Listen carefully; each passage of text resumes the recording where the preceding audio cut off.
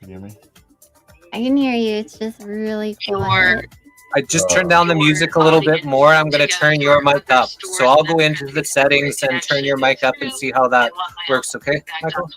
And welcome, Mr. Zen. Welcome, John, from the Best Damn Podcast Show, and the beautiful Angeline.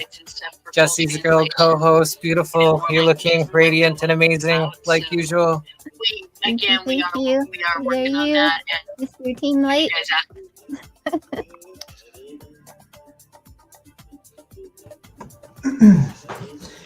Thank you for having me, bro. So, John, I've been watching a few of your tarot layouts that you've been doing, and they're really good. You're really, really good at that. That's Thank you so much. I'm impressed. There's a lot of people who aren't that good at it, and you're very good at it. Well, I will say this: a lot of the people that we see on like Facebook and stuff like that, to me, those are like frauds. They're not real readers. I study the astrology and all of that other stuff. So it's like, it's something I've been doing for years before I ever started doing it on YouTube and stuff. I just love the tarot. It's really cool. Thank you, though. Yay. Well, thank you. They're awesome. So you do a lot of different things then. Hey, you do the tarot readings, and then you do like kind of presenting the things you're studying and all that. Yeah, I study astrology and the tarot, and I started studying astrology because it helped me to be better at the tarot and understand the tarot better. I also study numerology and the Kabbalah and things like that, the occult, Solomonic magic, and I've got a pretty cool series that I do on there called Mysteries of the Gods. And I basically like demystify all of like the deities and stuff. So we've covered I think we've done 5 episodes. We've covered the Norse, the Greeks, the Anunnaki, the Nephilim, the gods of Egypt. And we just kind of go and show you how every religion is basically telling you the same exact story. And that all of these gods and there's different levels. Every civilization will usually have 2 of them, whether it's the Anunnaki and the Ajiji, or it's the Elohim and the Nephilim, or it's all the gods have like 2 or 3 different ones, and I think they're describing actually different ages of human consciousness. So when they talk about the great deluge and these great floods, what they're actually talking about is us going into the age of Pisces, which is the age of water. So. That's my opinion on that, and I love diving into those things. Yeah, a lot of my study too has kind of led me back to the stars as well, and that a lot of everything was rooted back into the stories of the stars and being able to track things in that way, right? They used to teach through stories and art and through, right? So we take a lot of that now and take it out of context, but really it was a great way of learning and teaching and remembering and passing down information, and lots of things came from that. So, right, that's how the ancients actually taught, about the nature of our reality. That's how they taught like the creation story. Like we think it's just, we always try to look at them like, they were stupid and they were using rocks and sticks to build shit, but they were actually far more advanced than us. I mean, think about the things that they created, pyramids and, all these different, amazing architecture that we couldn't replicate today. And the only, logical explanation is they had, technology, whether it was sound or whatever, to move these large, massive rocks from crazy distances too, to bring them over to these sites and build them where it looks like they cut them with lasers. I mean, the angles are just, they're sharp as a razor. And then we act like they're just, they're cavemen, like they have no clue. And it's like, well, how did they know about all the planets and shit before we ever invented the telescope?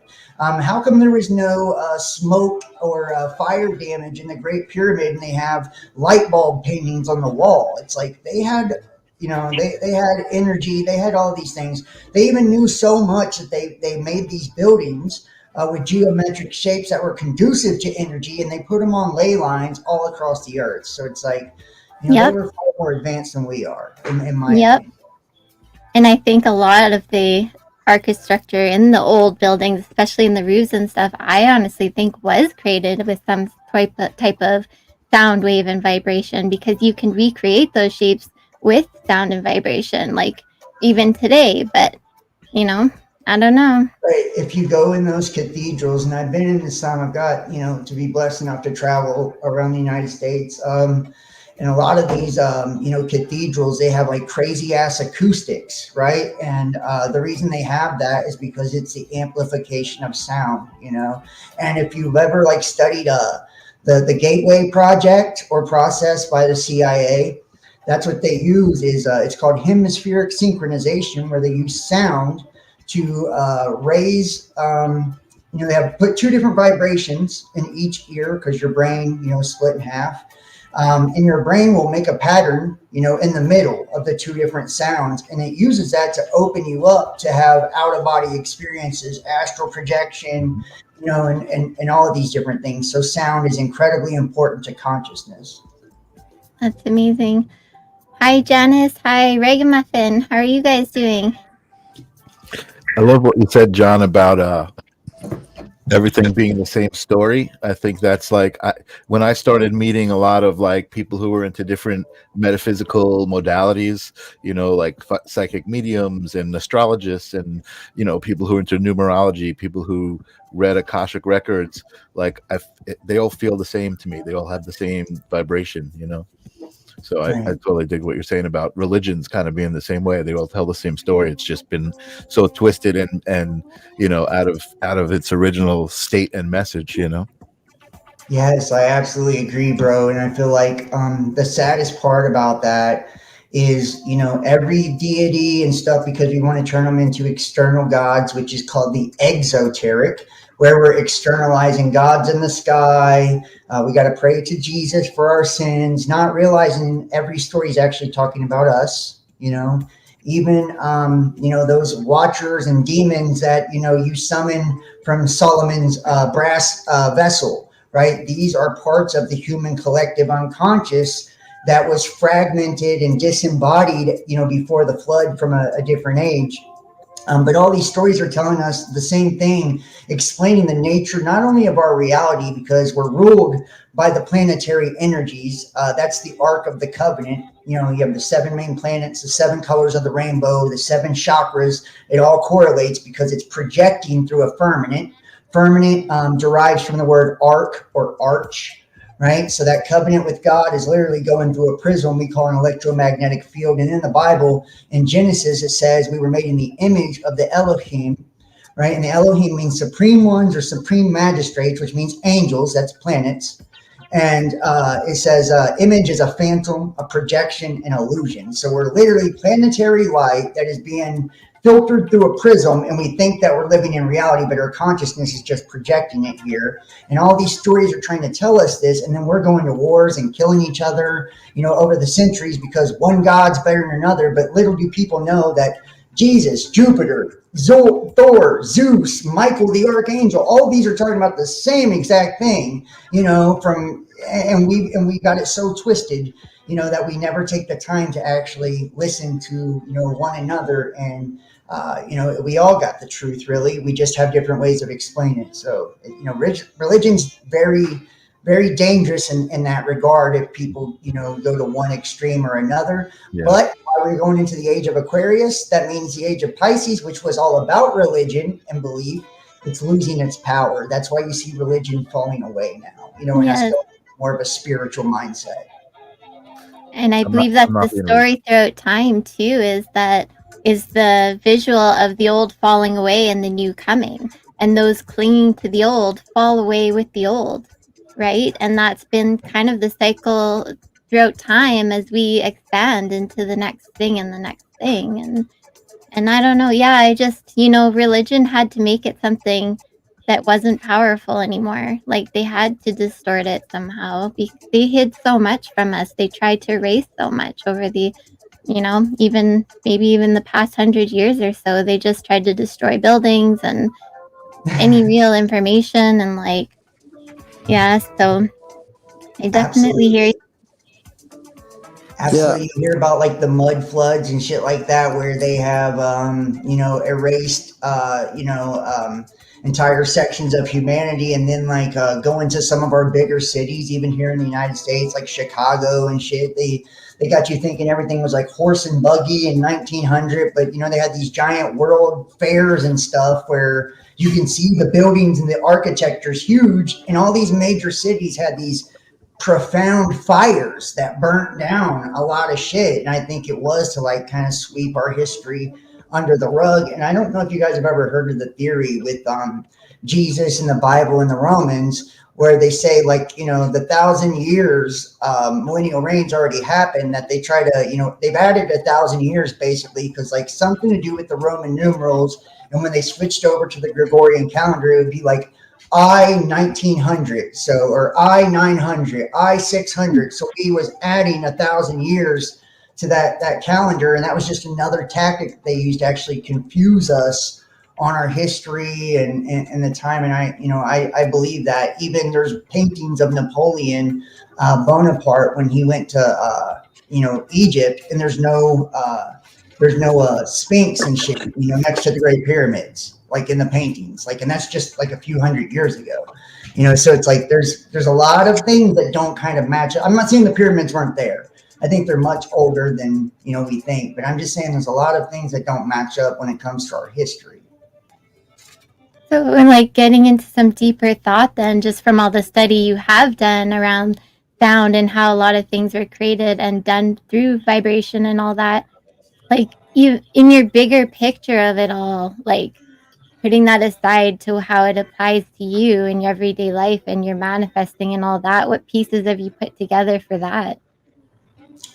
On how it applies to myself, well, I think ultimately it's one of the most empowering things that you can experience when you start to put these pieces together, because it makes you truly understand that you have been here since the beginning, that every one of these aeons and these ages that we've been through were different versions of you. So when they talk about these deities and these gods, that was you. When they talk about these fallen and these titans and giants, that was you. These were just different versions of you in a different conscious experience in a different age. So like a Taurian age was like when they're putting the elements of the earth, and primordial, you hear about the primordial beings, Gaia and Uranus, which Uranus astrologically is outside of the rule of Saturn, right? So Saturn is Satan, that's the god of this world, the soul system or solar system. Then you hear about the Titans, and then the Titans fought the Olympians. And, these are actually describing ages, and it's like Moses going up on the mountain with the burning bush. Well, guess what? He was in the age of fire. That was Aries in that age. And they come down, they were worshiping a golden calf. That's like a star, a sun. They're trying to tell you what actually happened, but that was the only language they had. And it's us that had a low consciousness, because we go to highs and lows in consciousness according to the solar cycles. Our sun, when it goes in maximums and minimums, actually affects how long we live, our brain activity, and how smart we are, everything. So, I mean, like that's why you have like dark ages and stuff like that. It's because we were in a very low state of consciousness. You know what I mean? So when we do, that's why we use all the symbolism and write everything down and shit like that, because people who actually have the knowledge understand we lose it over and over and over, because we're always going through these cycles. It's not that it's all been hidden, but truth be told, you are right. When we come back out of it, the people that do have it usually hold on to it and try to control everybody that doesn't. So, Yep. I love this What do you guy. think of all the petrified giants and stuff all over the place? Like, how do you think they became petrified like that? Well, if you, so one of the things I've heard when it comes to like, consciousness and stuff, I've heard like some of the giants have shifted. So different levels of consciousness, different states of being. Like you look at a planet, and it can also be represented by a metal. It can also be represented by a mineral. It can also be represented by a crystal. These are like dimensional levels of that consciousness, right? So we start off from a mineral level and we go up and up and up to a planetary level, and a son of God or an angel or a luminary level. So, you know, when they shifted these different ages, that's what happened. They became like rock, or, you know what I mean? Like, and if you think about it, like Lucifer or something like that, you know, he's akin to emerald, you know, and then you see like emerald tablets and shit like that. These are just, you know, vessels of energy or transformation of energy. And every time that an age ends, and this is, you know, geological data backs this up. Not only do we have these solar cycles where we go in like maximums and shit, and it gives off high amounts of radiation. Well, radiation is known to genetically mutate DNA. So if you look at all the ages, like the Cambrian, Cretaceous period, Jurassic, Triassic, all these periods, right? You'll see on the Earth that everything on the Earth mutated. You know what I mean? So it'll be like a dinosaur, you know, turned into something else. You know, a man was Neanderthal, then Cro-Magnus. Like all these different shifts, you know, what we, you know, a bird doesn't look the same a million years ago that it looks now because it's had mutations. So I feel like that would just be the same thing with these higher forms of consciousness mutating into mountains and things like that. Like when I was home educating, we were into a lot of the creation science stuff. And one thing that really stuck with me that we learned in that point was the dome theory, and, you know, how there used to be a water dome, and that would create more oxygen and protection from the sun, which would create larger beings and larger animals as well, right? And that there used to be a mist over the earth, not rain. And so then you wonder if that came down when it first rained, that kind of protection that's like that we were in, that kind of environment that we were in. And then they said, you know, waters broke forth from the deep and came down and all this kind of stuff. And they've done a lot of experiments that if you put something under high pressure really, really fast with lots of mud and water, that it will petrify quickly, or it will turn to like oil like stuff quickly, not over millions and billions of years, right? So that's always something I kind of keep in my mind too as I listen to this stuff and research and all of that, because that's quite interesting way to look at it as well. Very interesting. Very interesting. And if you think about it too, like, you know, it talks about in the Gnostic text how the water, you know, there's the waters above the firmament and the waters below the firmament. We're made up of 70% water. The earth is made up of 70% water. Water holds memory. You can literally speak to water. And, you know, you've seen the Dr. Miramoto, experiments where he'd speak positivity to it, you know, and it'd be symmetrical and beautiful. Then he'd speak negative to it, and it would turn abstract and ugly. So, you think about trees too, all over the earth, you know, plasma and how it petrifies, you know, wood is like plasma and all these different things. So I feel like ultimately what we are seeing is like a cycle of energy and a cycle of life. Like, you know, at a dimensional level, we don't know consciously how a tree experiences life. You know, it could be on a whole nother conscious dimension, like, and it could be talking through the roots and through the air and everything. And we do know they have the ability to communicate in some aspects. They do. Plants literally tie their roots together, send each other water, warn each other of danger. They flip their leaves up, you know, when it's raining. And, you know, so they're conscious as well. Everything that we have on this planet is made out of consciousness. And that's why when we die, you see life withdraw from something and it begins to decompose. You know, so like the I just wonder, mycelium network, we're connected like that as well. Totally. John, I got a question for you. And actually, I was just saying, like the mycelium network, it's connected, like, and we're connected as well through consciousness, just the same way the mycelium network is. Yeah, definitely, energetically. John, I got a question. The mycelium network. Sorry, the mushrooms are connected. Yeah.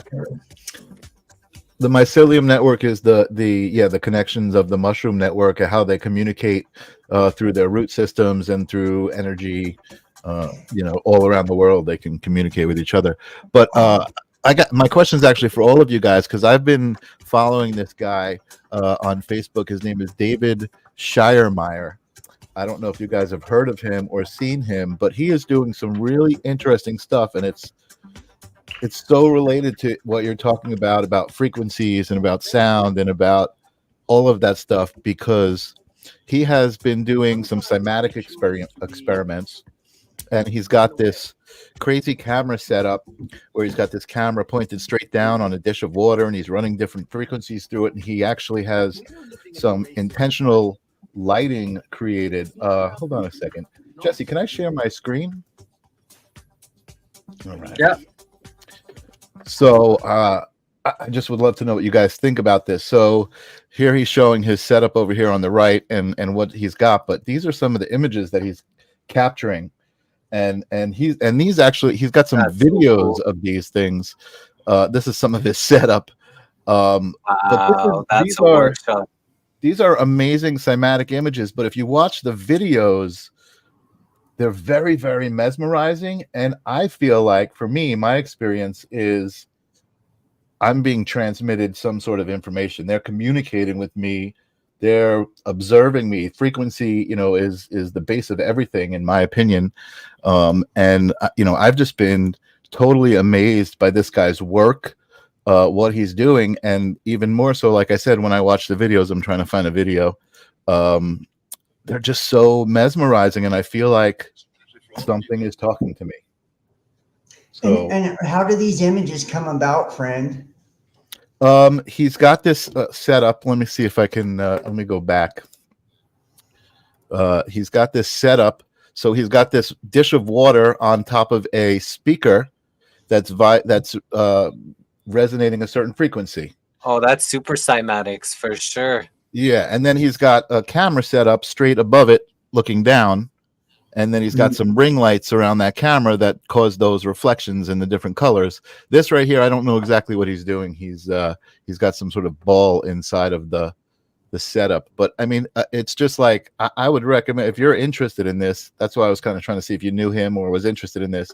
This is some stuff that he did also. This is not computer generated. This is a reflection inside of a bubble, a cymatic bubble. Wow. And it's just like, it's so amazing and so representative, I think, of the energy that's around us all the time. The frequencies and the energies that are around us all the time. Yeah, some of these. You said you see efforts to communicate. That was dope. Yeah, I definitely feel like something's going on when I'm observing these things, and like it's just really interesting. It seems like something more than just my regular human senses, right? That like looking at it visually and listening to the frequency at the same time, like that's only a part of the experience. I feel like the experience is going deeper. Yeah, you're missing most of it. I hear you. Yeah. I'm a Star Trek fan. There's shit like that, they thought was, that it turned out to be trying to communicate them that was alive, and they just didn't recognize it. It's a couple stories like that. Right, totally. I'm going to take this out. This doesn't need to be. I wanted to add something about the water too that we were talking about, because there's a lot of people like Amanda Vollmer and some other doctors that believe the viruses don't even actually exist. But in a way, we've all had experiences with, something happening to us and something happening to someone close to us and all this, right? Yeah. And, they try to put stuff. Nowadays, they don't even look under telescopes most of the time. They just put something through a computer and it spits out your answer, which is, funky all in itself, weird all in itself these days, right? Yeah. But water, they've shown water that has a memory from something put in a petri dish with cells, and those cells recreate into what is held in the water, the memory in the water. So if that's the case, and we have so much water in us, can we not be picking things up vibrationally from each other that vibrates into the water in our systems and then begins to create things in our systems? Something I've really Would we not be victim of circumstance of certain waters and shit if they hold memories? I don't know what the fuck that Dasani, what memory, what information was held in there. We may, but not really, because we also affect our own vibration. I mean, both could be happening. Yeah, but you also get the Dasani, Pepsi, plastic, non-water that you don't want to really be drinking. Right. Yes. So it'll hold that Well, memory because it's That's what like, I'm saying. We don't know what we're drinking in the water, So we- taking showers with. I don't know what information is stored in the and water people in coming that out my processing shower. plant, if they were really angry, it would maybe even transfer that angry energy into the water. Right, It's right. Well, what it logical. actually shows is that we can directly influence our physical environment through the power of our words, right? So, I mean, which actually comes from the thought first, but directly through our words when we're speaking something. And like whether we're doing it to ourselves, and most people do. How many people are like super fucking hard on themselves and they're like, I'm so stupid, and I don't like the way I look, and they're literally beating themselves down, and like at a cellular level. Totally. And like people that are abusive to their children or their wives, or they're having an actual effect on their being. It's not It's just amazing. Yeah. It's amazing how your life can change when you start to be aware of that exact thing. And you start to be very careful of the way you speak to other people, the way you speak to yourself, the way you say things out loud, and you start to hear yourself saying that stuff. And you're like, wait a second, I take that back. Right. And then you start to learn. And it's so true, man. That's so true, John. I agree. And think about all And it the goes legal away agreements from from natural the law when a law and doctor. stuff like that too. Yeah, and Go it ahead, goes Jesse. I against didn't natural interrupt. law when a doctor tells somebody and gives them a death sentence and tells them you got a month or 6 months or 2 years because it helps manifest death into their experience. Like, that's against natural law. That's fucked up. That should never be allowed to happen. Totally. Right, but the doctor doesn't understand it. They don't understand that that's how it works. But I will say, like, and you notice too, people that have a good positive attitude about the like I'm gonna beat the cancer, and they do. But They people do. that are like, So is that an argument because their that mindset. is that an Yeah. argument that if the guy has what the doctors consider a terminal glioblastomic cancer that normally is a 14-month median And you life. will survive it. We will give you all kinds of healing and love. We're going to tell you, we're going to help you in every way possible. And God is there. You pray. That was my question. You say everything you can, but you will never tell them that there's got 6 months, get your 2 months, get your affairs in order. That was my question. No, I'm not saying do that. Well, should they tell them, or can they tell them that yes, science says that you're expected to live 14 months off of this, but this is what we're gonna do. Much better. Or can they not much even better. mention much, the no, first much. part? That's much better, right? Okay. This is Yeah. scientifically, all the books are telling me this, but if you really believe you're gonna get better, that would be a way of not telling them you got 6 months to live and they manifest death. Yeah, Well, yeah, and you could even tell them, you could say we've seen people survive through positive beliefs, we also got like what Joe Dispenza teaches and stuff. These, quantum entangling in the meditative state. Hello, everybody. By the way, and I see Joe Cool on the show. We got the whole gang around tonight, man. It's the homies, man. Hey, John, real quick. Also, John, you've been popping out the stuff tonight, man. I appreciate you, bro. Much love. Hey, also, out of the same city, state. We up in the same. We found out. Me and this cat, man, we from the same area. It's so crazy. And all glory to the Most High, because, everything always comes together the way it's supposed to. It's crazy. You know what I'm saying? We had similar music backgrounds, find out we're on the same, it's just wild. I'm loving life right now, man. And I'm feeling what I wanted to ask what y'all think about this eclipse coming up. What have you found out about it? I've been doing a lot of wild what fuck Angeline got to say. I ain't gonna bullshit. Yeah. I know her shit interested.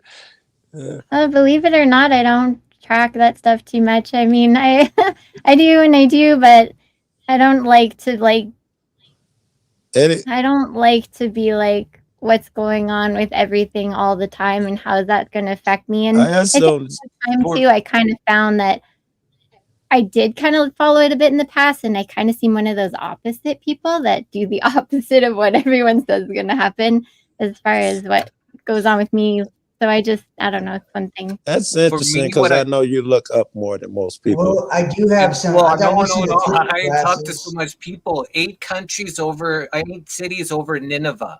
And Nineveh is in the Bible. It goes with Jonah. And Jonah in the Bible, God was telling him, you got to go over to Nineveh and have them all repent and, you know, be able to come back to the Lord. And he didn't want to. He was angry. He said, these are pieces of shit. I don't want them. And then God said, you have to go over there because these people are all my children. They're good. So I feel that this may be a message from God telling everybody to have forgiveness in their heart, because that's the only way we're going to get to a better place, if people can just be nice to each other and make this place beautiful, heavenly, like it's supposed to be.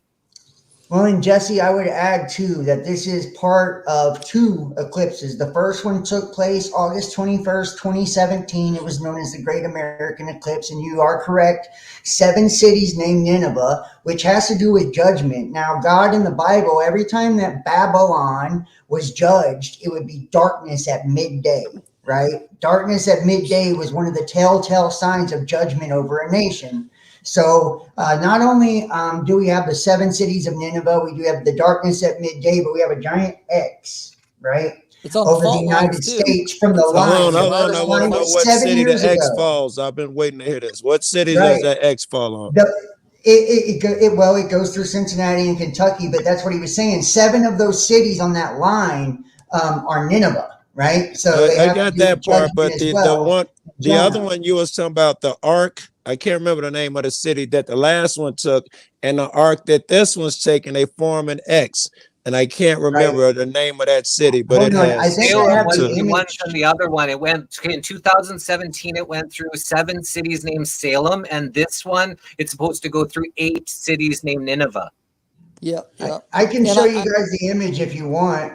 Yeah, while you do that, I want to bring up another interesting fact that I found that you guys will find fascinating. Okay, so this is supposed to take place on April the 8th. So according to the normal calendar we all use, that would be 4/8. So I thought, I got curious, and I was like, well, let's put 4/8 into the concordance and see what the reference is in biblical, and just see what the heck comes up. Well, it had some interesting reference points. It says to cleanse, properly clean. And I'm like, that's interesting. And then I look up, wait a minute. I'm sorry. Hold up. That was 53 Strongs. Let me go back to it. I had it pulled up here. I was looking up 488 because it's 2024 and 4/8. And essentially 4/8 was like to cleanse properly. And then 488 referred to God's law of reciprocity, like the law of reciprocating. So like the table's turning or something. So I get a good vibe out of this whole thing. I really do. I got a good feeling. I kind of feel like the darkness has been doing a lot of damage, but the light's about to overtake the dark, and some things is about to, I feel like some favorable things, favorable times, not all gloom and doom. You know what I'm saying? That's what I'm feeling. I like it. I don't think I can try to share my screen if you guys want to see it. I'll show you the X here. Yeah, sure. All right, John, here we go. I got a question for you, John. You were mentioning the age of Aquarius, right? Yes, sir. Do you believe it's like a cyclical evolution of what's going on with humanity? Like we're kind of going back to a place where we have been already? Yes. Well, it's called the precession of the equinox. So the sun sits in the 12 zodiac signs for I think it's like 2,600 years. So each, as we rotate through space and all of that stuff, wherever the sun, because the sun is basically pure infinite awareness and energy, that's the energy that is channeled into humanity. That's the element, so we go from the Taurian age to the Aries age to, so we're going from a divine feminine ruled by Venus. That's why you see back in the day, it was Inanna and Isis and all of that shit, right? And can you guys see my screen? Did that pop up? Yeah. All right. So this is the X right here. This is the line from August 21st, 2017. And this is the one from April 8th, 2024. It's 7 years. Think about a 7-year tribulation, or also 7 years of famine, 7 years of plenty, 7 being the number of God, right? Being the number of judgment, the trumpet, seals, all of that. It's very biblical with the Nineveh, the darkness at midday, all of that shit, right? So I just wanted to, show that out there. And then What's trippy though, John, on that picture, the picture that I've seen, it goes more over Texas, and it looks like your picture was going more mid east. I mean, it does go through Texas. It does go through Texas. So that X in the middle of the screen where they both crossed. I'd still like to know the name of that city. Oh, so you're talking about right in the middle. I don't know which city's right in the middle. Someone told me the name. I bet you if you call it or someone call it, I'll remember. It means something. We interviewed a guy, Rion, who's actually having an event that's fully catered for a party there where it's 98 degrees above in a city in Texas. Wow. Like he's in Arizona, but he rented the hall in Texas as close as he could find as, you know, for his event. It's going to be 98% degree to where it comes right over. 98%. Jeez. Yeah. That's pretty good, right? Yeah. Oh, yeah. So we got Angelina and I got free tickets for them if we make our way up there. I would definitely that would be a cool thing to have, like an event like that. You know, I did get some eclipse glasses, so I plan on checking out. What question did you have? I kind of lost track there. The X. I was asking for the X in the city, and I got eclipse glasses in this drawer right here. I keep eclipse glasses. What's the gentleman's name beneath me, in the box beneath me? My name's Michael. That's Michael. Did you have what question did you have? I was just asking you if the age of Aquarius was like a representation of a cyclical thing. Okay, yes. So, like I was saying, like the Taurian age was a matriarchal age of the feminine. So it was all like about copper and Venus and Inanna and Isis and all of that. Then we went to Aries, which was, you know, Marduk. You know, and that's Yahweh, that's the masculine, that's the angry, wrathful God that'll bust your ass, right? He's masculine, it's defensive, protective, all of that. Then we're now in the age of Horus, which is, you know, the Pisces stuff. That's the child, Christ, the son of God, right? So it's a mix between the two. And it's the two fish, duality, as above, so below, right? And then the water is us. We went from ethereal age to a fire age. Fire is magic. And then we went to a water age. That's why Christ walks on water, because the Christos sits on top of us, right? That is the anointing. That's what Christ means. And now we're going into the Aquarian age, which is the age of air. So when Christ was asked by his disciples, he said, Lord, when will we know when the end is come? And they said, when you see the man carrying a pail of water, follow him into his house. What he was talking about was the Sabian symbol for Aquarius, which is the man carrying a pail of water, and his astrological house. So now that's why you see AI and technology. I never heard that. Aquarius is about technology, and it's also about the collective too. That's why we're going from, you know, more away from the individual to more about the people. All of that. And it's also air is like it's the ether, it's air, the prince of the power of the air. It's consciousness. So it's going to be more about consciousness. It's going to be the doing away with religion, innovation, and all of that, you know. And then you think about Pluto now descending underneath the ecliptic as well. So all of the things of the occult and stuff like that are very prominent because that was part of the recent age. So it's like the planetary bodies literally control. They have an influence directly because they're energy, you know, on what we experience within our physical reality and what the powers that be decide to do to manipulate us and control us as well. And to answer Rocky's question here, the reason why they'd be calling out the National Guard is for any reason for them to put fear into the consciousness, get supplies. The more people are afraid, the more they can be controlled. So the more they say things, they get people angst, and the ones that are easily set off get set off by it. And then when it's like that order out of chaos thing, then they come in as their saviors, and then people thank them for their, you know, servitude. Right. Amen.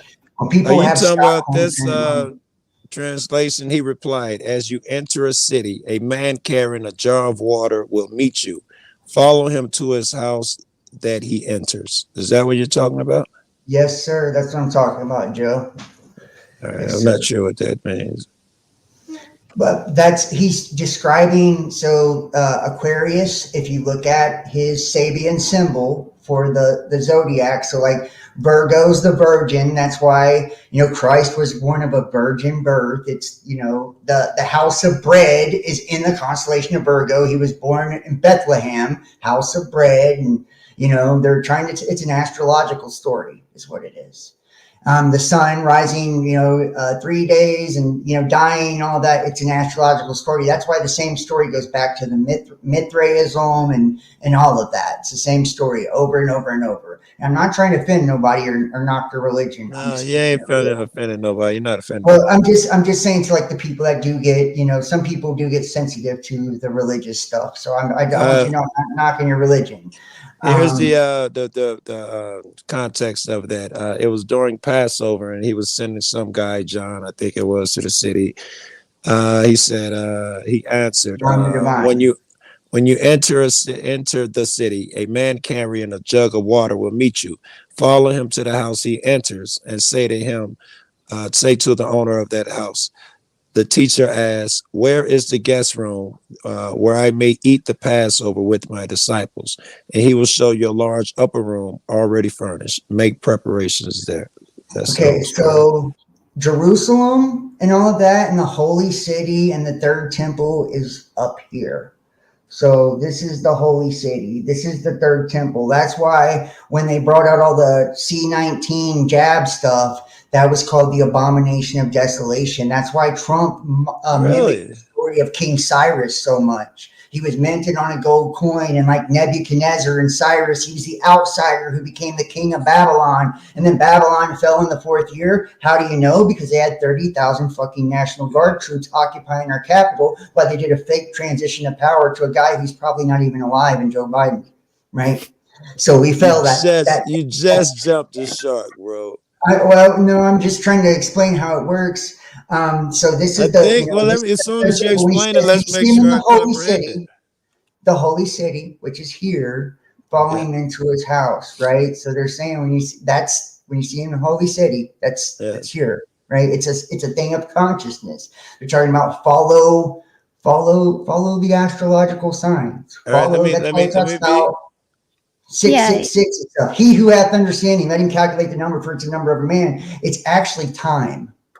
That's what it is, right? There's 60 seconds. 2 + 4 is 6. 24 hours in a day. It's time. It's a construct of time. It's not actual, you know, like we're. Did I get you mad at me before? Because I'm going to be gentle. And I'm thinking we talked before and I asked you too many questions. You got mad at me. We're all good. We're all good. Well, I want to ask questions. It's a new day. You about to get mad at me. No, this is a new day. Go ahead and any questions you have. I gotta check the messenger, right? I agree with damn near everything you're fucking saying, especially I love what you're saying with the temple and all of that shit. But I do believe you just said that you know, you follow the script that motherfuckers, that some people believe that, I don't know, the insurrection nonsense and Trump being some mythical figure that I don't know. It's not like you was following that, and Joe Biden, he may or may not be alive, but the transition of power was fake. How is I don't know. I'd like to examine that. Like so they shoot off a certain amount of cannons and stuff. When he was inaugurated, they shot off 3, which is like showing that we've been compromised by a foreign power. I'm just telling you, they're telling you exactly they don't say it with their words, but you just got to pay attention because the army has certain protocols. The military has certain protocols. So we shoot off so many cannons whenever a president becomes, you know, takes over power. We only shot off like fucking 3 of them, which actually sent signals that we're under duress. Do you think that Trump is a wild card and he's not part of the master plan? I think Trump is controlled opposition. That's who I think Trump is. I think he's a puppet and that he is no good guy. And the Trump and his vice president Pence, trumpets, you get it? You know what I mean? Just people know what MAGA means. MAGA means magician. It comes from the temple of Set or the temple of Satan. Magus, magician, right? That's why Maria Abramovich, who is, you know, like that satanic artist who does all the fucking spirit cooker. What's it called? Spirit cooking. Yes. She said Trump needs to be elected president because he's a magician. He's the only one who has enough power to shake everything up enough to wake people up. See, people think the Illuminati is a bad thing because they don't understand what it actually means. Illuminati means illuminated. Lucifer is a title.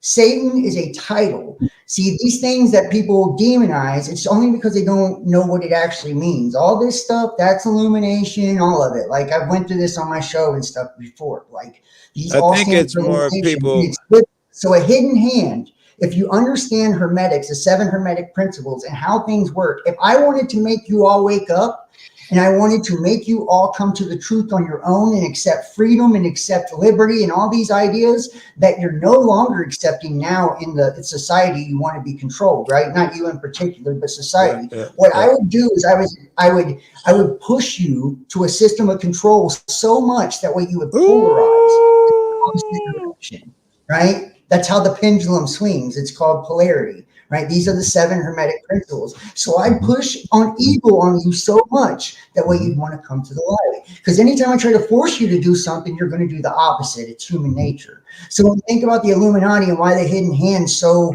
fucking mean and control and shit, it's because they're trying to bring us into a new world order. It really is a utopian idea where we all live without borders, where we, and like, do you believe that they are intentionally these illuminated the 3 world wars? Look, the grandfather of modern day Freemasonry, Albert Pike, the 3 world wars, the letter to Mazzini, 1871.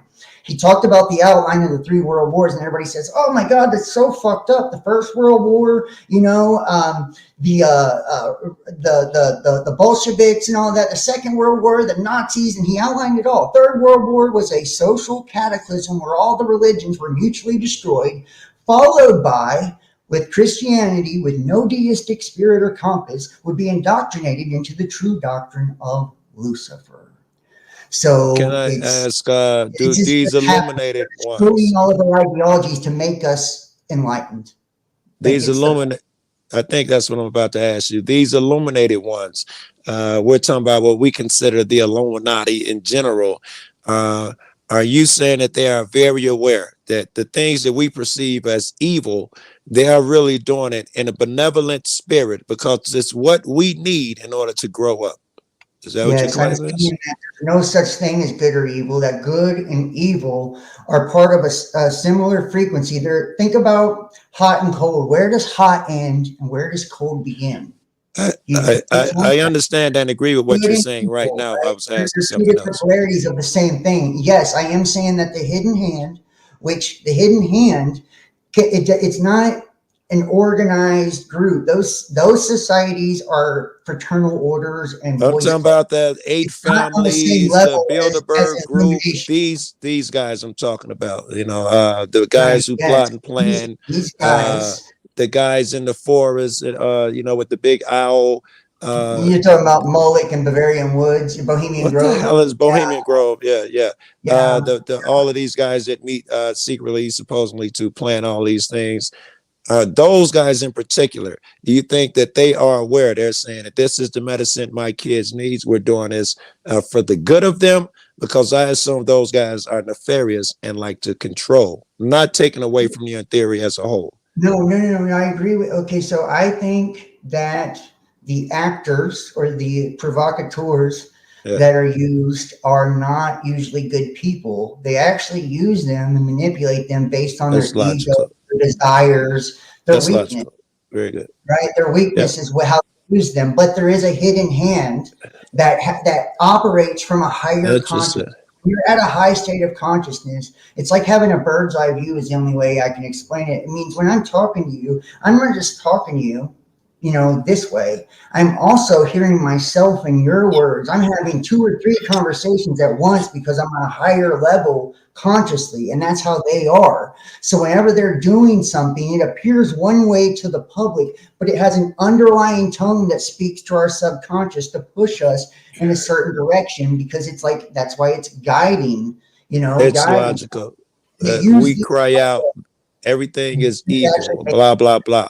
But if we believe that this thing lasts forever, when this short time is over with, your greatest teachers will be the hardest moments. You may learn to appreciate the things that you thought was so horrible in a different Well, context that's of why, life. what is all in the Bible when he's talking about, he says, not true knowledge is sorrow. Wisdom is sorrow. Meaningless. Everything is meaninless. There's nothing new under the sun. Vanity, all the vanity. True, right? I feel like my brain is being like massaged with all of this information. I hope that's a good. Like It's Mr. so says, awesome. it's a scripture. They're using it like a script, the I love Bible. it. They're I wanting love to it. make The that. base They word think is consciousness needs it. Consciousness is manifesting. This has to happen. God said this has to take place in order. And so many people that say they're good people are helping manifest it by attacking everything that they think is, bad or dark or wrong. Very good. Yeah, I like it. So I got a question. This is related to back to kind of the age of Aquarius and what it might be, right? And how it might look to us. Does that have anything to? Because I'm on the same page with so much of everything that's been talked about. Like it's just like you said, it's all the same story, right? I'm wondering how that relates to the idea of the 3D shifting into the 5D, and is that just other words to describe the same story?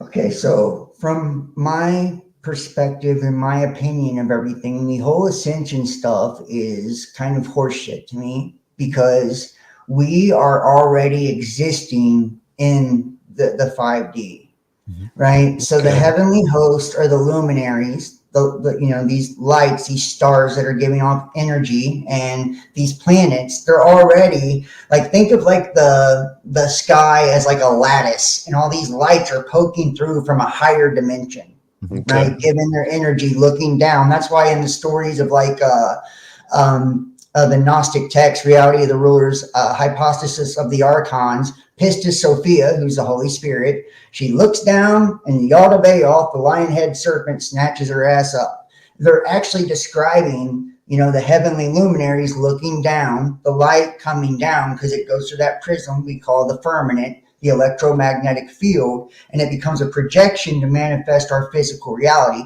It's also called a soul luminescence or star in a jar. Are you saying that an outside influence, these spirits and stuff, are actively beaming down, affecting our reality and things like that? I'm saying it's not. Me. All right. Okay. All right. It's me. You're in another place, in another existence, part of a whole, and this illusion is you being fragmented in this specter, this phantom that you call your body. And this is creating a soul, which a soul is like a shadow, but the shadow actually protects you that way because we take in so much light, and light is pure information, right? It's pure information. So we need something to store it in. So that's what our ego does. Our shadow, our lower self, stores the information. That way we can sift through it and process it, because we're all trying. So if you look at the infinite and the whole, you can't understand it. It's ineffable, inexpressible. Every word you have to describe it comes from it, right? So there's no way of describing it. So the only way, and we are the infinite experiencing itself. So the only way that we can understand it is by breaking it up in pieces, dividing it into fragments, fractals, right? And looking and examining at each piece and getting knowledge about it. That's what we are. We're a piece, everything in our reality, every study, everything. That's why we have to have division. That's why we have to have the darkness, because it allows us to look in the mirror, and the mirror, the darkness, the black mirror, reflects what we're looking at, so we can actually analyze it and see it. So, we're already up. We have no place to ascend to. We're already there. Right. Hey, Michael, what are you wanting to say, Michael? I feel like I just want to say, I feel like, again, this all goes back to what John said at the very beginning of this, all telling the same story, because I feel like if you can apply what he's saying to quantum physics, the idea of a particle doesn't exist until you observe it. Well, that's because you are it.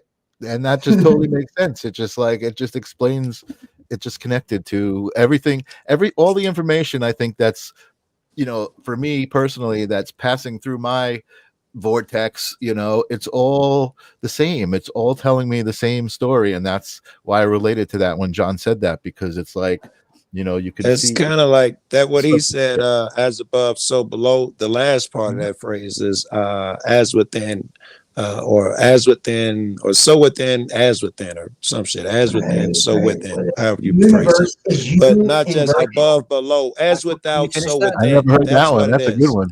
As without, so within. Yeah. I should trademark that one. That one's good. I never heard that one. Yeah, the universe is you inverted. So That's everything so that good, we You man. see inverted. outside of I us is a love it. projection. So good. You inverted. You I love invert. it. You Yeah, invert. watch my Yeah. channel, bro. Yeah. I will. Listen, I didn't want to step on any toes, Jesse, but I was going to ask if I could ask him on my show.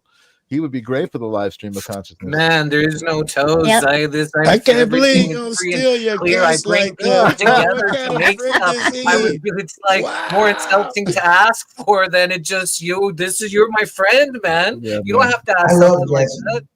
that. Yeah, John, you're great. I'm going to definitely check out your stuff, and I definitely want to talk to you more one-on-one. I will come on. Yeah, absolutely. I love that. I love collaborating. I think that's like, so often, YouTubers and shit get like big egos about who's smart and who's got this and that figured out. But the truth is, we are all an individual piece of this. Yeah. So like we need one another. Like I need your perspective. I need Jesse's perspective. Angeline, I need Joe's and Angeline's, and I need everybody's in order to put together the whole picture. Yeah. Remember, I'm one piece of this, whole. Yeah. So it's like I got one perspective, Everybody and you're everything is talking- just as equally as important. Yeah, you're talking about a clip that Angeline made from the last time we had one of these about the puzzle piece, right? We all have our puzzle piece. And what's so amazing, Jesse, thank you so much again. I know you haven't gotten any props this session, but for putting this together, because we all get to see each other's puzzle piece and we all get to be like, oh, wait, does that fit right? It doesn't fit right next to mine, but you know what? I can see that piece over there. That's part of the picture. That's exactly what we're talking about, man. So much love to you. This John, is I got a question for you, John. Yes, sir. The way things are, and I guess they always has been, the government, the powerful, crushing the little guy. In a way, it seems like, to go along with your philosophy, it's inevitable. Not only that, it must occur. So does that mean that me, in that present moment, should I relax and just let things occur? Is it crazy for me to be trying to fight the power because it's supposed to happen? That's a tricky question right there, because I'm with you on that. I do feel like the way that we do fight the power is through knowledge, right? We fear what we don't understand, and fear keeps us prisoner, right? So anytime we're bringing enlightenment and illuminating things, we're gotta be a good thing. Right. And I do feel like, what you're doing, I've seen your channel. You actually do, seriously, you actually do pretty good work, exposing police corruption and shit like that. I feel like that has its place and it's absolutely necessary. Somebody has to do it, bro. So I respect what you do for a fact. Yeah. All right. I guess things the same way we are part of a whole. We are separate, but we're part of the whole. Exactly. Things can be two things at once. It can be just as important for me to fight the system as it is for it to exist. My part can be just as crucial as the other part. Right. And you can fight the system, and you can fight the system and still be all about loving other people and treating other people with love. Yeah, I must. That's why that's the most important part, is raising your vibration. It doesn't matter if it's just relaxing or actually doing the street work. It's about raising your vibration, constantly raising. You're not, going down with the sinking ship. You're helping guide this ship just as equally as important as everybody else is guiding it. Yes, if everybody was aware. Yeah, when we're all collecting lots of puzzle pieces too, even if they don't fit at the moment, the more we collect, all of a sudden it's like boom, boom, boom. Like, right? It'll come to you because these all fit together. Like, I left off a while back, but wait a minute, now it's coming back because it makes all this make sense, right? So I feel like that puzzle pieces, and really, we just are like, everything already is. but we're like almost like doorways. It's like whatever our awareness opens to, we begin to allow to come through us, right? And so yeah. And it doesn't have to happen immediately too. You guys will talk about something, it might hit me days from now in a different context. I could be editing or having a conversation with somebody else. It's the puzzle piece was out there. I knew what it looked like. Here is where I needed that puzzle piece. Now it makes more sense. I see the puzzle piece theory. It don't make a whole lot of time to like digest the shit. You know what I mean? It's like I find it really weird. Like I'll do a video or even be like reading something or whatever, and I'll flip on like YouTube or Facebook, and like Jesse will have a guest on that's talking about exactly what the fuck I'm studying, or you know what I mean? Like just weird shit like that. It's like these synchronicities where like you can kind of see how we. It's like an ant colony. Everybody's like working together. It's like this. I think this dude, when you came like in, one large organism at the same time. Mr. Zen, I do believe that when you came in, was that you who commented on the quantum entanglements? Yeah. I was just talking about how that is exactly the same kind of thing. The idea of particles, reacting when you observe them. And they're not until you observe them. It's like because you are them, it's like that goes with his anthill theory that he was just on to as well. It seems like they may be functioning as one unit across vast spaces. That quantum entanglement would explain these things. Totally. Consciousness, that thing that we're all connected to. Everything affects us. So you help one, you help us all. You heal, you harm one, you harm us all. You heal one, you heal us all. Right. And quantum physics is just a way to describe that one scientific aspect of that concept, which is throughout everything, right? So everything you just said, that's not just particles, that's energy. That's exactly. Existence. Yeah. And source is energy, and it's always like driving us forward. It's always influencing us energetically, even though sometimes like we know something here and we have a drive towards something here before we know it here yet. That's what gets us. That's what helps us get the information up here, right? Like something's always inspiring us to something, like something doesn't make sense. I can't put my finger on it, blah, blah, blah, blah. And that's kind of what moves us forward until we can get it up here and we can articulate the words to start to express that. That's kind of what reveals that time is an illusion.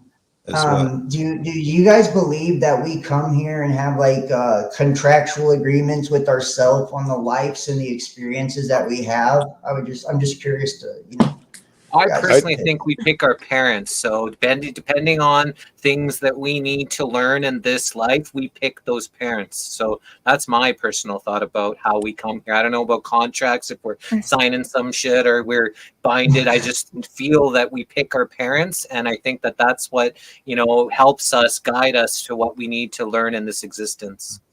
I'm with Jesse. Not only do I believe we pick our parents, I also believe that I was over there making mad promises. God, I'm going to be the coldest one. I can help these guys. I also believe I was over there running my mouth too. Yeah. Like for myself, I thought about this a lot because I was born into a shit situation where I was literally born as a baby into abuse people don't even want to think about. And it didn't get found out and go to court till I was 8 years old. And so I had been questioning this a long time, and the death of my younger brother and all this kind of stuff, right? So one thing that kind of came to me as a revelation was that, yes, I picked my parents. But the other thing I know is that Source is never scared, never looking at like the problems and being like, and whatever, right? Source is always like ready with the answers. Source isn't afraid. I mean, all the way up until if we decide to resist life-giving energy until we pass away, Source is like, well, then I catch you on the other side, right? Like it's not right. Like you can't fuck it up. And this is our experience. But Source always sees, for me, this is the way I like to see it, that Source always sees my highest self, who I am, who I'm meant to be, right? And I think that when we're up there as part of Source, and I see my parents, I see who they are, who they're meant to be, their true selves. And I come here for that experience. But of course, there's always the chance that we're not going to get that experience. But even in their resistance to being themselves, I can take the lesson or the things not the lesson, but the things I want to gain and grow in either through learning, watching them through the positive, or grabbing it through the negative for myself. I 1000% agree with you. I do that with friends on panels that do really horrible shit, doxing niggas, pictures of their dead grandmama, videos pissing on a baby grave, horrible shit. But I've seen as a hard moment. as the journey is here, you know, it's like you were needed, like you were actually needed here to help and heal. Not just that, exactly what she was saying. I've been seeing a moment of light where now I'm assured that that you know they're one of us, they're part of the family. I've seen them move around like that. So even when they're misbehaving, doing that horrible shit, I just take that as an opportunity to learn from the negative, as Angeline just said, when they're not giving me that positive shit that I'm normally able to pull out of them. I agree with all of that. I have believed always that there was this kind of contract, right? But I also believe, like you were saying, and like we're talking about right now, I think that's just a part of the language and my understanding in this experience of that idea of how everything is connected, right? Because I mean, there are people who are into like going into their past lives and seeing how everything's connected through their past lives. And, you know, I mean, Right. I think it's just a way to describe the same thing, right? It's just a way to describe what energy is and how it's all connected. Well, it's really hard for people to wrap their head around, like coming to the earth, like, you know, to be in an abusive situation and stuff like that. But then I think about like how my life has went and just, you know, everything from, you know, like my numerology to my astrology, everything about me is like, you know, led to like my purpose and what I've done, you know, like, you know, speaking and stuff like that. And it's like, you know, it's like, it's almost like, you know, it feels like it was something I was always like destined or put here to actually do at the same time. So it's like, you know, but so that if that is the case, then the bag was also, you know, part of the agreement to actually mold you into who you were. If you did have a say so about this life as me and Jesse proposed, that speaks to our character, that we chose things that would kick our ass. What are we, masochistic? What the fuck was that about? Needed. Sometimes it's not about us though. Sometimes we're needed in this situation. So we make you think it's about us having to go through some of this shitty shit. But it's not because you needed it. It's about everybody. You were needed there in that situation. And I think our job here is just to make this place better when we leave. Hopefully our energetic footprint has caused better than when we came here. And I think that's ultimately, you know, what we need to hold dear in our heart. Yeah, I don't think I chose negative things, but I believe I knew there was the possibility of either or because of their free will, and that I would have that free will also. Right? Right. That's a really good way of looking at it, you know, as opposed to being like, oh, well, I specifically wanted this person to get murdered, or, you know, it's like they're understanding that because you're dealing with other beings of free will, you know, and you know, also too, souls are not at the same place, you know, they're not evolved at the same place. Like we're, you know, each fragment of a soul, in my opinion, like I may have lived 100 lifetimes less than Angeline, and Jesse may have lived 200 lifetimes more than both of us put together. You know, like we don't know like how many times we've been through the wash, so to speak. And I like, understand. Yeah. So, and if you guys ever are interested in kind of finding out, one thing I believe is an indicator is your numerology. You know, your life path can kind of show you, you know, like where you are as far as like, you have like master numbers and stuff like that. You know, it kind of shows you, you know, what type of energy your soul has accumulated. I'm interested in knowing, but I'm gonna be totally honest with you. I got no confidence in numerology, astrology, my sign Virgo. I got no confidence in any of that shit. And DJ Stonewood, what about you? What's your thoughts on, you know, how we get here? Do you think we pick our parents? And welcome. Can you hear me, Jesse? Yeah, but I'm going to turn your mic up. Yeah, and if you can get closer to the mic, that would be advantageous. Is that halfway? So most people, if you have automatically adjust your mic, it keeps it at about halfway. And so I always put it like to the highest or close up to it. I'm trying to look for the mic adjustment. Where is it on the screen? You're I can hear you good, good pimp. now. I can hear you. Jesse took care of it. Oh, okay. Thanks, Jesse. Yeah, Trying man. to see. None of my controls are doing anything, it appears. I think what's happening here right now is an unnatural situation. In general, you would be basically in a soul family reincarnating, playing every role, so you learn every aspect of it, even playing female roles, male roles. You play the parent, the son, the daughter, the grandpa, the aunt, and all that stuff. Dope. That would be and it would be a learning process because you'd be remembering. So that situation changed when they put like the electromagnetic prison around the earth, and then they started controlling the incarnation cycle. They have a basically a couple of the archons that would be called like the lords of karma. And like, so like when a soul dies, you go to your real like soul review, which would be like in a 0.0 time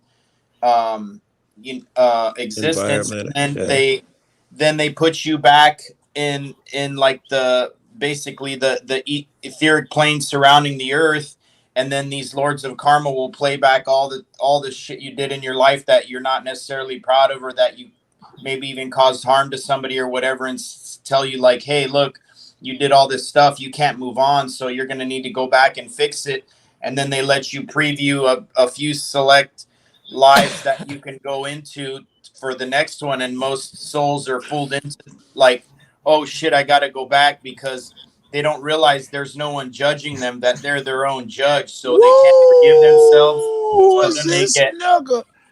Then they just get put back in here in the earth matrix. And in order to get out of here, you can't have any attachments to anything, as far as like, you think some other soul owes you something, or you owe somebody else something, then you're definitely coming back, because your vibration's not high enough to realize there is What are no you judge. doing here, bro? You could have left us a long time ago. What are you doing here? It sounds like you got the answer. Sounds right to me. Well, the whole point of getting out of here isn't trying to get out. It's all in. So you came here for a reason. And if you want to do the Christ consciousness thing and get out like in that way, then you want to be put in the worst situation possible, because it gives you the best predisposition to get like raise your soul score that high to where you can do that. I dig it. And I love the way you communicate. I understand you the first time. I love the way you communicate. Oh, I appreciate that. I'm glad it came through loud and clear. And Ragamuffin, what about you? Somebody was asking me to redecorate my room. Yeah. Some people have a hard time with certain things and symbols, and then they get a lot of their own imagination going, and then they make pre-assumptions, and then they divide themselves from themselves through that divisionary tactic, just because they saw a symbol or a sign. Yeah. It's like programming, right? You see a Nazi flag and grrr, I get all, it's like programming. Right. You got me. Yeah. And we've had guys on the show that talk about that's their war flag, and they took it and inverted it. Now they're not allowed to express their own flag, and it's like, that is interesting, right? Did Ragamuffin have anything to say? Or sorry, I just was I wanted y'all to continue. I don't like to talk over everybody. That's so I'm just doing the thing, But actually, I don't know. I've thought about that. I haven't had anything come. Well, let me ask you one, Ragamuff. You believe in what happens after death, if anything? Your belief. I know we don't know. Ragamuffin, that was to you, man. All right, if you're talking, we can't hear you. Nope. I put his mic up, but Ragamuffin. I can't hear anything, so maybe he's having difficulties with life or something. Let me check that. Yeah, I'll hold that question until he returns. Oh, he's muted himself, so maybe he just went and just just chilled out, put it on mute, and just wait a minute. There he Yeah, is. there we go. Is that working? Hello? Yep. Yeah. Hi, we can hear you. Oh, it was being weird. I don't know what that was about. All right. Okay. I was asking you, what do you think happens after we leave here, I think, if anything? Yeah.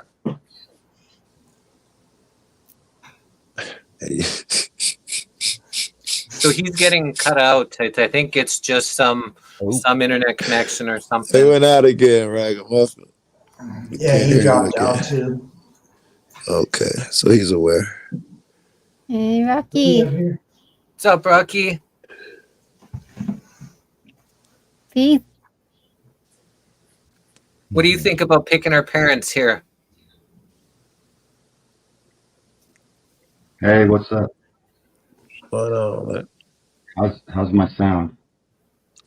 Sound is good. Let me turn up your microphone. You sound very depressed. It works Uh-huh. well. I can tell you're very depressed about something. I don't think that was the analyzing he was looking for, but thank you, Joe. Let's put him in the middle and let's all give him a group hug. We love you, Rocky. Thanks for coming up. We love you, Rocky. Life after death, Rocky. Is there such a thing? Yeah. Can you expound on that? Okay. I think, yeah. Well, the way you phrased it the first time, what happens when we leave this place? That was a better phrasing. Yeah. My worldview is maybe different than yours. But what about you? Where do you think you're going personally? Like, what's your thoughts on, your experience here, and after here, where do you think you go? Me? I think I'm gonna go meet the Lord. Very good. Wherever Is he's he? at. I can't help but joke sometimes. I'm trying to stop. The Bible says, "Absent from the body, face to face with the Lord." I don't know where he is. He might Is be he a up in white heaven. man? Come on. No. Yeah. What does that look like to you? What do you think that feels like and looks like? I can't help it sometimes. There's no such thing as white.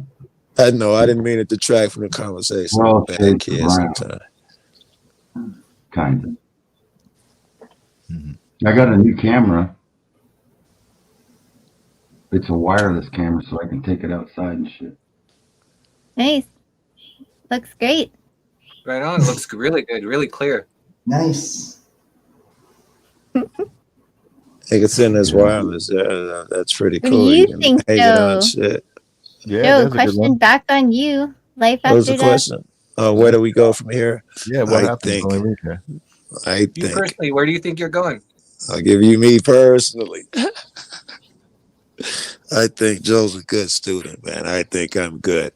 I think I've been here before, and at this point, man, I'm just damn it fighting a battle. I'm a proven soldier, and I'm a studious kid. And I think when I go over there, my reward for that will be I will have achieved certain vibrations and frequencies that other kids who didn't try as hard did not achieve. And that'll give me access to certain things and levels where I could do other things. And when those other guys get there and learn their lessons down here vibrating lowly, they'll be able to join me over there.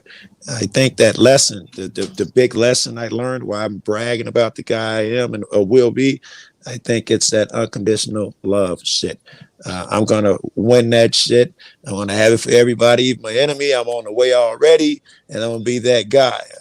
Yeah, man. When you're over there, Joe, I'm sure you'll be inspiring them all the way to their own, And to to add on what you said is depending on your vibration, how close you get to that God vibration, that ultimate, zero source, right? So that's the ultimate is That's raising our logical, vibrations no matter what. And the closer you are, the higher vibration. If you didn't learn your lessons here, you can't vibrate close to pure and beautiful. So you're having to recycle this shit again, right? But if you can vibrate at that pure place, you're gonna have a place there, or decide to come back and recycle into this heavenly earthly vibration again. Yes. It's logical. Either you're stuck here or I'm here by decision. That would be my thought. Some motherfuckers I assume are stuck in here because they ain't learned a lesson, and I may be one of them. But I think that over there, man, I got the vibrational shit, and I'm here for other fucking purposes, man. That's I'm here because I want to be here, not because I'm stuck here. I need to be here at this time. Yeah. Something I've come to personally is that this is where expansion happens. This is where becoming happens. And I think a lot of people up there want to be down here because this is where like up there, they're always influencing us because we're on the leading edge. We're like the ones rolling out, like the right. So I don't think we're like trying to just get out of here. Like honestly, I don't know. Like because up there again, there's no fear, right? In any of it. Yeah. And when we're up there, we're not like up there being like, oh my gosh, I never want to. Like we're not afraid anymore, right? So I don't know. I don't subscribe like to fear the belief. action channel, the HBO. This dimension here, whatever you would call it, it's the action channel up there. I bet you the other ones are a lot less. They're more subdued because you're an adult. Here, I'm sure they recognize, that's what the fucking party is.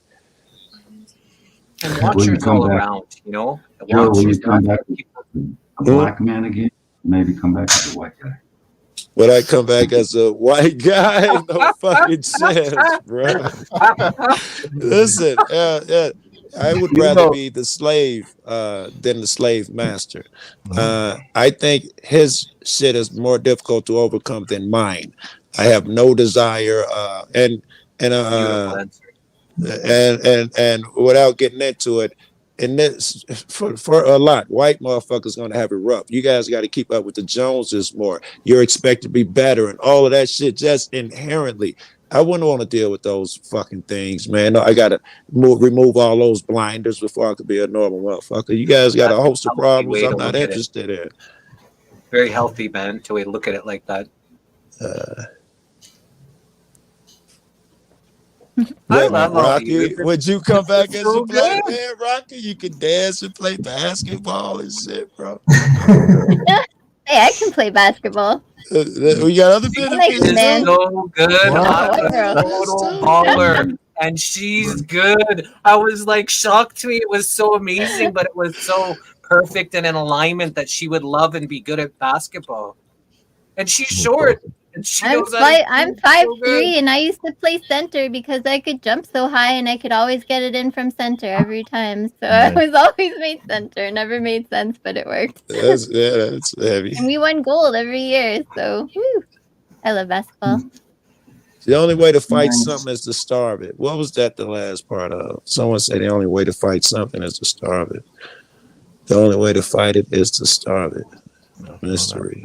So that could be a lot of different things. So if you have some kind of like cancer in you, you can starve it. If you the energy, the money, the system, this beast system, to fight it, you can starve it, not feed it. So it could go for everything. Anger. Yeah, it go for anything.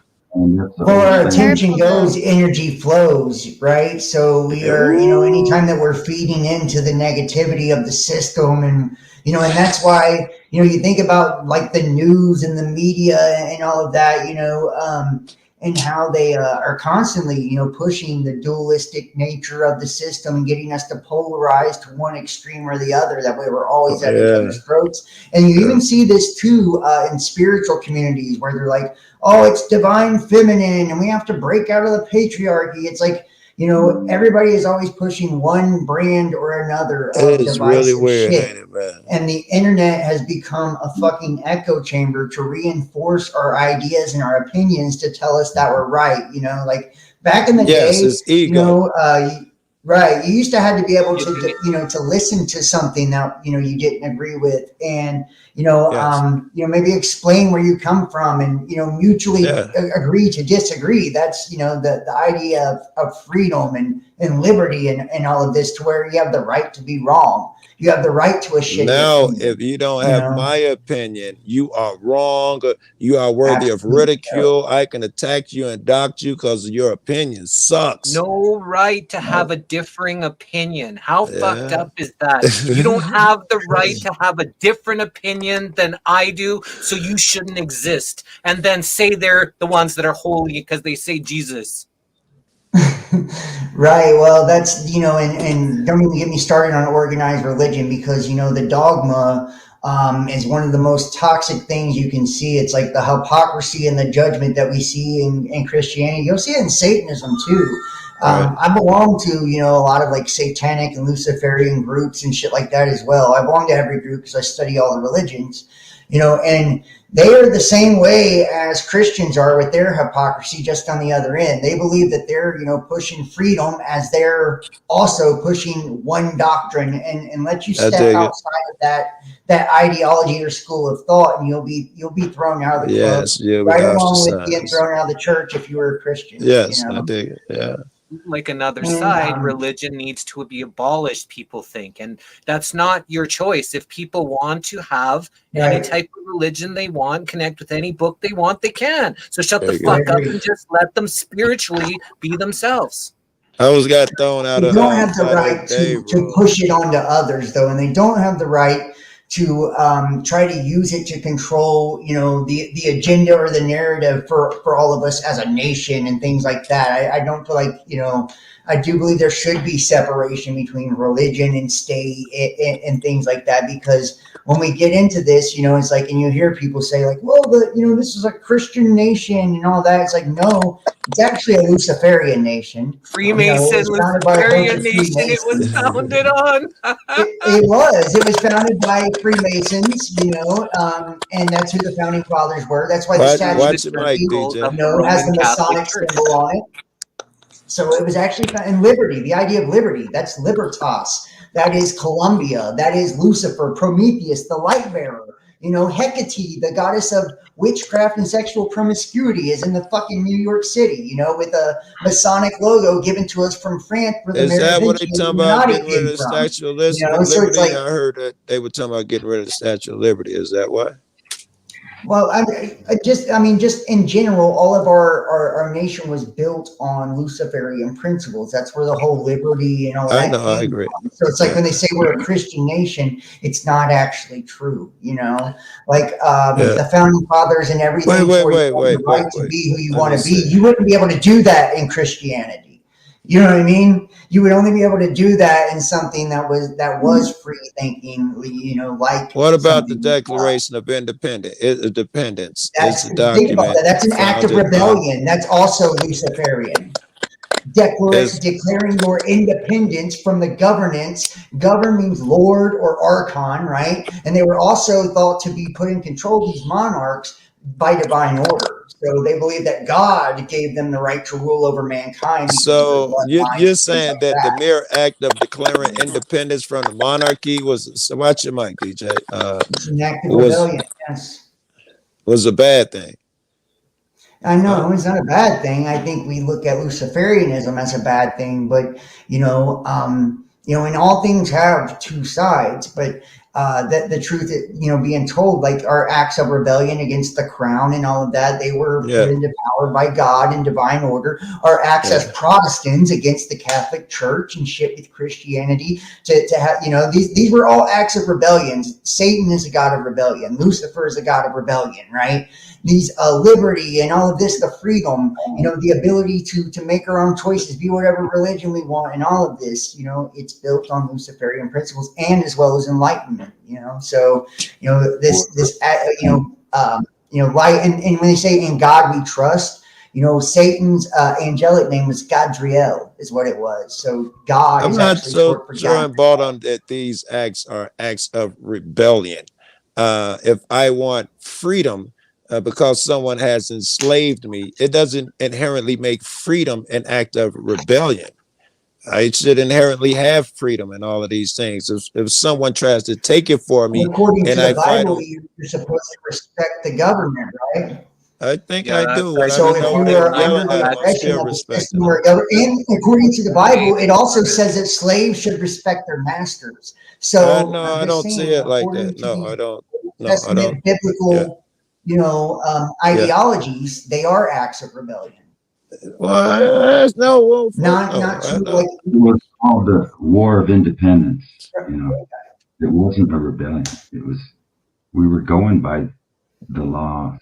How do you think you get independence? You're rebelling against who's got control over you. That's exactly what it is a rebellion. They broke You can label it independent. Well, it's not if no one is controlling you're me. already being ruled by somebody. You're rebelling against the rulership. What if I have independence? What if I have independence? That's what a revolution is. Wait. What if I have independence? That's what a revolution is. What about independence? If I have independence, meaning I have no rulers, I have true independence.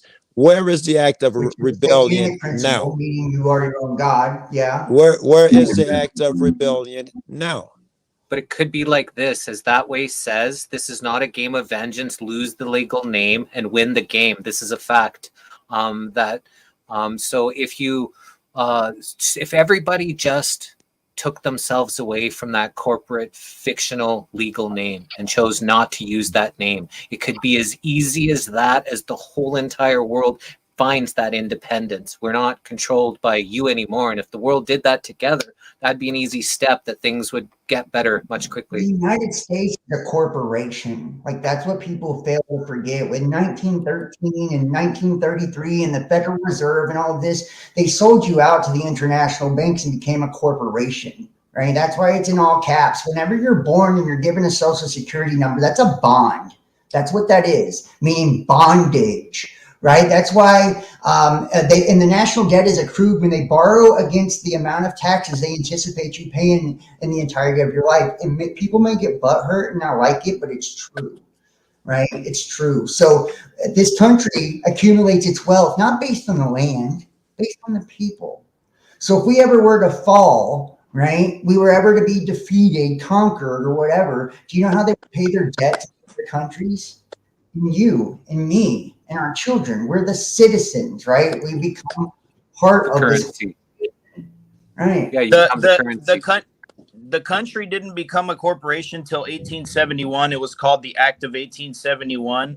The Declaration of Independence and the whole like revolutionary thing was obviously a controlled psyop. On paper, pun not intended there. On paper, it sounds the good. Illusionary of freedom. What's that? The illusion of freedom. Right. So, it appeared to the people as something good, like, outwardly, but it was just controlled opposition. That's why all the guys were members of England, basically came from England, from secret societies.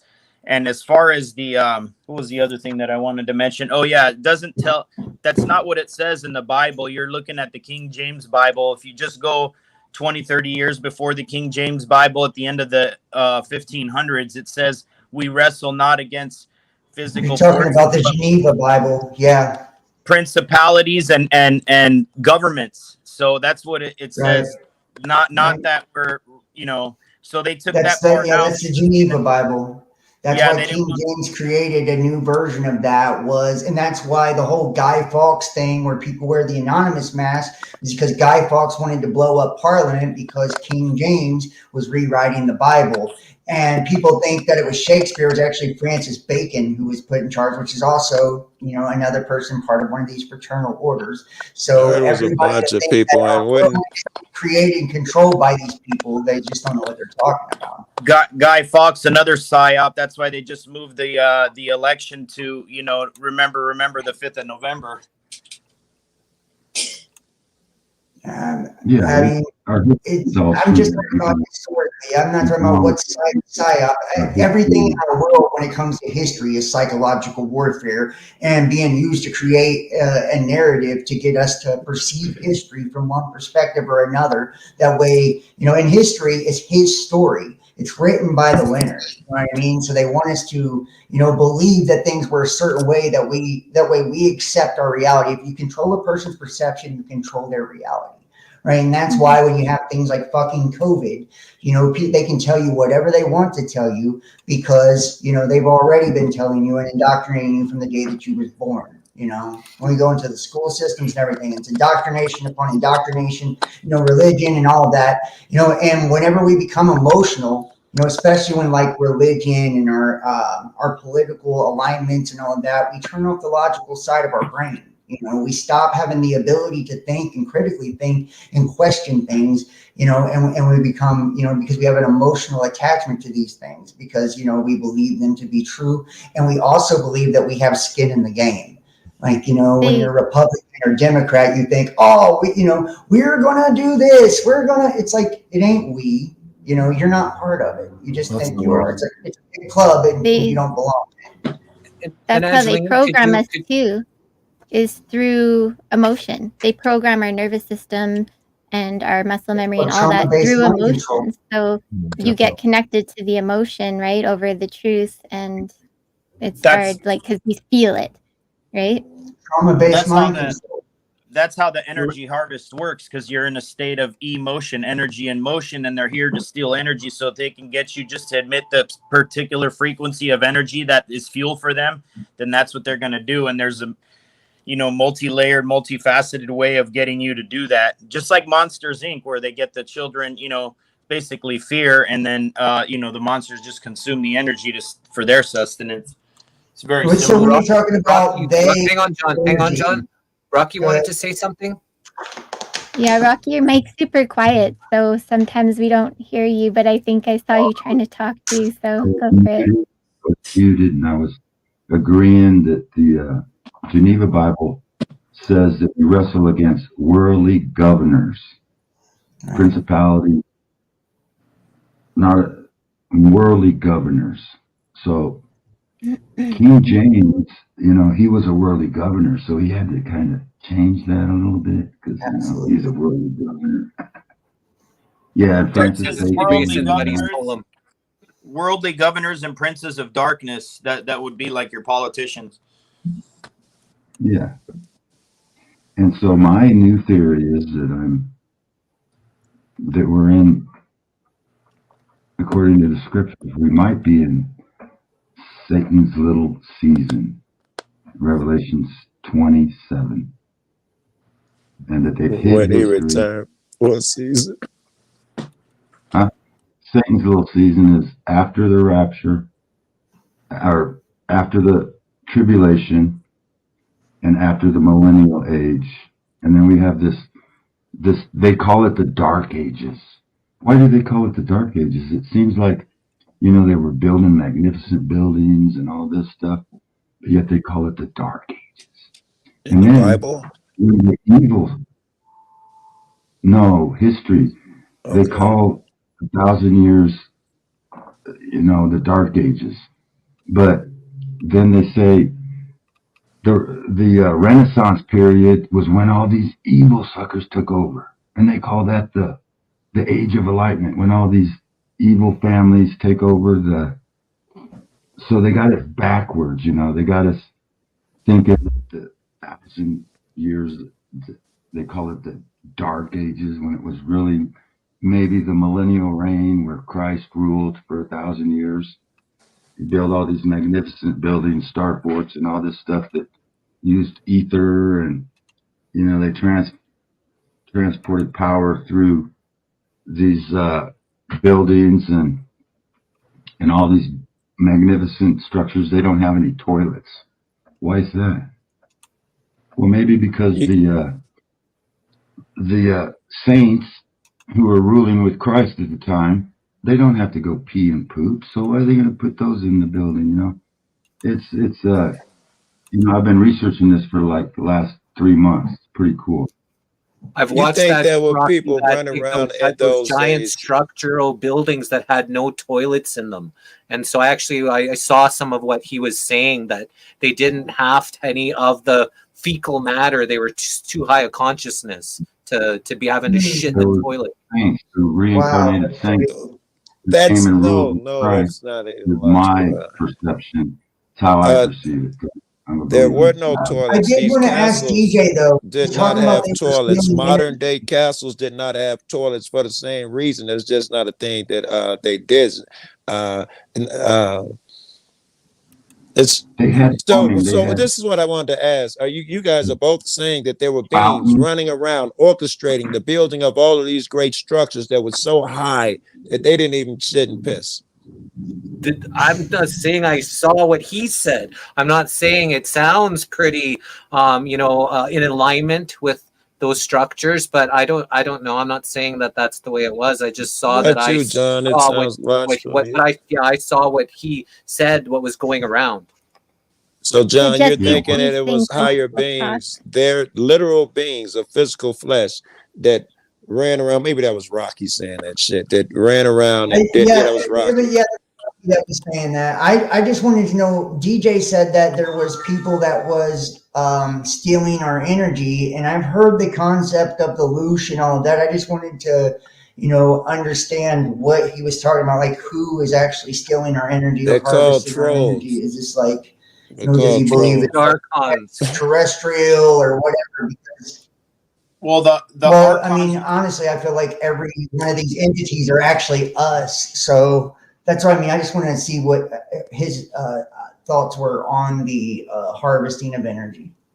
Well, I guess you would it would be the archons who are like the highest at the highest level that evil can be, which would be like the lower astral plane, which is the emotional plane again. So you have the physical plane, that's us, physical. Then you have the ether, that's the energetic plane, that's why it's E, and then you have the lower astral plane, which is the emotional plane, which is another E, so that's where the energy gets fine-tuned into emotion, into the specific frequency that they can consume, whereas like the etheric plane would be like a general energy where it's not fine-tuned enough to consume as food for them. So then underneath that level would be like etheric beings that are at like the etheric level of existence, which would be like these reptilian bloodlines that they've employed to farm the earth for them. We're basically the farm product. Like, we're the crop, they're the farmers, and then the archons would be like the owners of the plantation. The owners aren't out there farming, they have the farmers out there doing the work. They would have the slaves out there doing the work. So the reptilians are actually the slaves. So all these families that we know as like these Illuminati family, they're the slave families. They're not. Have I seen an archon? Have I ever seen an archon? No.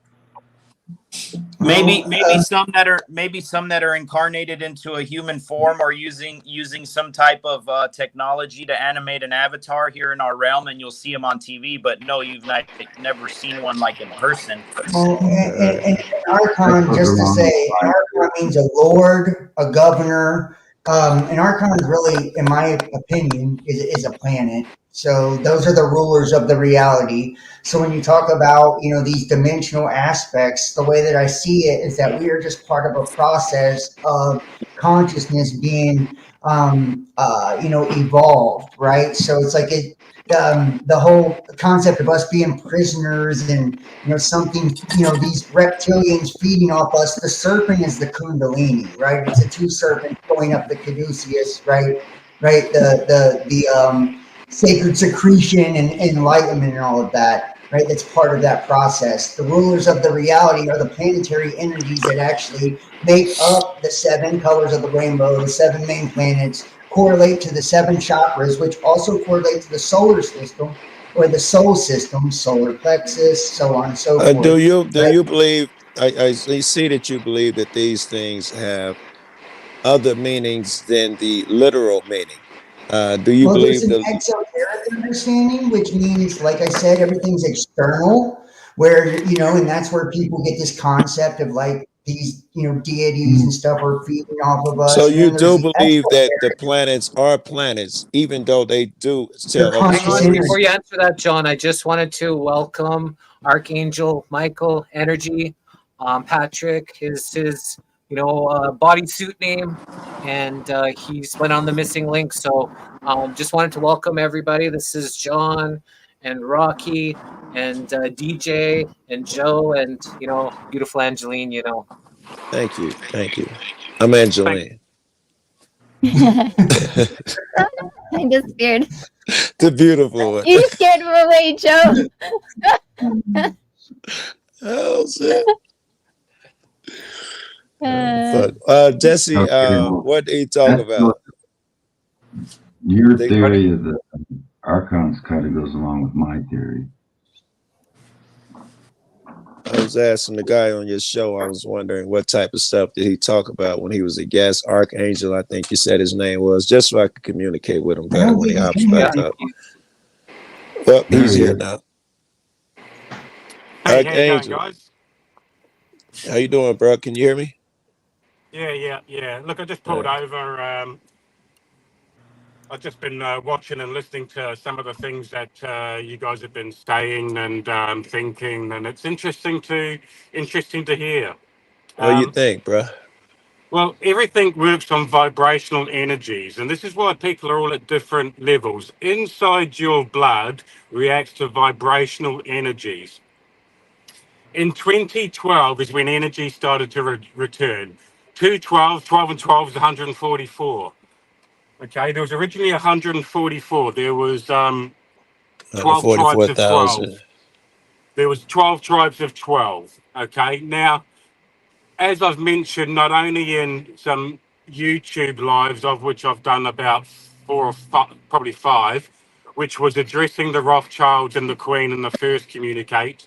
We Okay. also addressed Trump. We also addressed the world leaders. We also addressed the Pope and all his consulates. We also addressed Boris Johnson. Boris Johnson and Trump also got a visit by giants among men in at Trump Towers in May 2019, which is why Trump jumped on a plane and flew around the world. And then some leaders went to the UK under special invitation. Why some of you are more awake than others is because of the vibrational energy and the reaction that happens. If you actually search, there are nine strong energy fields. St. Patrick went to Ireland from England in the year 432, which is a 9. The highest obtainable vibrational energy that the human body or the cell can take for enlightenment is at 963. Okay, that is full enlightenment. There's only one human being on this star at this moment, and it's not a planet, it's a star. A planet is their name for it. The last 2 words mean end times. Okay, this star's name is Lilium, and they are pulling Lilium's axis negatively, ending times, planet. You are all Earth, okay? You're an enlightened, angelic realm, transition humans, okay? So when they tell you about planet Earth, they're telling you exactly things that they want you to know. Everything is coded. They show you this in the Da Vinci Code. Everything is coded. The Lord is a state. It's not an energy. The Lord is a state. So is everyone going to, a situation. Is everyone going to face that situation? Everyone is going to face the Lord. Everyone's going to face that situation. In the Bible, it says that Noah lived for 950 years, okay? And his ancestral line or production came along with Jesus, the 13th bloodline. So when you add the 13th and infuse that into the 950, which is not years, it's a frequency, you end up with a frequency 963, okay? Again, it's the highest obtainable energy frequency hitting this star, because any frequency is too much here. And this is why it's a transitional period over years, because too much energy in one go is going to unbalance. Everything needs to work in perfect harmony. So we have been addressing these people, but it has to be done in a process, okay? We can't come in here and take over, okay? We've told them this. I've even mentioned it to you in a live, Jesse, okay? We can't just come in here. You have free will. One of the tricks that they use, okay, is the government and elections, because you are now signing away your right to someone else. You have given your free will, which is why they make decisions for you. And in a human form, it's very difficult for you to get around that. Okay, so that's part and parcel of the trick. Jesus is a state of being, and everybody is a Jesus. Even these people are a Jesus. But Jesus has a duality, okay? The Jesuses that are going to be saved are going to be joyous energies saved under salvation. Because those are going to be saved under salvation. When they are saved, they're going to be happy about it, a happy state. They're going to be joyous. Now, these elites and leaders have been advised. It's them we've come for. The whole book is about a battle between these energies being led by Lucifer, okay? The one with the light. Now, what's actually happening is they're using dense energy to manipulate the energy coming through. Okay.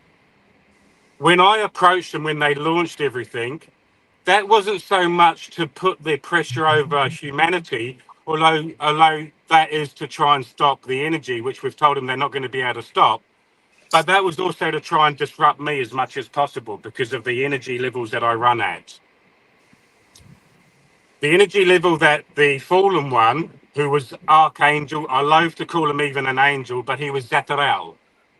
There are other names for him, Azazel, Satan, okay, Zephyral angel terrorizing angelic Noah, okay. Noah's about an opportunity, a new opportunity as human spiritually, and the ark that's coming to you from the angelic realm kingdom. So John, did you want to respond to Joe's question, or did you want to respond to what Archangel Michael said here? Archangel Michael said a lot. No, I'm not. No, it was a lot of good stuff. No, you're right. You're right. There's a lot of good stuff. Yeah. When you're talking about we dealt with them or we talked to them, Archangel Michael. We being watching energies. If you have a look at my profile picture and statement there, it has a statement there. It turns around, it tells you that we have been watching your world through a magnifying glass. Okay. Right. As I said to Jesse in one of the lives, if you have a vehicle, if you have a product and it's not running right, and you just keep standing there looking at it and looking at it and looking at it, is that going to fix things? No, it's not. Right. So therefore, either you're going to delve into it to try and see what the problem is, or you're going to call someone in to come and try and resolve the problem. Why is the engine not running right? So we're here in human form, being inside the problem because this star is being tilted off of its axis. Global warming or temperatures are rising, but not by the way they're telling you, okay? They're using dense energy. Your molecular structure, right, reacts to vibrational energies. This is why they own your entertainment industry and your music industry. Wait. What's your name? They're burning me with blood. It's pissing me off. Let me ask you a favor here, Archangel. You are overwhelming us with information. Yeah. Can you let us kind of ask you a couple questions or something? Try to keep the answers brief and concise. Yep. And as I've said to Jesse in previous lives, I'm happy to answer any questions. There are some things that I'm not going to talk about. Now, if I'm going to tell you I'm not going to talk about it. I don't care. We ain't going to push you on. If you want to talk about it, we're adults. You ain't got to. You don't need no fucking pre-warnings. Just, all right. Did you have a question for him, John? He was asking. When he was talking about the we thing, I just wanted to get your understanding. Do you believe that this is like the higher self of human consciousness, or do you believe that you're dealing with extraterrestrial entities? And if so, how are you in communication with these entities? Are you channeling, scrying? I just want to kind of like understand where you're coming from. I'm not saying it's right or wrong. I just want to understand really. Explain the connection. Well, God stands for the greater outer dimension. Okay, very, very advanced, very, very advanced. We are the ones in the UFOs. Okay, this is why they created your church system, because they had to hide everything that was. Are you there. Jumping and changing his fucking? I'm sorry. I'm an idiot. He's just. Was this the answer to his question? So is it you use the word "we" again. He was asking you who "we" is not why.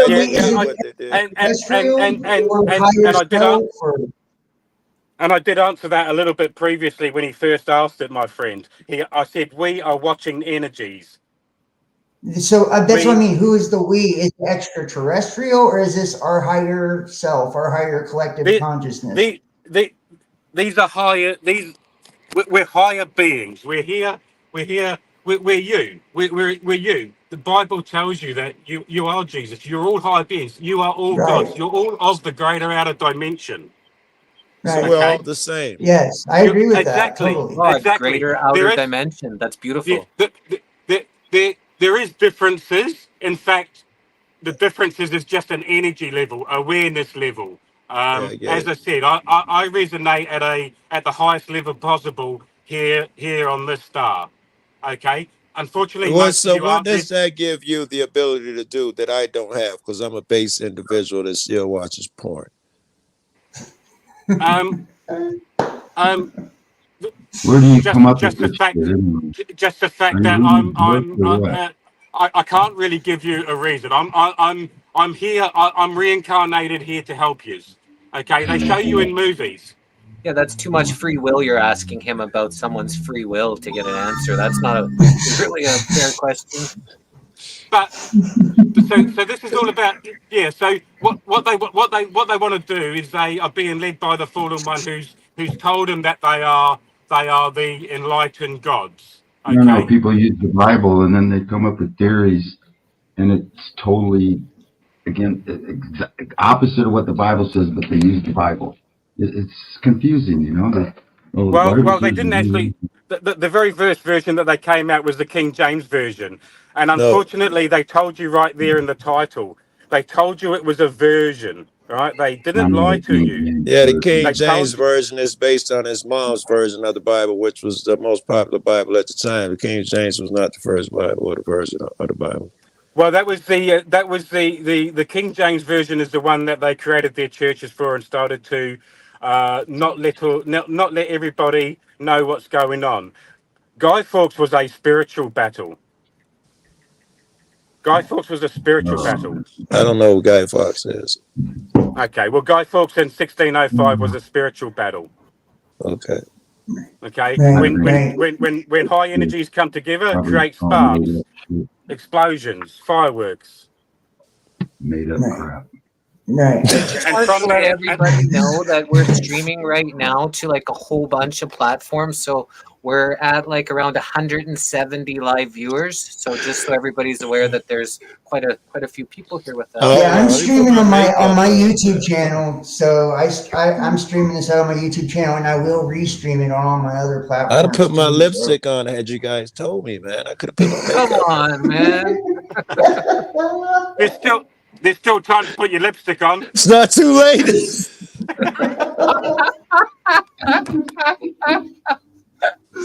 They were dancing before, bro. Come on. No, hey, I do. Archangel Michael, I do like what you're saying. I do resonate with some of it. You know, being in the outer dimension. In the occult, Aleister Crowley talks about outer space as being the outer psyche, right, outside of the collective psyche of human consciousness. So I feel like there is truth in it. And when you talk about, you know, we as in a higher consciousness and just really being individuals that have the awareness of this mission on earth to raise consciousness. I feel like, you know, what really gets people a lot of times, you know, when you're, you know, and this is your understanding or understanding of things. And, you know, like I said, it jives a lot with mine, even though we explain it a lot differently. I feel like what loses a lot of people, you know, is like when you say like, we are here to do this, or like, who's we? I think you know, he does that intentionally. He's aware that he loses people. For some reason, he doesn't try hard to communicate well. I already have made that assumption about the guy. I don't even know him. I think if you thought your message was really important, you'd be finding better ways to communicate with us. You know that you are overwhelming us with information, and we are not communicating as best we can, Michael, in my opinion. And you're muted if you're talking. You're muted, bro. Archangel Michael, you're muted. No, he's not on mute. It's just for some reason we can't hear you. Yeah, we can't hear you, Mike. We can't hear you.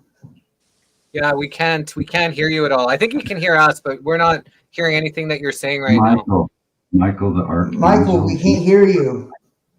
Are you in a van with a cage in the back or what?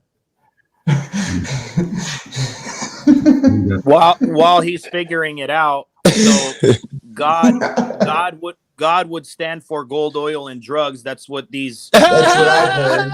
Yeah, that's what these. That's what I've heard.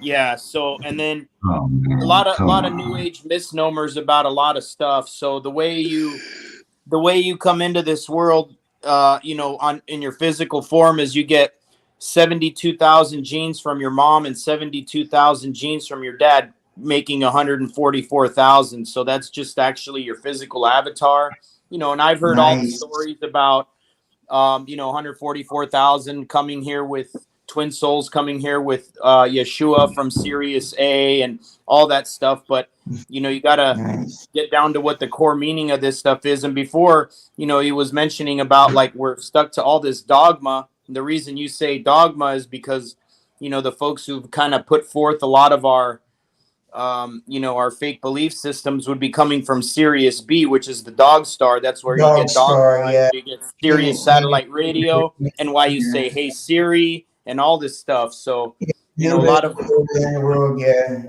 Yeah, and that's why the moon in the Sephiroth, the moon in the Sephiroth, which has to do with dogs as well, and wolves howl at the moon, right? It's a star where all of the other spheres, or the sphere that all the other energies go through. That's why witchcraft and stuff is done at night under the moon. Yeah.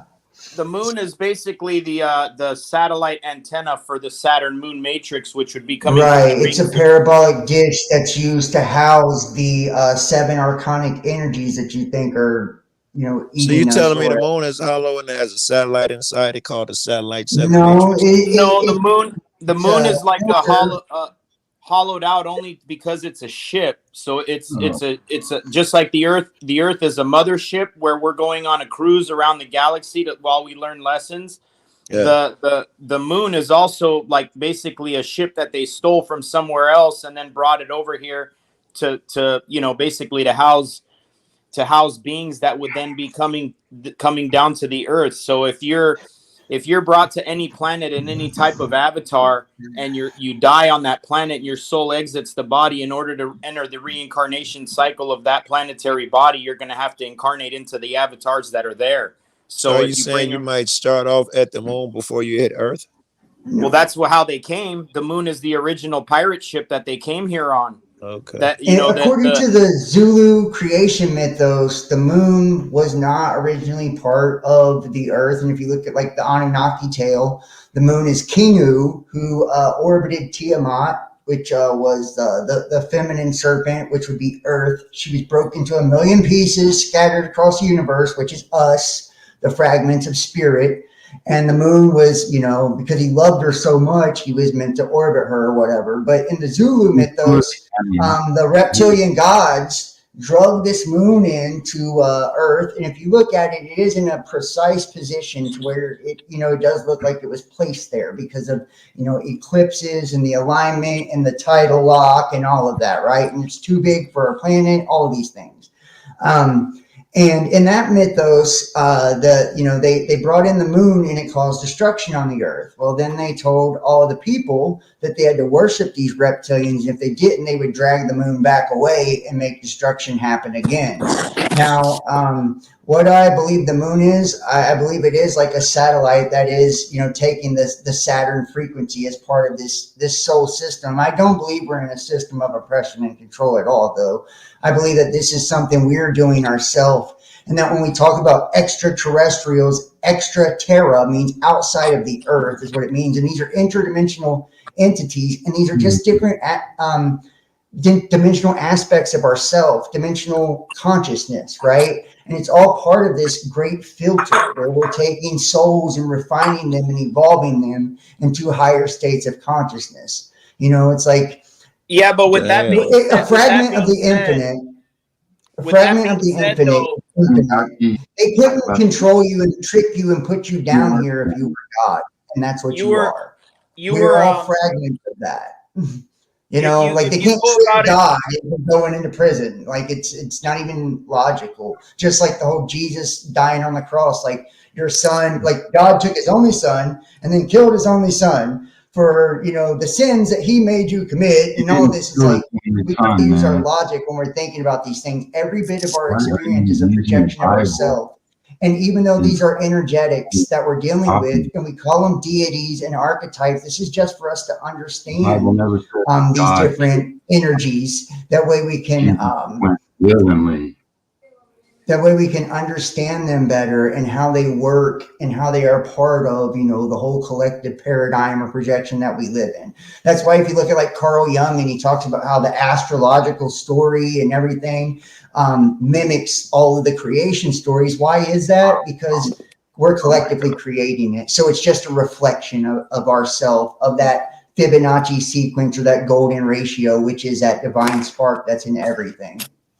The actually that story that you mentioned, the Anunnaki tale that's been basically just totally bastardized and turned into a complete piece of shit story. If you go look through the Zulus actually say that we originally had 2 moons that were very small and that kept the planet, the weather, and all the consciousnesses on the planet in balance. The Snake Brothers destroyed those 2 moons and brought in this Death Star moon, but they also brought it to another planet that was like a super Earth, which they call Tiamat or whatever, which has now been turned into the asteroid belt, which is where you get all those fragments that are orbiting. So when they brought in these, they came in here on 2 pirate ships, 2 moons, our moon and the moon that was around Tiamat. So the beings that were on Tiamat were a lot further along in their evolution process and were a lot more advanced. So when these negative beings from that other moon that was around Tiamat started incarnating and trying to take over their society, they went to war with that moon and they ended up blowing up that planet and that moon, which is now called the Van Allen asteroid belt, and that's where that story of orbiting her and all that stuff. So yeah, in the Norse mythology, it's called the hammered bracelet and all of that. But this is what I'm saying. Is that these stories aren't actual happenings. These are expressions of us in different ages at higher states of consciousness. We are the Anunnaki. We are the gods. I would disagree with that completely. Hang on, DJ. Of course you would, because you don't understand it. Hang on, John. I think we should address Satan came here. What are your thoughts? Satan actually is just no, DJ. If you're not looking at the screen, someone came up with a fiery moon or sun behind them, looking like Satan with horns, and said called Satan. So I just wanted to know what their thoughts were. Oh, okay. I'm pretty sure that's my ex-girlfriend. Hey, hello, everybody. How's it going? Yeah, I'm all right. Let me smash that cone first and I'll tell you. So, what is everybody smoking tonight? Because I hear the stories you're telling, but I wonder what you're smoking to get to these conclusions. Is your name Starbucks? That's quite a statement. I was just wondering what your conclusion is before anybody responds. To what was the question? Your question, what everybody's conclusions are coming to. Oh, well, everybody's in their own little world, I guess. It would be what dimension you're in. To what conclusion you come to. That's the best you got? Yes, pretty much. Not smoking as good as stuff as you guys are. He spent all his energy making that avatar. That's about it. I did not make anything. I'm lazy like that. I found it on the internet. Well, yeah, weeds everywhere. If you can't find it, you're super lazy. True, I'm just cheap.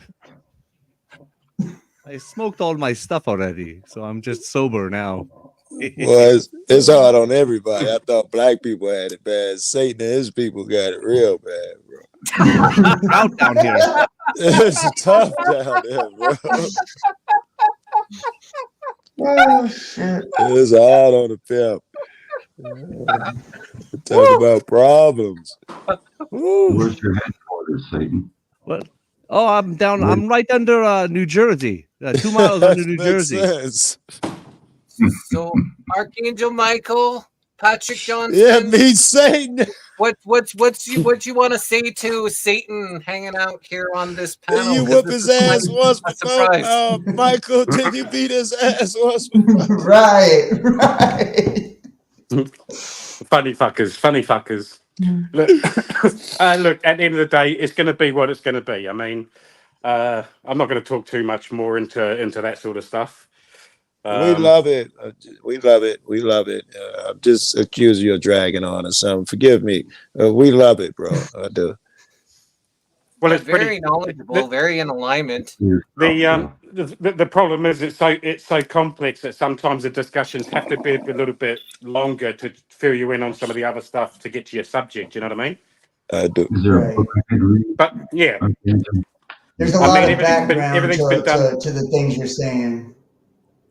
Sorry, what was that? There's a lot of background material to the things that you're saying. Yeah, because everything's coded. Everything's coded. So sometimes you have to go a little bit further into it so you can give the reasons for what that actually means and what this actually means and what that actually means. You know what I mean? Like men in the Bible isn't about a collective of males. Men in the Bible, when it talks about giants among men, we're talking to these men that of the negative energy. Okay. So let me ask you a question before you go on, Mike. Do you believe in the giant in the conventional sense? A lot of people hear that story and they think that is evidence of a giant man that walked. You don't believe that? Yeah. No. You believe like mental giants, vibrational giants. Yeah. So when it says that these people were, approached by giants among men, we're talking about God incarnated angelic Noah's transitioned spiritually. Okay, so that means we're God incarnated, like I said to you before. So it's explaining something, but it's hidden. Okay, so that's the notion of gods, and these men are mentally enlightened Noahs, because they're mentally enlightened about Noah being a new opportunity as humans spiritually from the angelic realm. Okay, so everything's coded. So we're talking about men who had a knowledge, a certain knowledge, in particular, you're calling it Noah, ancient knowledge of Noah. These were the giants that they spoke about. Well, Noah is addressing these elites about the new opportunity, about the boat, about the wave, okay, about the uplifting. When we visited Trump, they were expecting us. Whoa! Let me ask you. Yep. Are you saying you don't even believe the story of Noah? No flood. It's just a story. Is that Noah? That was Noah. It's a flood, but it's an energy flood. So no water flood. You don't even believe that? Yeah. Well, water. What about the shift into the Piscean age and the age of water as the daily? There's lots of evidential studies that there was water above us, and everything was a lot larger here, including animals and people. And when that water swooshed down everywhere, flooding this earth, causing so much water compared to all the earth that was here, all the plant and vegetation and earth, it caused everything to get smaller, and that's why they're not dying. And we were in a different astrological cycle, a cycle of fire, and we were like more magical beings. We were a higher consciousness, so we were like a bigger being, a bigger entity because of that consciousness. If you have a larger, electromagnetic field, it's because you have a larger body. If you think about the stories of Nephilim, right, the fallen, it means men of old, heroes of renown, and all of that. They are, demigods.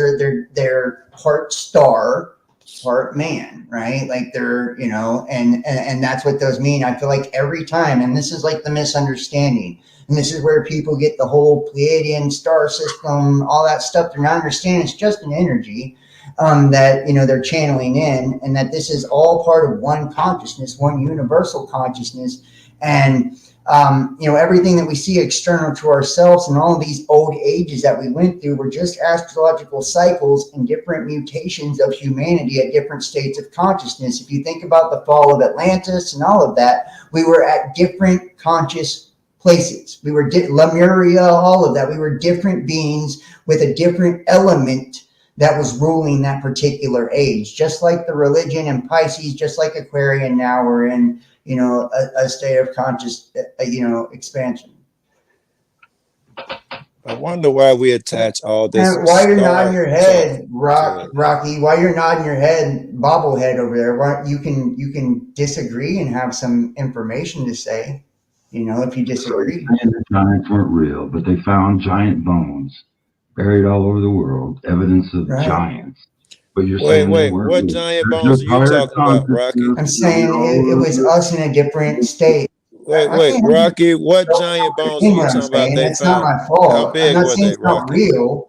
I'm saying that these Let were me ask different Rocky. ages, and we were mutated in different ways because there were different Rocky made a astrological statement. ages, different consciousness. Rocky made a statement. Rocky, you said there have been bones of giants. How tall were these giants from their bones?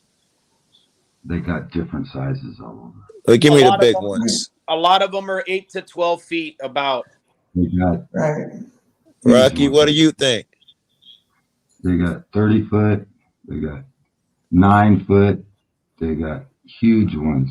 Yeah, don't assume that 30 foot. Recently, something where the person, it was at least 3 or 4 times bigger than what the person that was walking under. So 30 foot. But let me just ask people: why is it so hard for people to fathom that we were the gods, that we were the giants, that we were these higher conscious entities? Why is it so hard to fathom? Why can't you get off your fucking knees and stop believing that everything that was great that was done on this planet, all the pyramids that were built, everything, that you're a fucking slave because you have a slave mentality now to your spirit? We all know we're slaves. I'm just saying, how come you can't fathom that it was you? That you were in a different astrological age, a different level of consciousness, that we built the pyramids, that we did that. Right? Some of the souls that were incarnated at the time of giants are now incarnated into these physical human bodies that we are now. I'm not asking for airy fairy bullshit. I'm asking why you can't believe that you are the gods. We are all gods, but you're failing to realize that we're in a physical realm. You're failing to accept the truth, is what I'm saying. You want to be a prisoner. You want to be a slave. Here we go. You want to be a prisoner. You want to be a slave. You want to be a victim. Here we go. I'm just telling you the truth. So, here we go.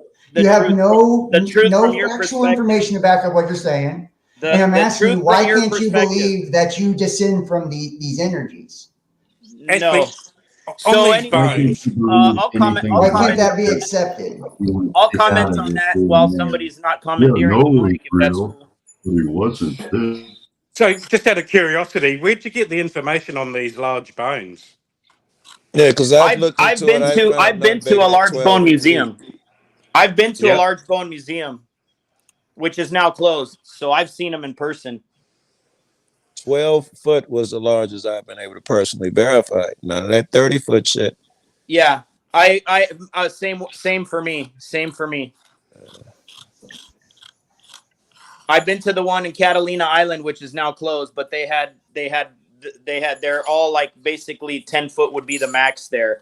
And when they talk about these people coming down, these beings coming down, quote unquote, fallen angels, they were descending down in consciousness. Hold on, please, hold on. Thank you. It says these beings of men of renown came down here. Doesn't say pieces of shit. Doesn't say fallen demons or reptilians. It says fallen angels. So that whole story has been misconstrued when we were taken over basically by beings that were just larger than us, and we couldn't physically battle them. Then basically like a reconnaissance mission was sent here of beings that were just as large as the negative ones that were humanoid, and those were the actual ones that started the name Atlantis, because they came from Atlas. So if you're from Atlas, you would be an Atlan, and then you come here, you start Atlantis, and then later on that got its name when they came about 200,000 years ago. So that was the original kind of like help that was sent, or the cavalry that was sent, because the reptilian beings were 8 to 12 foot tall, and we couldn't handle them at 5-6 foot tall. So then they sent the largest Pleiadians over here, which would be from their planet Atlas, and they're like 8 to 12 foot tall as well. That's why you get the Greek god Atlas, who's so big and strong he can hold the world on his shoulders. That's how he's depicted. So those 200 quote unquote fallen angels that were sent down were actually Pleiadians sent here to help us. And that's where you get these movies like Gods of Egypt and stuff, where they show you that they're about twice as tall as a human being. So if they're like 10 to 12 foot tall and you're 5 to 6 feet, they're twice your size. So that's all that it was. Now, are some of those souls that were incarnated from those Pleiadians still here? Yes, I would say so. So in effect, some of us would be those previous giants that were here. same incarnated soul with a wiped memory, so you wouldn't necessarily remember that. But yeah, there were giants here, but not giants like, you know, what they make it sound like. Now, back in the time when the earth was being first terraformed for this particular life that we are now here on earth, yes, there may have been beings that were, you know, 25, 30 foot tall that would be humanoid, but from another frequency. So there's a book called The Series Agenda, SERES, and this talks about these beings that were here that would be like 25-foot tall humans just like us that were terraforming the earth for the human experiment, using frequencies to create mountains, to create all this stuff. And this was all shown like they get like they get like bread and wet it all and then put it under frequencies, and it starts making like mountains and all these different things that we see as the topography of the earth right now. As far as that flood thing that Jesse was talking about, there's fish bones and everything on top of every single mountain all over the earth. So at one point, either flood waters, waves, or whatever washed over pretty much all the land on the earth. And then when those waters subsided, they subsided and they remained a little bit higher than what they originally were, probably about 400 feet. So we have a bunch of civilizations underwater that, you know, we can't study. So that Atlantis thing, that there was no Strait of Gibraltar before. That was land. And then when that got washed over, it created the Mediterranean Ocean and drowned Atlantis out. So it's, you know, 400 feet under the water in the Aegean is where basically the center of Atlantis is. And you know, you can go see that. They have National Geographic, you know, you can, I mean, even though that's controlled, but you can go watch their, you know, their controlled subs going down there and showing you all those columns. In the Aegean Sea? Yes, where Greece is.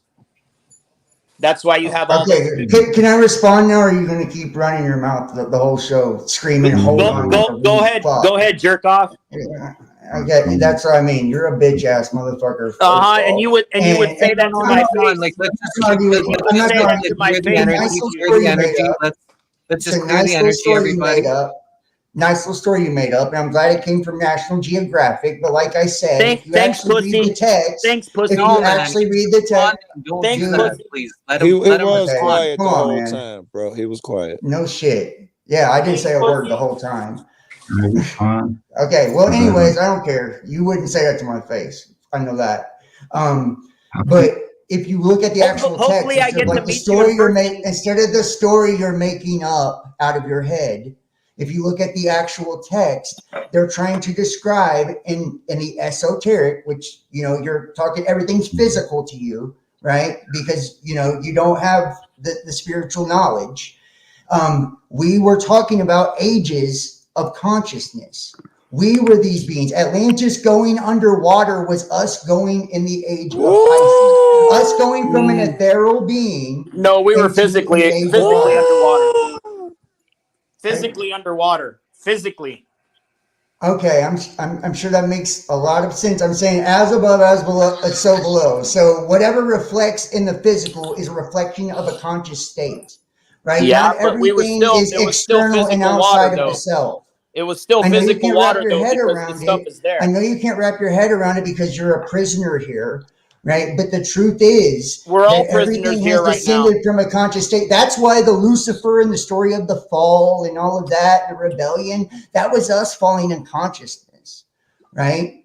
So keep reading the narrative from National Geographic, and you're going to keep staying stuck in the prison. I didn't read any narrative from National Geographic. I'm telling you about what you can watch on the National making up a lot from your head channel when they go with their underwater cameras, and you can see all these structures at the bottom of the Aegean. So that is actually there, proving that the water level has risen. So we have columns that has to do with what? That has to do with what? That just shows that there are polar shifts on the earth and that we switch polarities in consciousness, like I'm trying to tell you. So these beings that you think are somebody else for different ages of that does not prove Atlantis. It could be the city could have been called Bob. It doesn't prove that was Atlantis.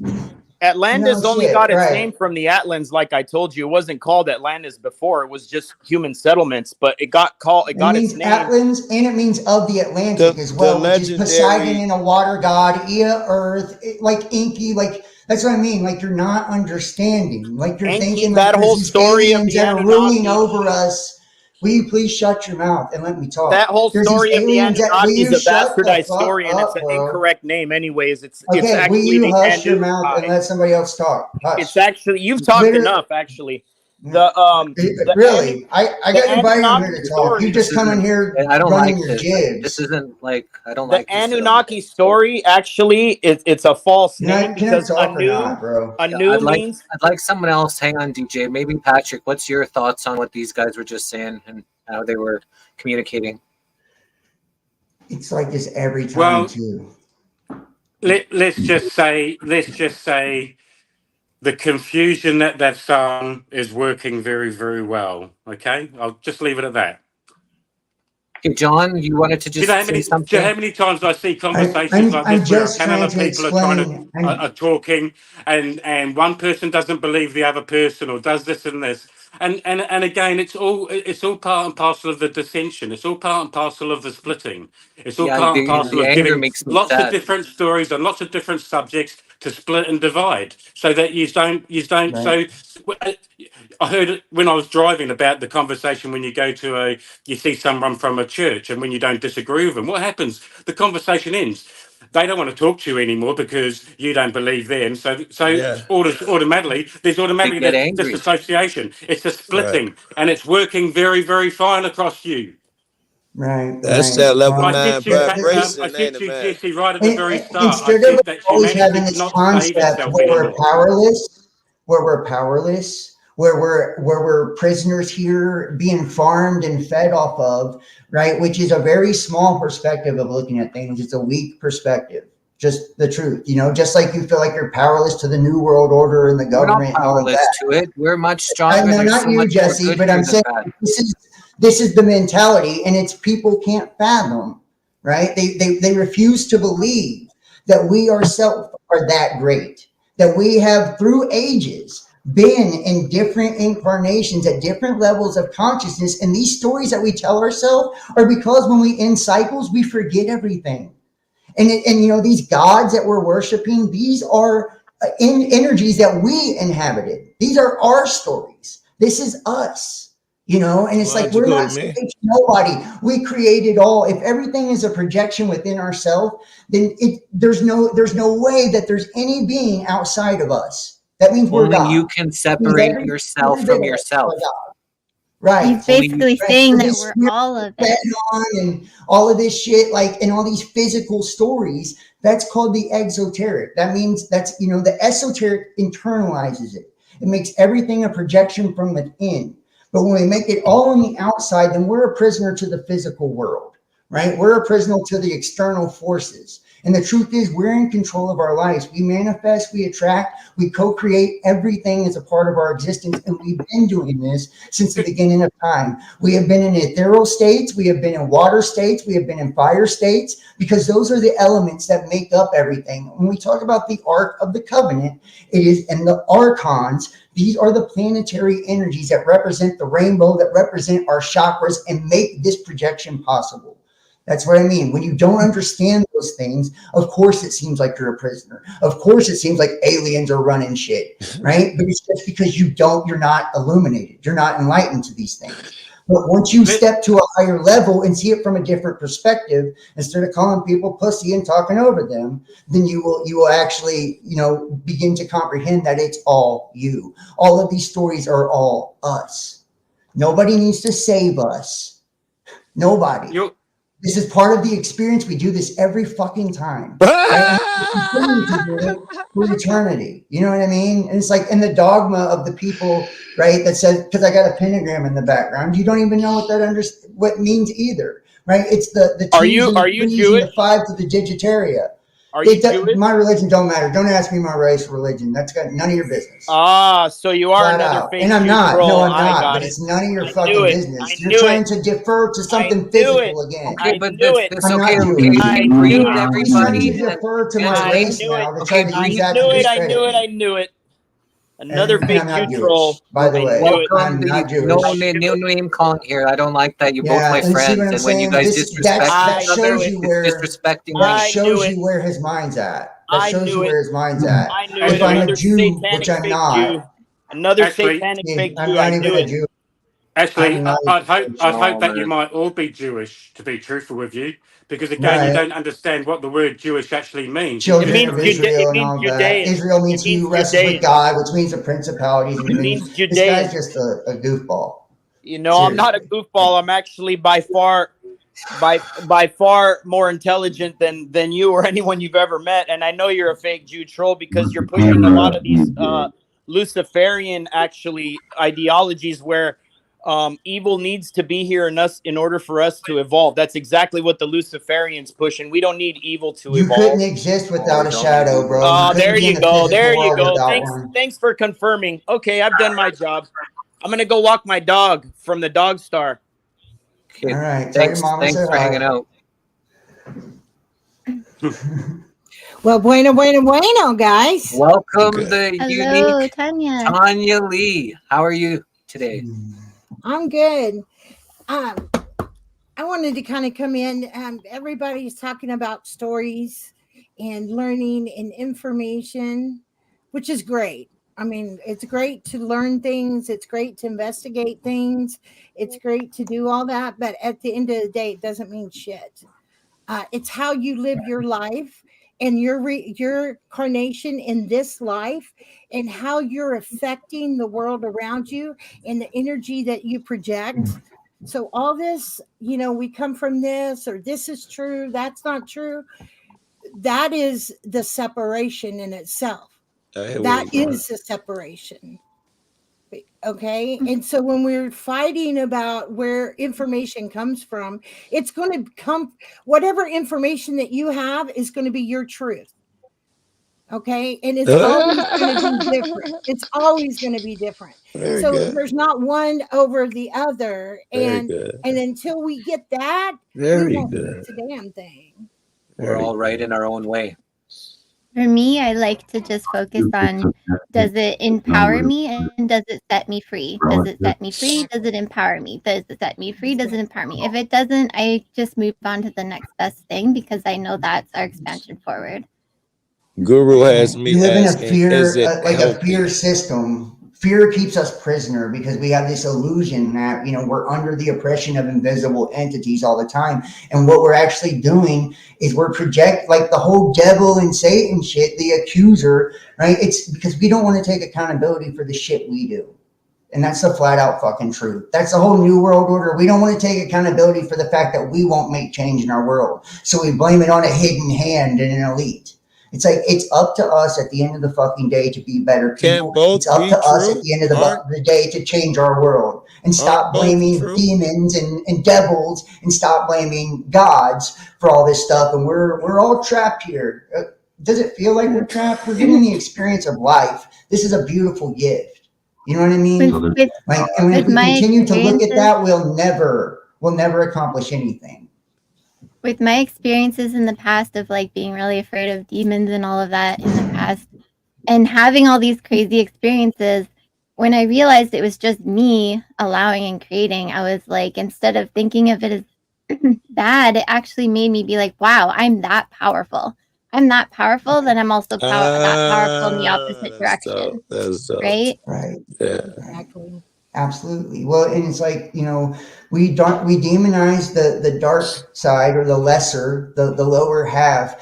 But the truth is that is our unconscious, our subconscious, our shadow. We could not exist in the physical world without darkness. And I know people don't want to hear that. Oh, that's it. I'm not Jewish, by the way. There's a people shadow. don't want to hear that. It doesn't have to mean it has to be dark, right? So right. Very Like, these are the same people who they hate their physical self. Is what they do.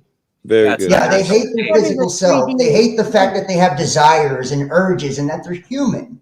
We're human. We're here to have an Why? experience. Just It's gonna okay to happen. want to have pleasure. It's okay to want to experience emotion. Like there's nothing evil about that. It's just our perception, you know, on how we choose to see it, you know. So that's all I gotta really say about that, you know. And it's like we're still stuck on these, and I promise you, the age of Aquarius, religion is dying.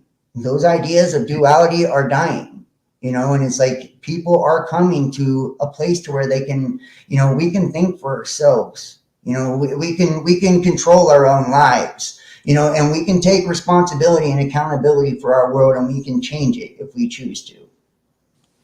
But it's never going to be the peace on earth. I'm sorry, I didn't mean to interrupt. Go ahead. No, go ahead. You didn't say much. Go ahead. And then I just want to welcome Water Woman. This peace on earth and all this that people are searching for is not supposed to be here. And people really need to really get this.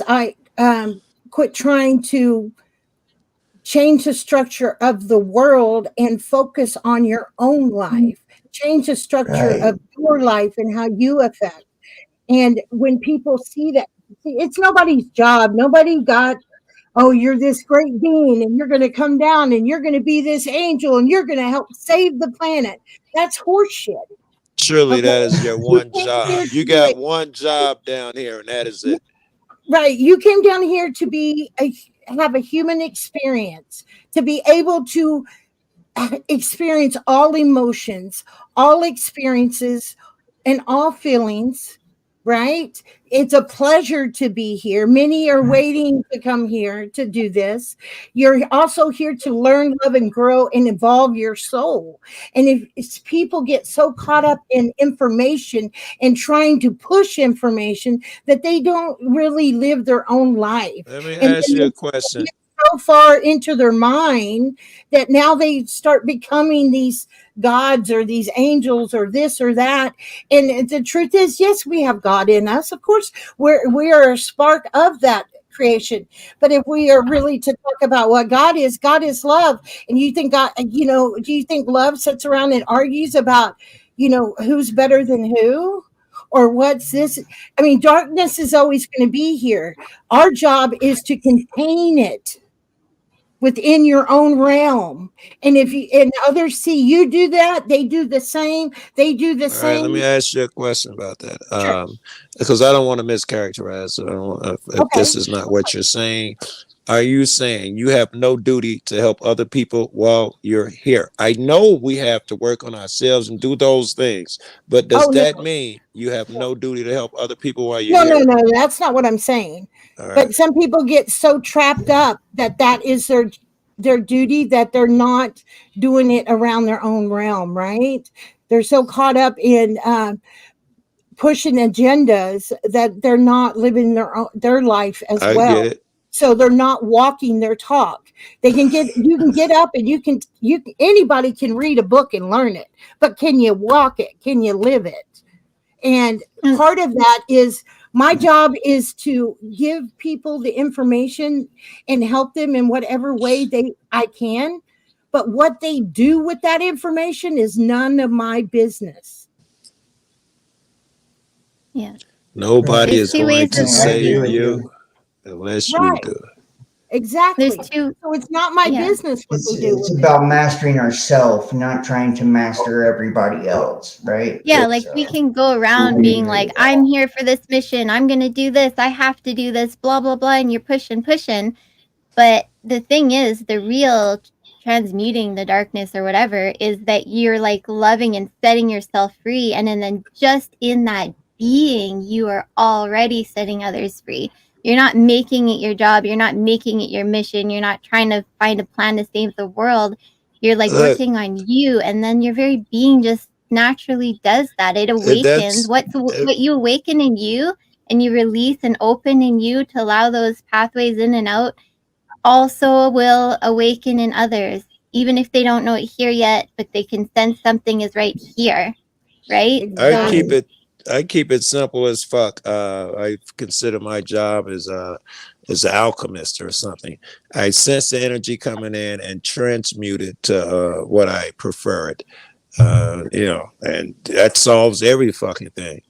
I see something negative come in, I try to make it positive. If I think a certain energy needs to be here, like I chastise people like I'm their daddy, I will fucking transmute the energy to serve my purpose. I transmute fucking energy. And it works for the other guy too, because that energy is a real thing, and it'll go to the next guy. If I'm most of my damn doing trying to make somebody's days better and seeing someone down, I transmute it to positive energy. That shit would affect them and it'll spread. So while I'm working on my damn self, I'm working on them. It's the same thing at the same time.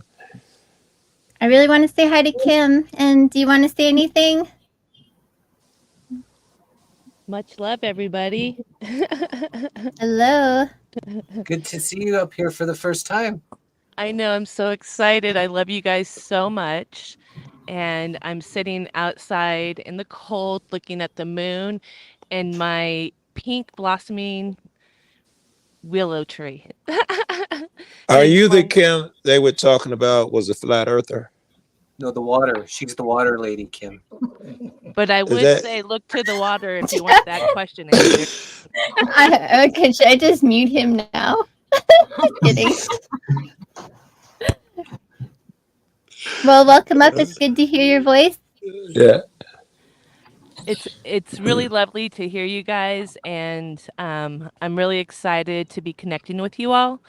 And did you had a conversation about the energy thing? I'm curious. What do you fall on energy? Is it? Go ahead. Well, all right. I laugh. It's a lot like mine, isn't it? So I just got to preface. I look to the water. For me, creator is water.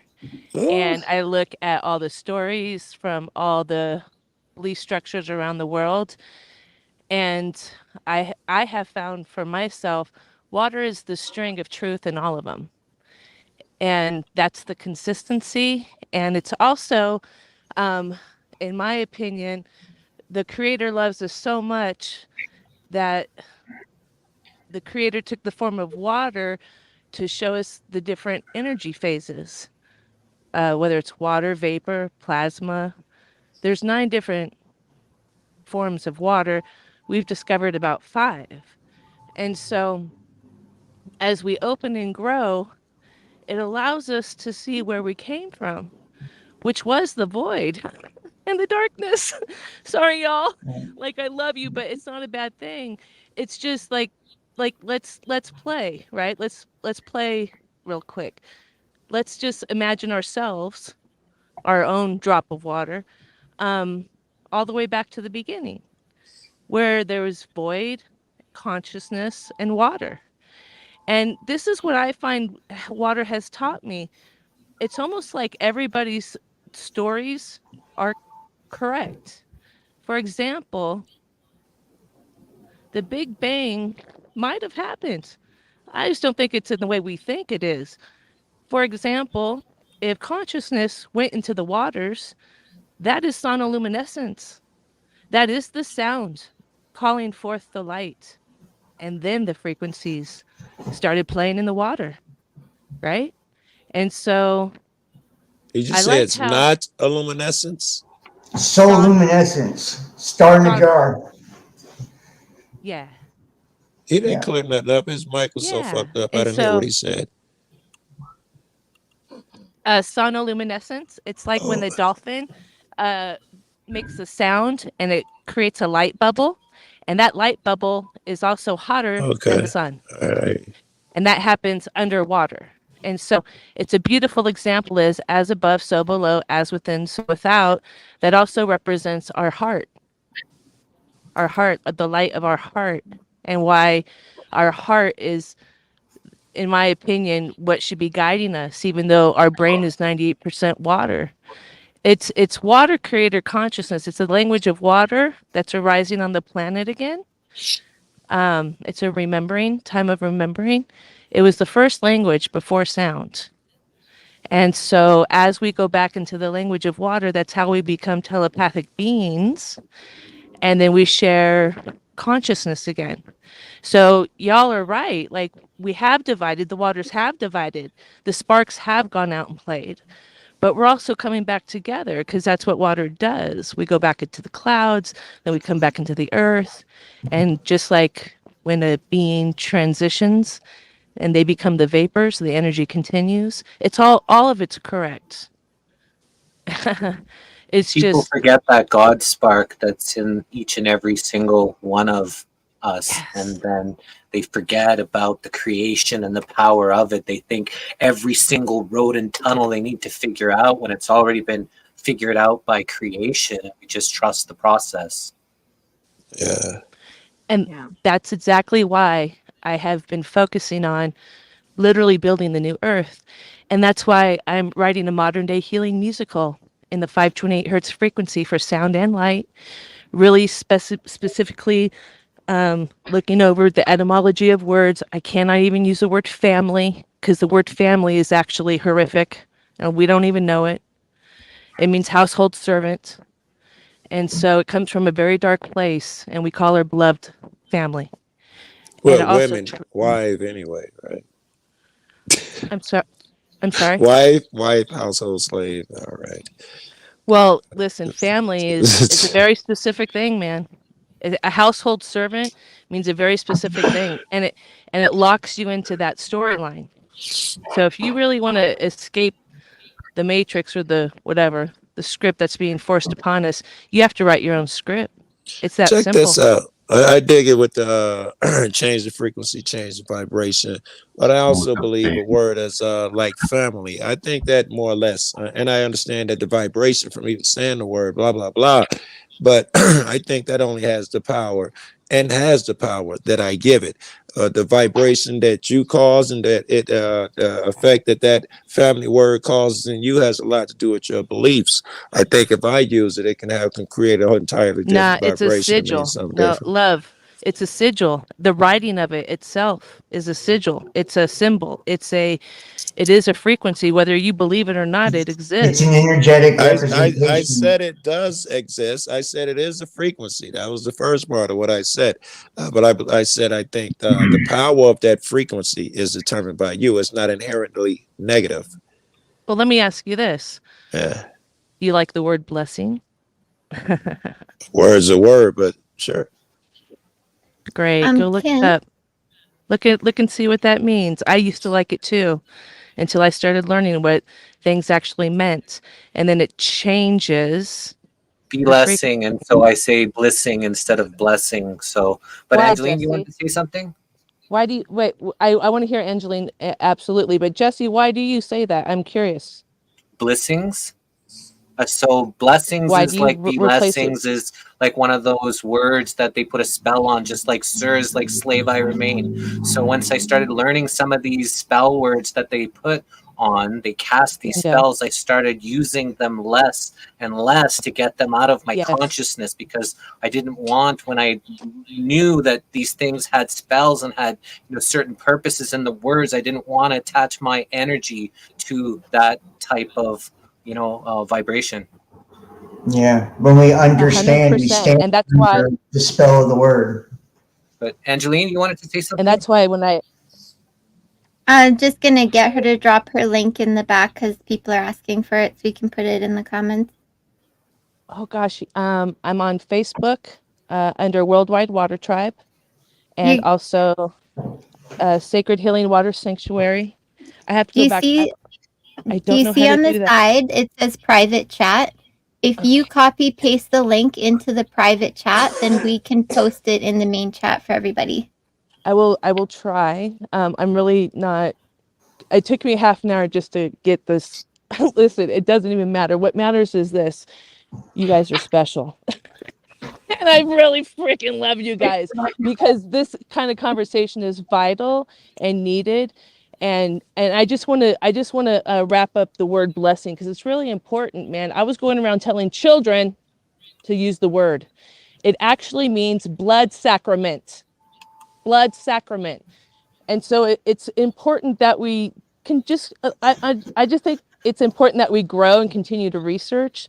And it's vital in these times to know the source of your water food and medicine and information, which is frequency, sound, and light. That's how they're enslaving us. If you know the source of those 3 foundation building blocks on this, of the being that we are on this planet, if you know the source of those things, then you can write your own script. And the miracles flow through us, and all miracles are around water. And science now is going to give us the understanding to see what that means. And we are going to be able to come together and go on tour and share these solutions with all the kids so they can escape their abuse. What solutions are those? A way for them to find true freedom. And what is true freedom? Knowing the source. It's knowing the source. You said something about showing the kids the solutions. What solutions are those? So what I'm creating right now, I'm in the process of building a sacred healing water sanctuary where I teach people the language of water and how to experience that in the physical, mental, emotional, and spiritual applications, which is whatever your belief structure is. So that's the solution to learning the language of water is the solution to what exactly? Violence? What? Everything. It allows you to feel the truth when found. The truth. It surpasses words, and it allows you to feel the truth. And how do you teach and learn the language of water? Well, you're going to have to show up for that, brother. You have to come be in the my ass. That just tell me you selling some shit. That's all that tells me. I am not worthy. I am not worthy. Here is a soul that you could help. I gotta pay $14.99. I didn't even fucking say that, bro. I didn't even I'm not selling shit. What I'm trying to tell you is this. Everywhere you go, there are sacred waters. I'm going to teach people how to pop these up in their own backyard. And then I'm writing a modern day healing musical, and I'm going to take the solutions out to all the cities like a Cirque du Soleil, Renaissance Fair, Farmers Market, Church, family gathering, all in one. And then I'm going to give the solutions to the children. All right? So I don't need you or any other motherfucker telling me that I'm selling something. Am I clear? Am I clear, brother? Not really. Get clear on those solutions if you want to impress me. Okay, that shit didn't impress me. The solutions are this, and then I'll bounce. All right. Excuse me. What? The solutions are this, and then I'll bounce. Know how to. You ain't gotta go nowhere. Don't get in your feelings. Like, relax. I'm not. Okay. Know how to find your water. All right. That's the first thing you got to know. How do you find water? It's down at the ocean. Be more specific. My water's in the tap. Be more specific. You know, no one knows what that means. You know how to find your water. Or maybe I'm missing something that's simple. Oh, you're what missing does that mean? All right. Find your own water. I could go get some out the kitchen. All right. The electricity goes off and the water goes off for two months. Go find water. How do you do find water Go. in that sense. Okay. No, I got you in that. Go ahead. Continue. Go. What's the question? How do I got a That's a good enough solution for you. I got a river behind the house. We have to really relax. But what else? What else? Harvest it? How do you clean it? How do you share it? How do you make sure that you can have the source? Okay, the solutions is find water, harvest water. What know else? The source of your food. Why? Why should we know the source of our food? Oh, maybe genetically modifying the food. All right. Okay. I agree with all those solutions. Knowing the source of your information. What is information? Frequency, sound, and light. Why? Because they're poisoning us with the frequency. And so when you know the source of the frequency, then you can heal yourself because it's a double-edged sword. The way they're killing you is how you heal yourself, just like in nature. The way they're killing you is how you heal yourself. Absolutely. What the fuck do you think 5G towers are, man? I'm turning those into 520 towers, brother. I'm gonna heal the world with those. Keep laughing, bitch. Because I'm gonna tell you right now. No name calling. If they're killing you with frequency, then what the fuck are you gonna heal yourself with? Frequency. If they're killing you with water, then what are you gonna heal yourself with? Water. I don't know. Maybe it's just. I have a question. Listen, Angeline, hang on for a sec. Kimberly, hang on for a sec. Angeline wants to wants to speak, please. Yeah, this whole words thing drives me nuts. Where did you get your original research from the word family, saying that it's just slaves?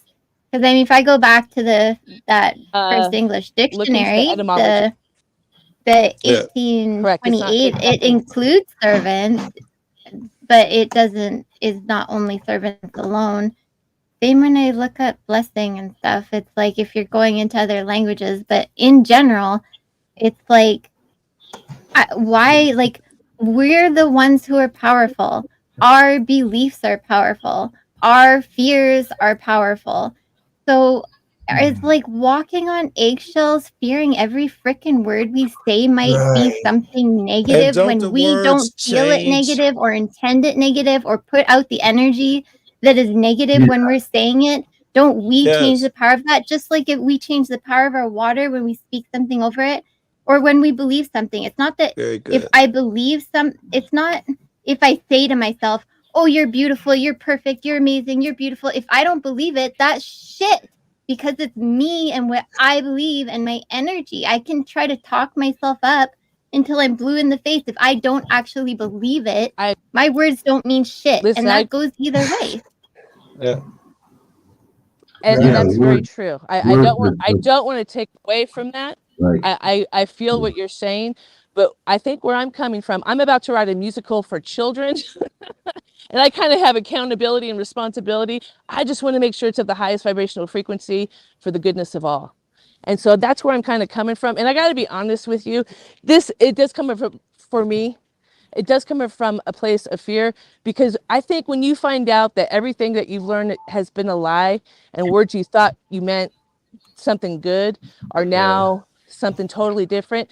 If it doesn't shock you a little bit to pause and say, whoa, I want to make sure I'm doing the right thing, or, We agree at on least, what words mean.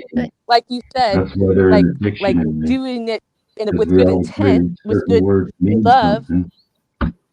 I have that dictionary too.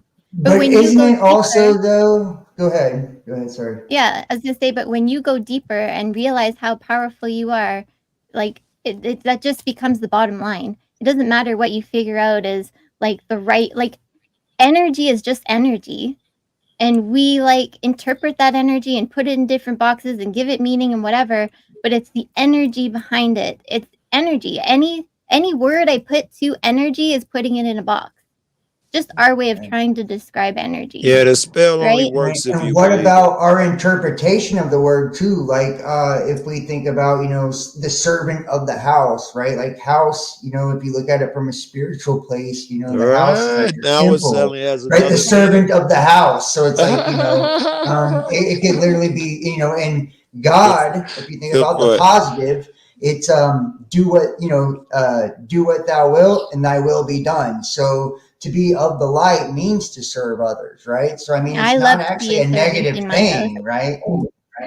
It's not actually a negative thing to be, a servant of those that you love, or be to a servant of, who you revere. Like, so I mean, I guess it would be like your I interpretation consider of how you myself see a things. servant. Yeah, definitely. Yeah, if I could interject for a second, I think that we, as a society or as this community, we start learning, and then we get so fixated on a section that we've learned that we quit going deeper. So what you're saying, Kim, is right. That's the meaning of the words, blah, blah, blah.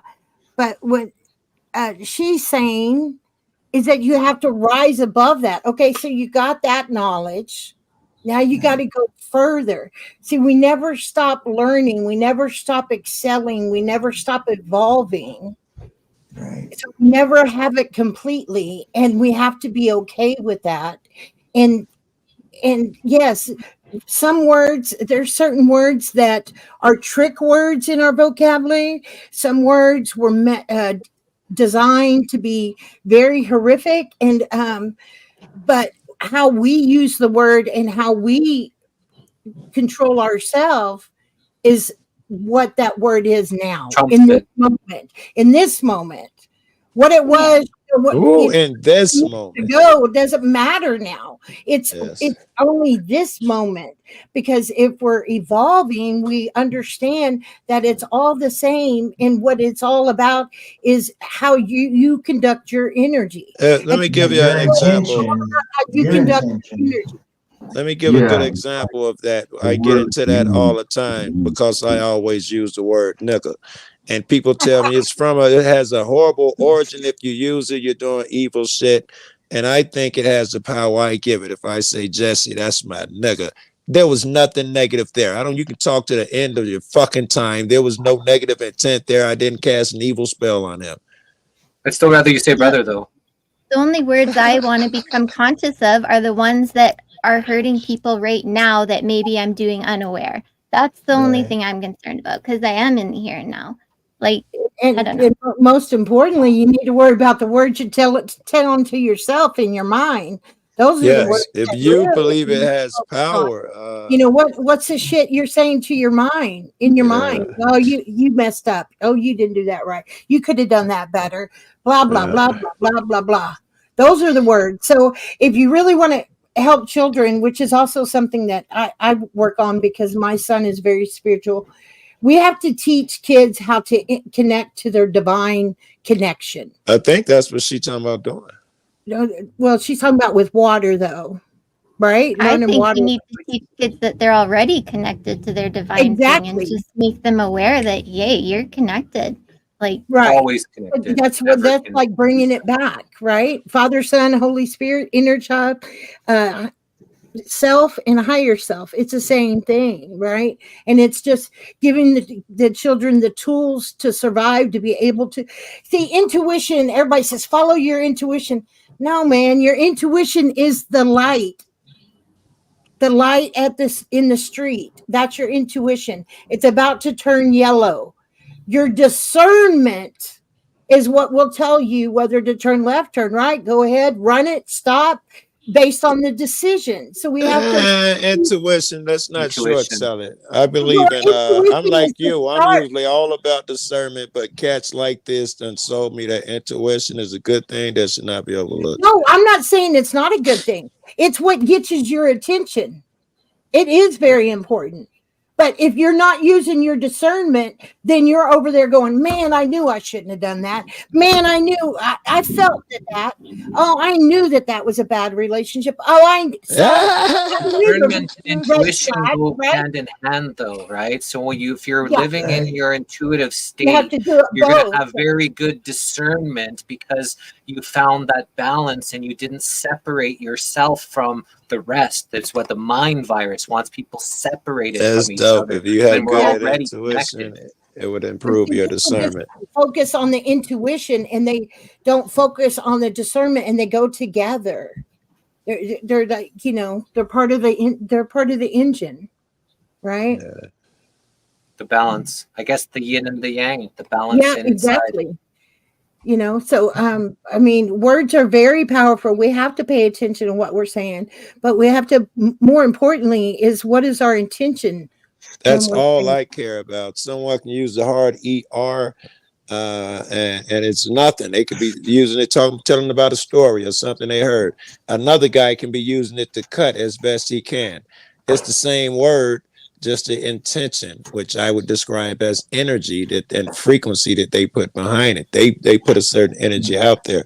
It couldn't be the word itself. It's not logical. Well, and if you think about it too, like the media with the programming stuff, like neuro-linguistic programming, that's how they mind control and manipulate us, is because they will use certain words like racist, right? Describing Donald Trump to make you get all gassed up because it has a negative connotation and they want to yes, it does. And get you to turn off the logical side of your brain. So I feel like what Angeline is saying is like, we're taking our power back when we take our words back. Yeah, very good. Exactly. Right? Like in the beginning was the word and the word was with God. So if the word is the universal, way that we express frequency to dictate reality, right? Then if we take ownership of those words and it means what we intend it to mean, not what they fucking tell us it means, right? Then in essence, we are we're becoming, you know, our own masters and not the slaves anymore to the system. I really think that's cool. Yeah. Connected back to God, it's the remembering. We have to remember this because it's already inside each and every one of us, but they mind virus you and then physically virus you with the chemicals and poisons. So what's the quickest way to get our memory even back? more? So we're at like battling. So what's the quickest way to get our memory back, Jesse?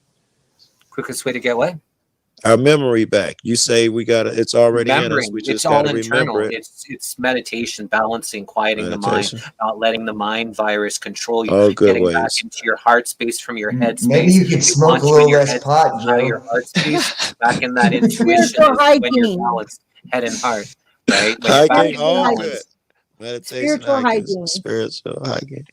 It's like shit, shower, and shave. Meditate, ground, and protect. Spiritual hygiene. It should be a part of your spiritual hygiene. However it is, you know, some people need a spiritual enema in that hygiene, but it's you know, we all are figuring this out the best we can. Absolutely. Yeah, I like that. What was this you said for the spiritual hygiene? What was ground, protect, meditate? Ground, protect, and meditate. I like that. That's actually a really good way to, you know, to kind of give people the basics of what they can do to really keep in shape spiritually. I feel like we let that go. You know, we think about our physical and shit so much, and you know, we never really think about, you know, our spirit. And it can take, you know, 15 minutes, 10 minutes a day, a few times a day. You know, people get the assumption that meditation is this big, long, drawn out thing. And you get people to understand meditation means to focus on one thing. Look up that word. It means to focus on one thing, right? And so when you're engulfed in a song and you're dancing and you're singing the song and you're in that moment, you're in a meditated state.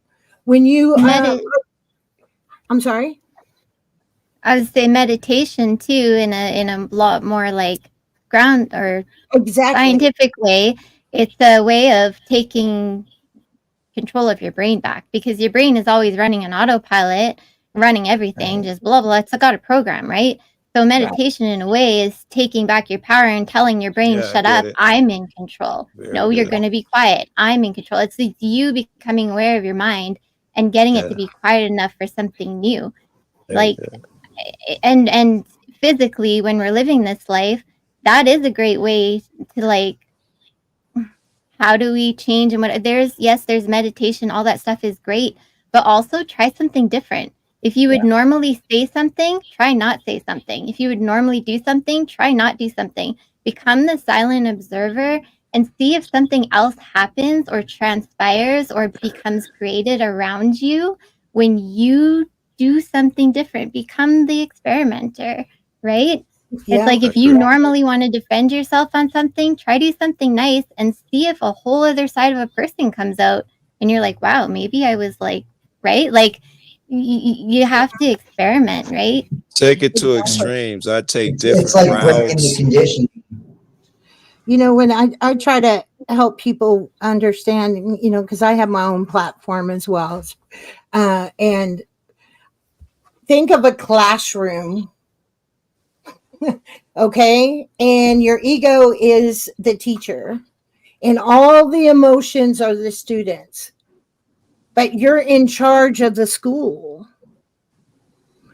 So when the teacher's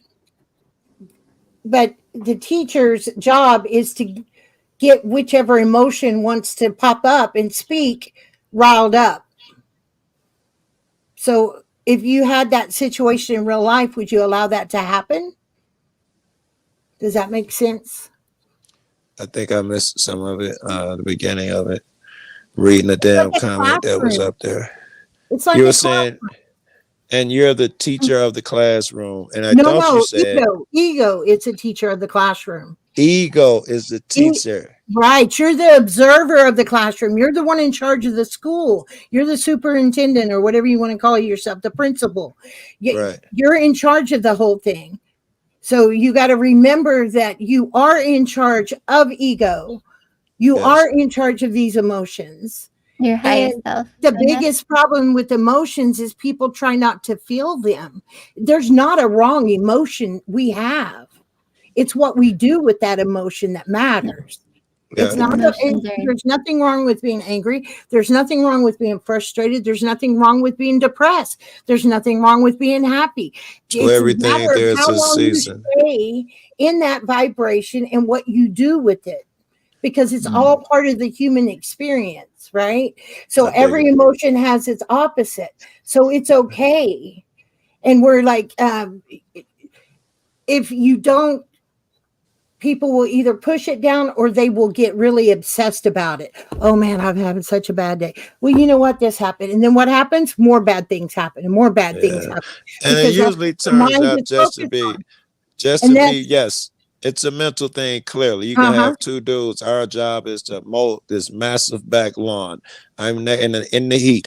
One guy's on the left and he's pushing. Damn, I hate this heat. It's fucked up. And the other guy thinking this is the most beautiful lawn I've ever seen. They're doing the same exact task. Can't be the task. It must be the mindset. Exactly. And it's like, if you start thinking about something or whatever, you got some situation that starts to trigger you, the ego's like, go tells his buddy Mr. Fear, and guess who Mr. Fear talks to? Doubt and distrust. And now you've got all this, hectic shit going on in your mind, all because you didn't acknowledge the feeling and let it go. Right? You obsessed over it. You're like, oh my God. We put thoughts to it.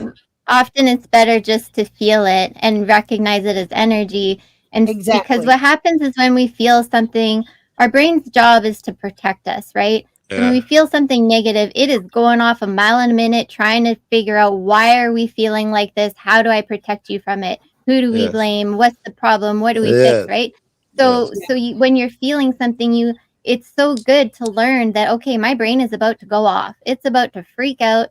And I need to just know that it's going to do that and try to breathe and just let myself feel this instead of putting a bunch of words to it. Let it go. I do the other thing. I think maybe it's this dude shit, but I look for those bells and flags going off too, so that I can dominate and control that situation. My brain wants me frantic because 12 cops just turned the corner, and and I got a cracked windshield or something, and I don't roll with that fucking anxiety. No, I be like, no fucking way. You don't run shit. Yep. I may pull up anger to get over that fear right there to get me back to my baseline emotion and shit like that. But I don't ride the emotion a lot. That's kind of like reparenting. A lot of people call reparenting. It's like that inner, it wasn't an inner child part, but an inner part of us is freaking out, and we just become that parent to that part of us that's freaking out, like that loving parent. Like, you need to calm down, like you need to, right, like all that stuff. I'll be on some dominator shit, but maybe your way is better. Just be more parental about it, as opposed to fuck that, like I'm at war with that energy. I love to look at everyone like a little kid, including myself. And when someone's in the negative or freaking out, I'd be like, okay, if that was a small child, like a 4-year-old, how would I help them through this? And often that's what we need to do, even for ourselves. Right? That's good to remember. Yeah, and that John, I've heard of that. Rocky's been really, really patient, and I just wanted to hear. And then after you, if you can go, you've been really patient too. Sure. But I'd really like to. But Rocky, when you speak, can you speak a little bit closer to the microphone? Because when you're talking, it's a little bit hard for us to comprehend what you're saying. Quiet. So if you spoke a little bit more directly for us, so we could be able to hear you. Can you hear me, Ben? Oh, are you whispering? Really muffly. Maybe closer to the microphone. We can hear you, but we have to really tune in and listen. The mic down towards you, so it's not straight up pointed. It's pointed towards your mouth. Yeah, try that. Oh, yeah, that'll be much better for sure. I thought you could all hear me. You can't even hear what I'm saying?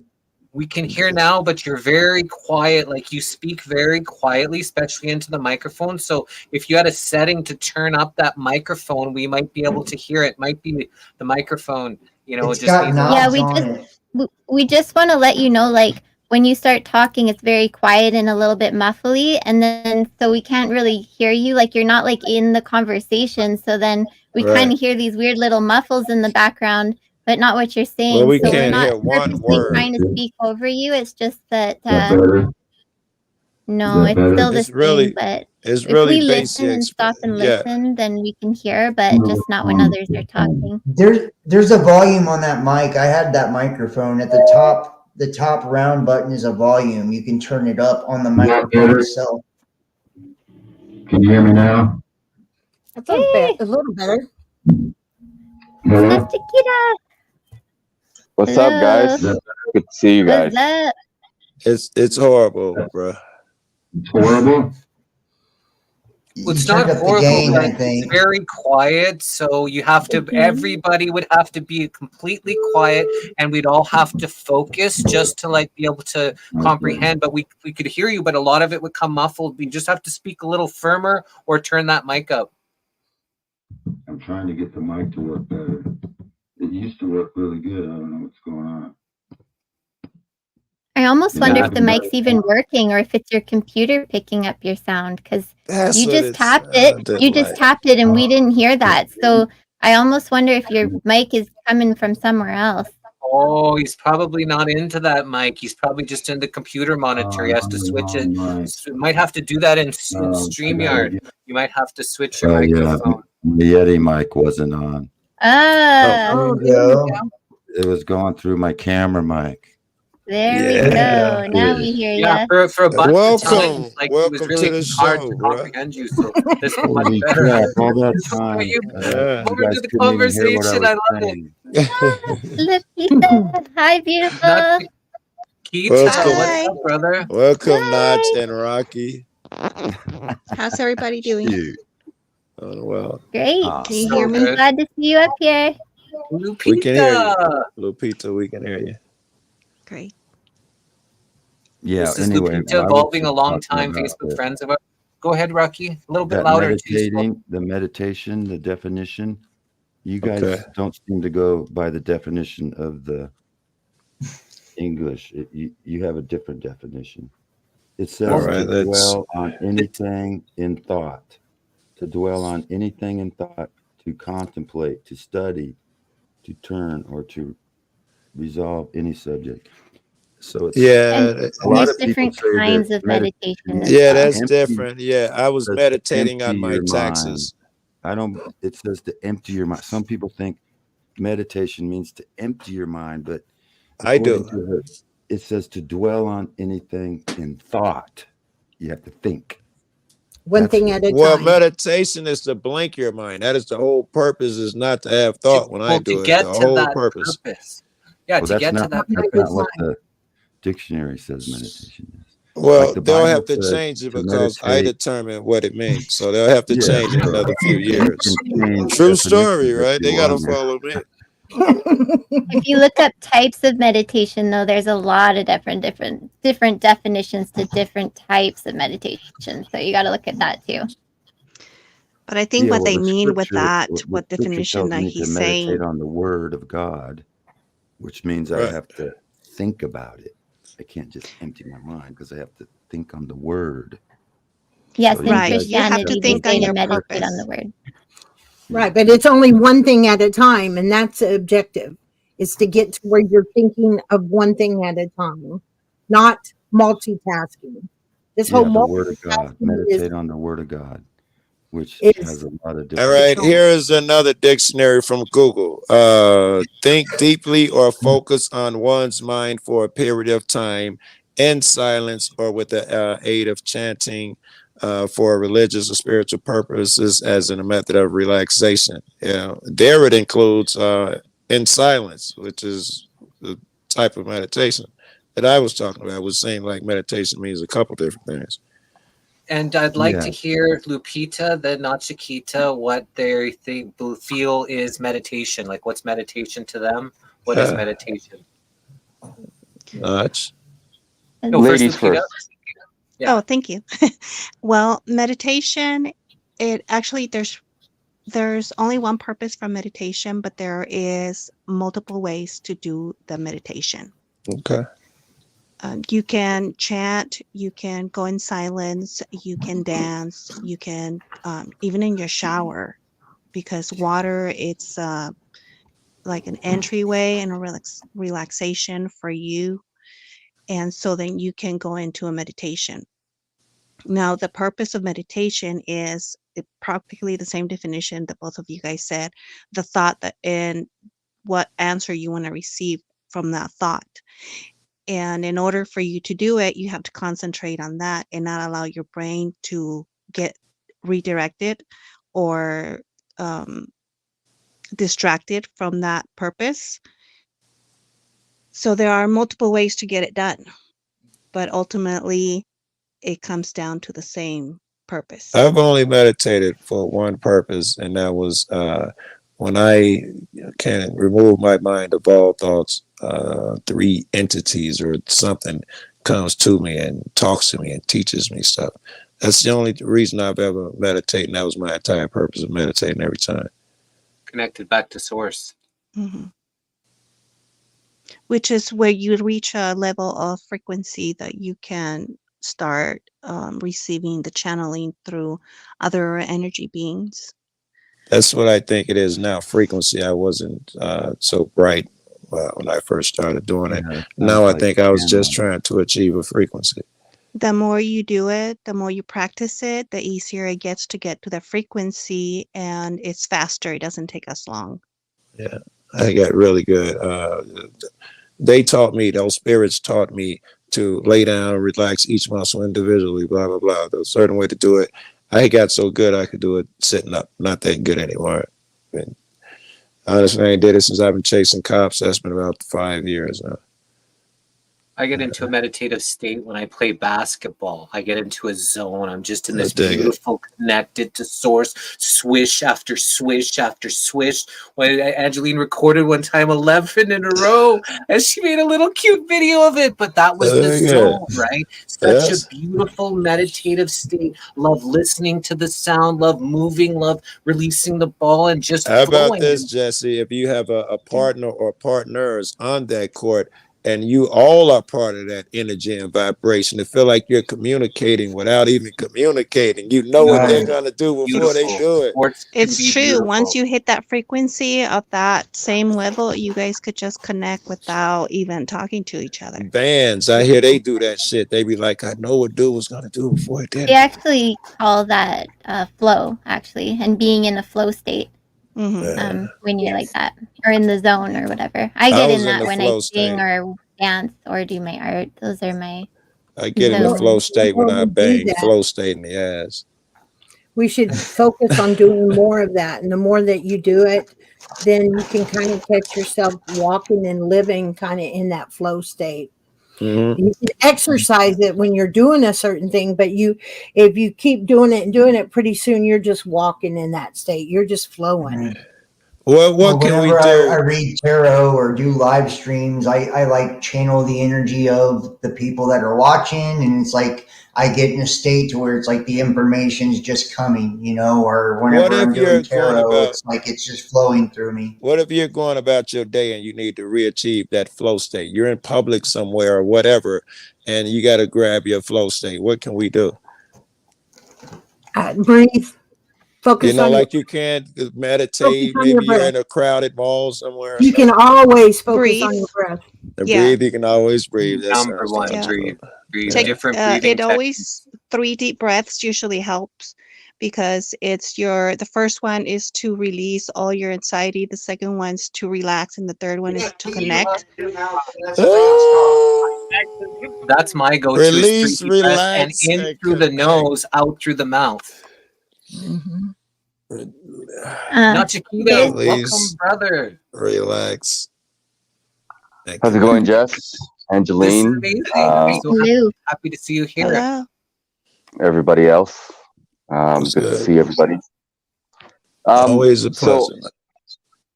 Well, thank you, Joe. I appreciate it. Go ahead. I was just saying it's always a pleasure to see you, bro. Well, thank you very much for the welcome. But I guess, the way I kind of feel about it is that, people are going to have different definitions of quote unquote meditation. And, the practices are going to be different. A lot of different techniques involved. My form of meditation is called Vipassana. A component of meditation, so far as I understand it, is like concentration, right? So you want to achieve some level of concentration. And then, so we start by what is called anapana, which is different from pranayama, because anapana is just trying to focus on one part of your body, like basically on the upper lip of the breath. Every time you breathe in or breathe out, you try to focus on the sensation. And then the next step, the vipassana part, is when you actually move that concentration around your body. Just picking up any kind of sensation that you might be feeling, like heat or tension or cold, whatever it is. And the idea behind that is to try to purify the body. But generally speaking, with this kind of quote unquote spiritual practice, that there is kind of foundational things that one should adhere to, kind of like having more morality, So that's Shila, Samadhi, Panya is what we say. So Shila is the having a moral foundation, and not engaging. Like right now is Ramadan, as example in the Islamic faith, and they have a very specific rule about how one should conduct themselves, like fasting, not engaging in immoral activity, stuff like this. And that's generally true to be the case. And Samadhi is just concentration. And Panya is hopefully you get some kind of insight through that meditative practice. So I'll just land it there. I dig it. I had an experience, and people taught me to meditate those three spirits. Meditate the three spirits I was talking about. And the first thing they told me to do is lay down and focus on each part of the body, individual, feel the sensations of each muscles, and that's where it started. Exactly what you just said. They've actually hooked people up, like hooked their brains up and measured their energy waves and stuff through different meditations to see which ones were most effective, and use them in psychology for people dealing with trauma and everything to see which ones were most effective. And there's lots of different ways to go around it. Like for myself, what I love to do is I love to start with tapping, because that calms my nervous system down, so that I'm not racing as much once I want to go into meditation. And then I have a little, and I'm also one of those really sensitive people, like to my body. So if I focus on my heartbeat or my breathing or whatever, it almost makes it worse, because I'm too much trying to right? So for me, I have an oil diffuser, and it goes off and on, just makes this little sound, right? So for me, I just focus on that, because one, I don't zone out because it goes off and then back on and off, and I just keep bringing myself back to that. Only works when you're in that room sound, right? or at the house, though. Yeah, that only works when you're at the crib. But you can always find something. You can, like an air vent, or the background noise of traffic, or just something, right? Like music, I intentionally use music. It immediately takes me to the vibration I want to be. I got my playlist for when I go on certain trips, the energy that I want. I'll use different playlists. If I'm working, if I'm chasing cops, I got different energies that I need. And so I got a different playlist. I like music. I put a little link in some places showing a study on some of that. But, hold on, I think Rocky's whispering again. Rocky. Oh, I'm sorry. I like this definition. Meditate, to plan by resolving in the mind, to contrive, to intend. Planned, contrived, to resolve in the mind. So you're meditating to resolve something? Meditate on a thing. Yeah, you have a problem, I'm going to meditate on it.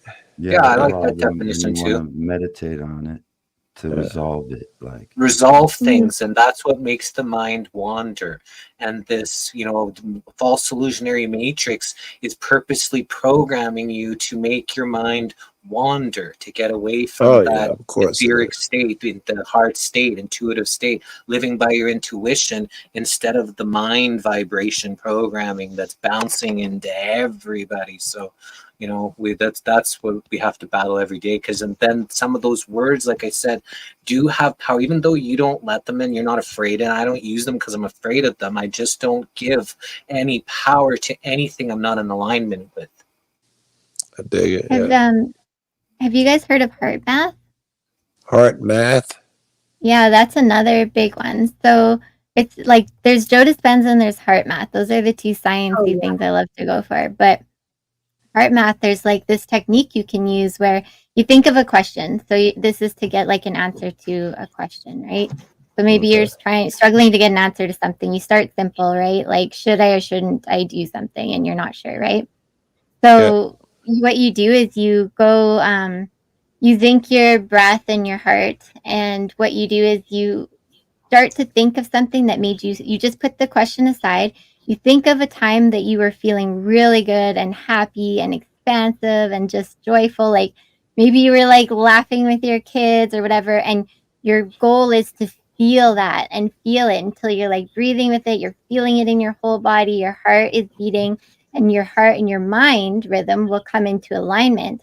And then there's more to it than that. But once that's in alignment, you come out and you ask yourself, what's the answer to my question? And it almost always comes so easily, no confusion there. It looks like music could work again in that situation.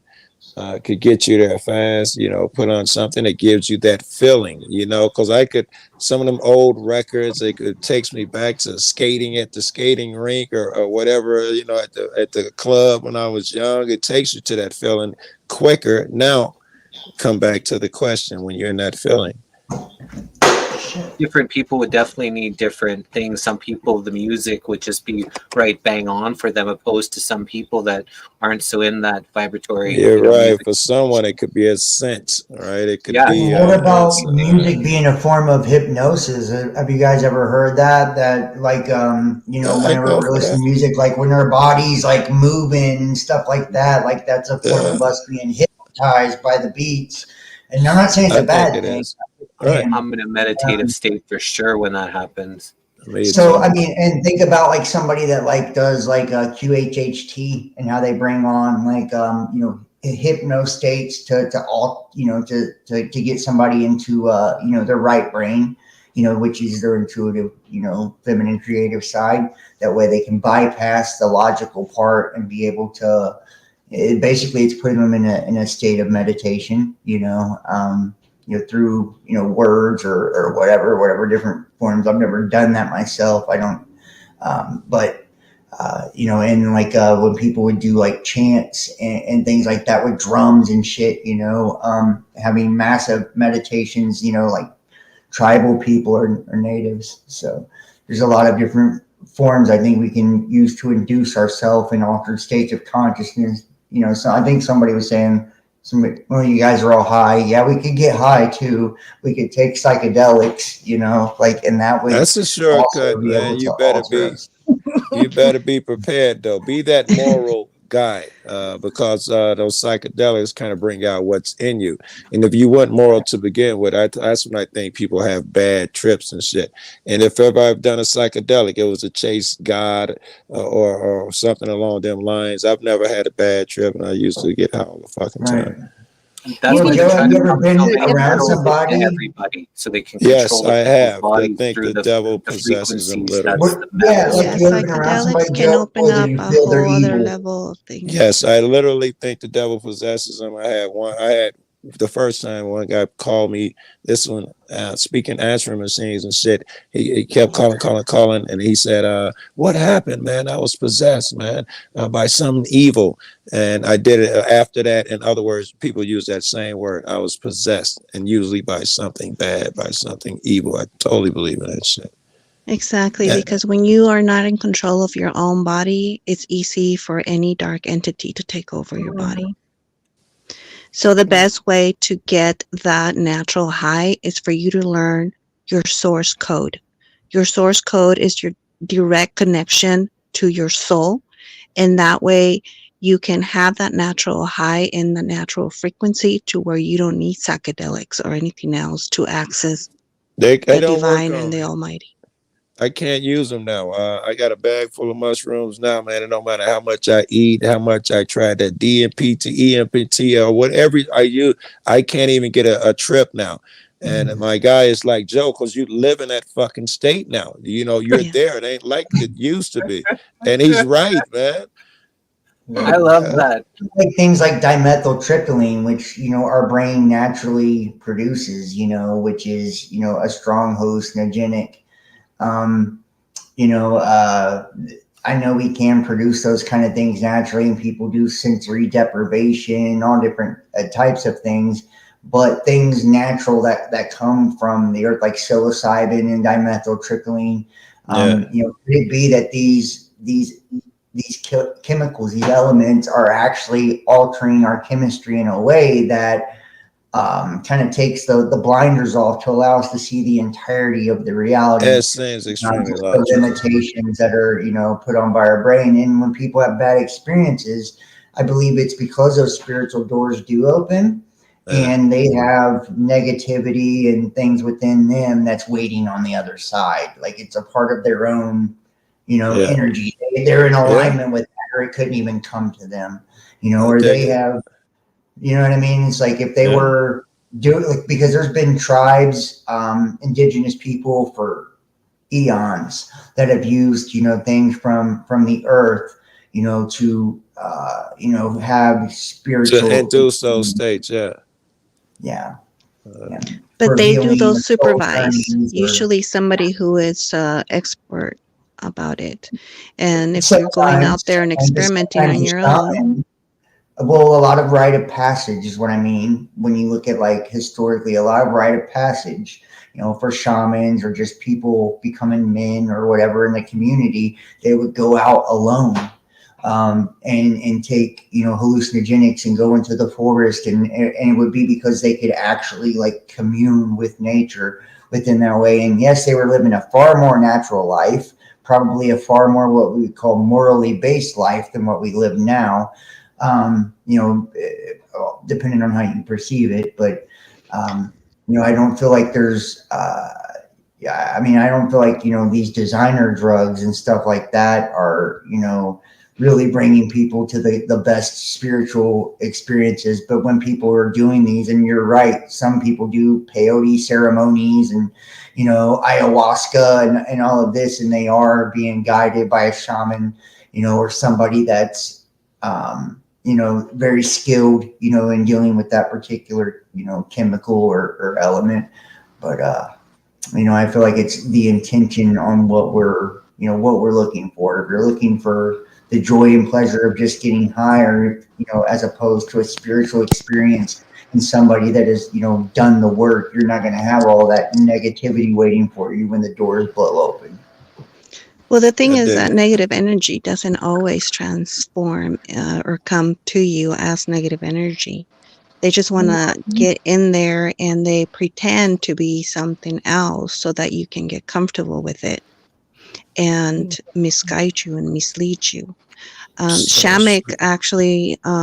Shamans, it's actually a word that it was not initially for Native Americans. It actually was brought over from the people who came from overseas, and that actually means people who do deals with demons. So you should look into what shamanic truly is, and shamans truly are. Well, but medicine people are the natural indigenous people. That's also a belief thing. Is when you see that I ever seen, they're some of the most nicest, kindest people. So I'm not sure how that kind of goes. But once again, this goes back to a belief thing. If you see demons as some external, parasitic entity that you don't have control over, then yes, I guess there's something to fear. And anytime you make a choice out of fear, right? We're not in alignment with our highest self. But if you see, demonic entities as disembodied personas of the collective unconscious, and they have, base or distorted polarities because of whatever, they come from, these are parts of our self that we need to heal, is all I'm saying. So yeah, if they do deals or have a mediumship with these entities, of course they do, because they understand the connectedness of everything. So to me, that's not a negative thing. To me, that's just somebody understanding, the universal connectedness of all things, and how every piece of conscious experience and entity that we think is separate from ourselves is actually part of us. Of course it is. Yeah. And welcome Svetlana Maximova. She was recently interviewed on The Missing Link. So how are you? And what's your thoughts that you wanted to share?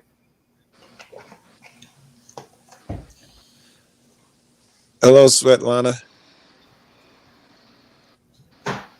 If you're talking, we can't hear you. I heard her say hello. Figure out her sound, maybe. Oh yeah, maybe I'll try the edit mic setting. No, it's up. So yeah, she's not muted. It took a while to load, so it might be something on her end, internet-wise. Oh, I there can we hear go. her.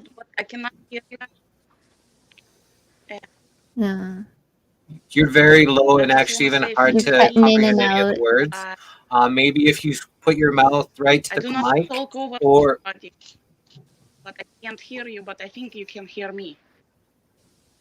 Yes, but it's very low. Okay, I just want to say about meditation. In my opinion, it's actually knowledge. You actually have to quiet down your mind, because mind is not you. Language and word, it's basically equals numbers. It's basically language of the AI. It's not you. You, it's more feelings, it's memories, it's intuition. You do not speak words, so you need to cut off the words. I also know one of the most dangerous meditations would be transcendental meditation, which is breakaway meditation. They use some kind of entities, brain waves, and it's actually been proven. It can be measured and recorded, so don't use that. And as far as meditation, you want to connect to yourself, not to the computer who produced this inner voice for you. Exactly. Because if you want to control someone, what would you do? As early as possible, you pretend to be you. Like it usually happens to people around 2 when they start speaking. And when you look in the mirror, it's the voice saying, "Oh, it's me," and that's the first imposter becoming you, basically. And from that, the chatting never stops. That's how you've been controlled, and I've been controlled the same way. Before that, you don't experience suffering or unhappiness. You just fall asleep and connecting to your higher self very, very easily and quickly. And soon, if this imposter get into your, it's called mind, basically. So are you saying your inner dialogue is inherently bad? You don't need anything. And body is just a companion. And the mind is an imposter, basically. Thank you for listening. And yeah. I think she's saying AI frequencies. So it was at the end there that was so hard to comprehend. She's got sometimes connection issues too. So it's not just the microphone. Her connection kind of comes in and out. I think she's basically saying like what we were saying about our programmed brain isn't us. It's a program. And some people are just running off their program instead of themselves. Like, just letting that brain take over, thinking it's them. Like a lot of people have a program and think it's them. They have these autopilot thoughts and think it's them. And beat themselves up because of it. What? If that's the programming, because of it. Yeah. I wanted to say something about demon because of what you said. There's a great quote that Ravi Zacharias said, and it has stuck with me for years, especially when I see and learn information that is very disturbing. You must see the heinousy of evil to appreciate the majesty of love. And that's so, however, however evil it is as high as the love can be. If you read this book, The Prophet, Khalil Gibran, he talked about love, and he said a picture of it as being on a boat, and love is being above deck and having the most enjoyable moments you have with your spouse, your mate is the most incredible shit. But understand, the height of that love is equal to the depths of the bad times that are below deck. And they will demand equal time above deck. I thought that shit was interesting, yeah. Yeah, that's very true. Very interesting. Yeah, I got a little thing with demons because I grew up in a lot of that fear, and I went into the history of that when I went into the history of the cultures and stuff in the Bible, and I had to really think about that because I had a lot of that in my world growing up as well. People on the floor shaking and everything's a demon, everything's a demon, right? Like in my family, every freaking thing was a freaking demon. My car broke down, it's a demon. We're gonna cast it out. Like I'm not kidding. I was the little kid. I'd walk in, there'd be people laid out all over the living room floor. I'd have to step over and go up to my room. Like this was my life. Hey? That was normal. So, it was just normal. Like I had to make sense out of this stuff because when I got free, I'm like, well, what the frig was that if this whole Bible thing isn't what I thought it was, right? So, anyways, yes, I understand. That was where I started realizing how powerful we are. And back then, I was like, okay, so we have access to everything. Everything's energy. And this energy comes in and then we interpret it with whatever we have in our minds to try and figure it out and interpret it with. Right. Yeah. But, and I don't want to lose my thought now. I've been thinking about this for a while. Make it real. If you're afraid, you make it real. You can make a lot of experiences from your beliefs, right? You can, because they're called the programs. Yeah. Yeah.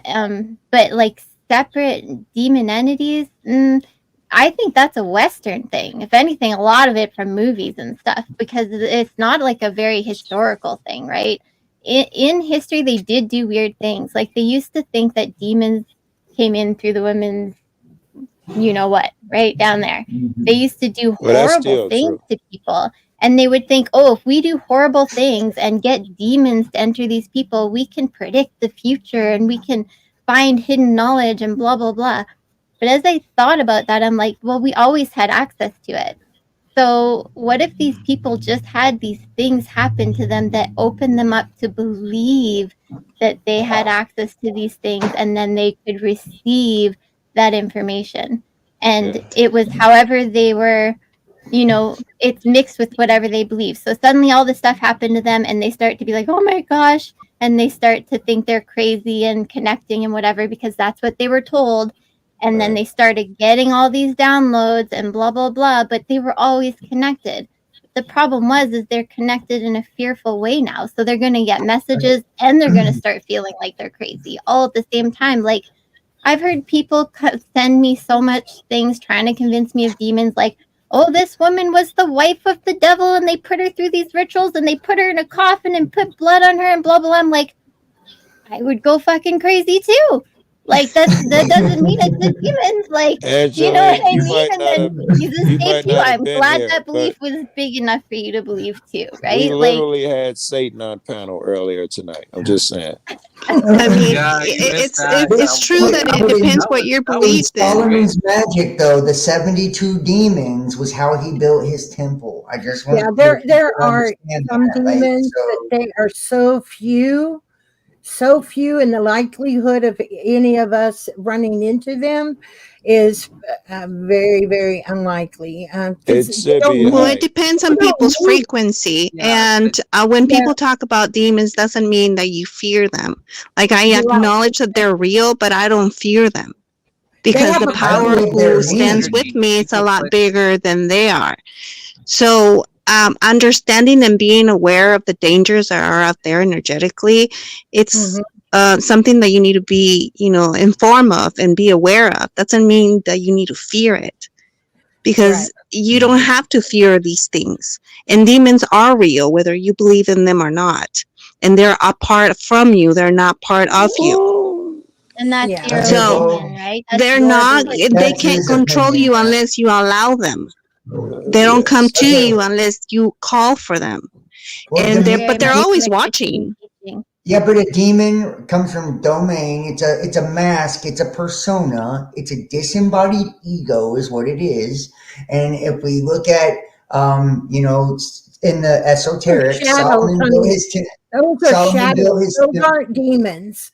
Okay, You're talking Solomon about shadows. Can I finish, please? Yeah. Please? Solomon built his temple from demons, which means he tapped into the collective subconscious, and the temple is an allegory for a spiritual enlightening. He healed the parts of himself that we're all rejecting and demonizing, literally. And most of the demons and entities, I just want to let people know, weren't even in existence before Christianity. What they did when they started conquering other cultures was they take their gods and stuff and they would call them demons. That's why if you look at, just for instance, Baal and all of this, these were Astarte, and then they get the names of foul mouth or foul breath demons and stuff like this. They were gods and goddesses in other cultures, is what I'm saying. And then they got demonized under Christianity because the papacy and all that didn't want you to have access to this part. If you think about the Great Flood, right, and the deluge, and I truly believe this, these cycles that we go through, these are parts of ourself that we used to want to have access to before, this cycle we're currently in.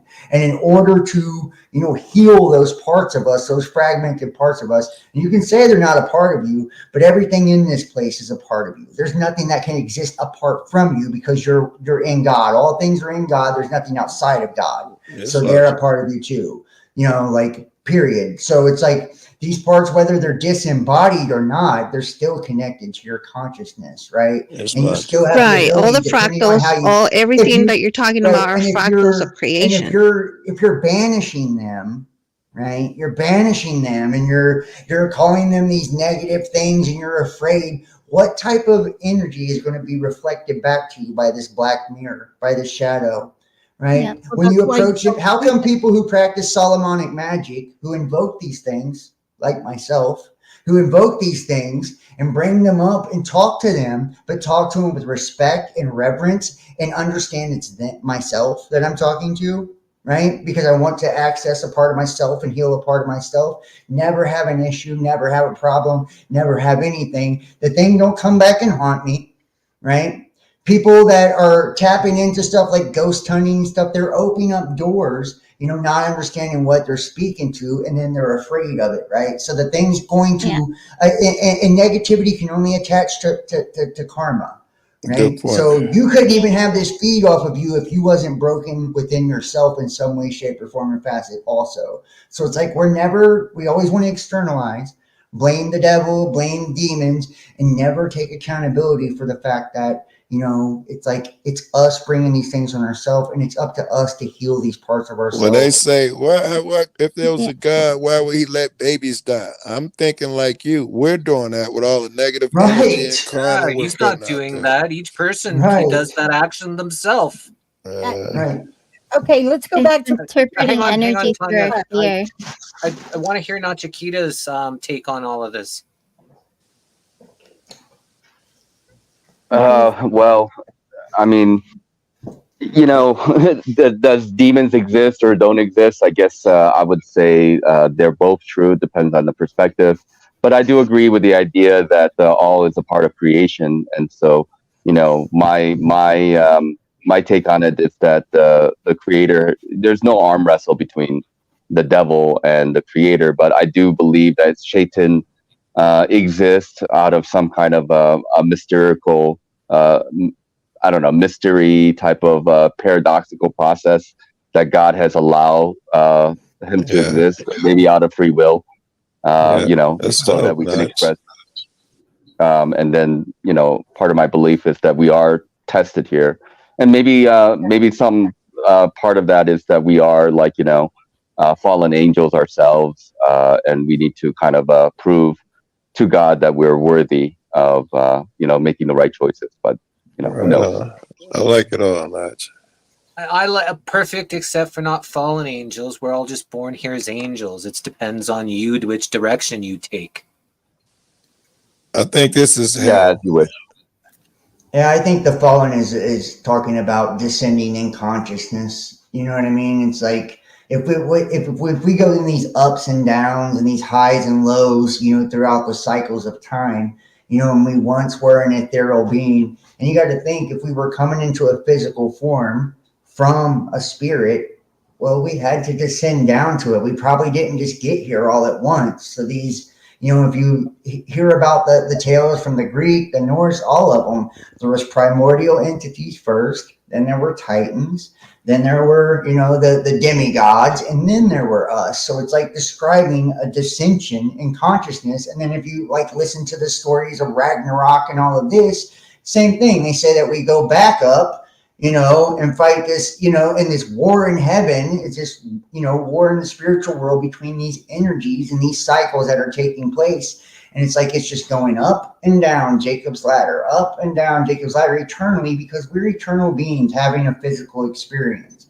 We always want to make it, something, honestly, what I think it's just not, it's hard to comprehend how something that's completely omnipresent, ineffable, inexpressible would put itself in a mortal body, and something that's totally whole would be able to fragment itself, and the process that would entail. And if you look at the stories, the reason all the stories are all the same in all the cultures is because they're all describing the same process of how we got here to where we are today. And obviously when the cycles end, because we shift to new elements, because we shift to new bodies, we have mutations consciously, we go up and we go down, we have to write it down. We have to put it in pyramids. We have to, put it in symbols, because symbols, they embody an energetic expression of energy that we can't divide or, explain with our words, right? That's why we use the symbol and the all-seeing eye and all of that. People think, it's all just evil, but it's like,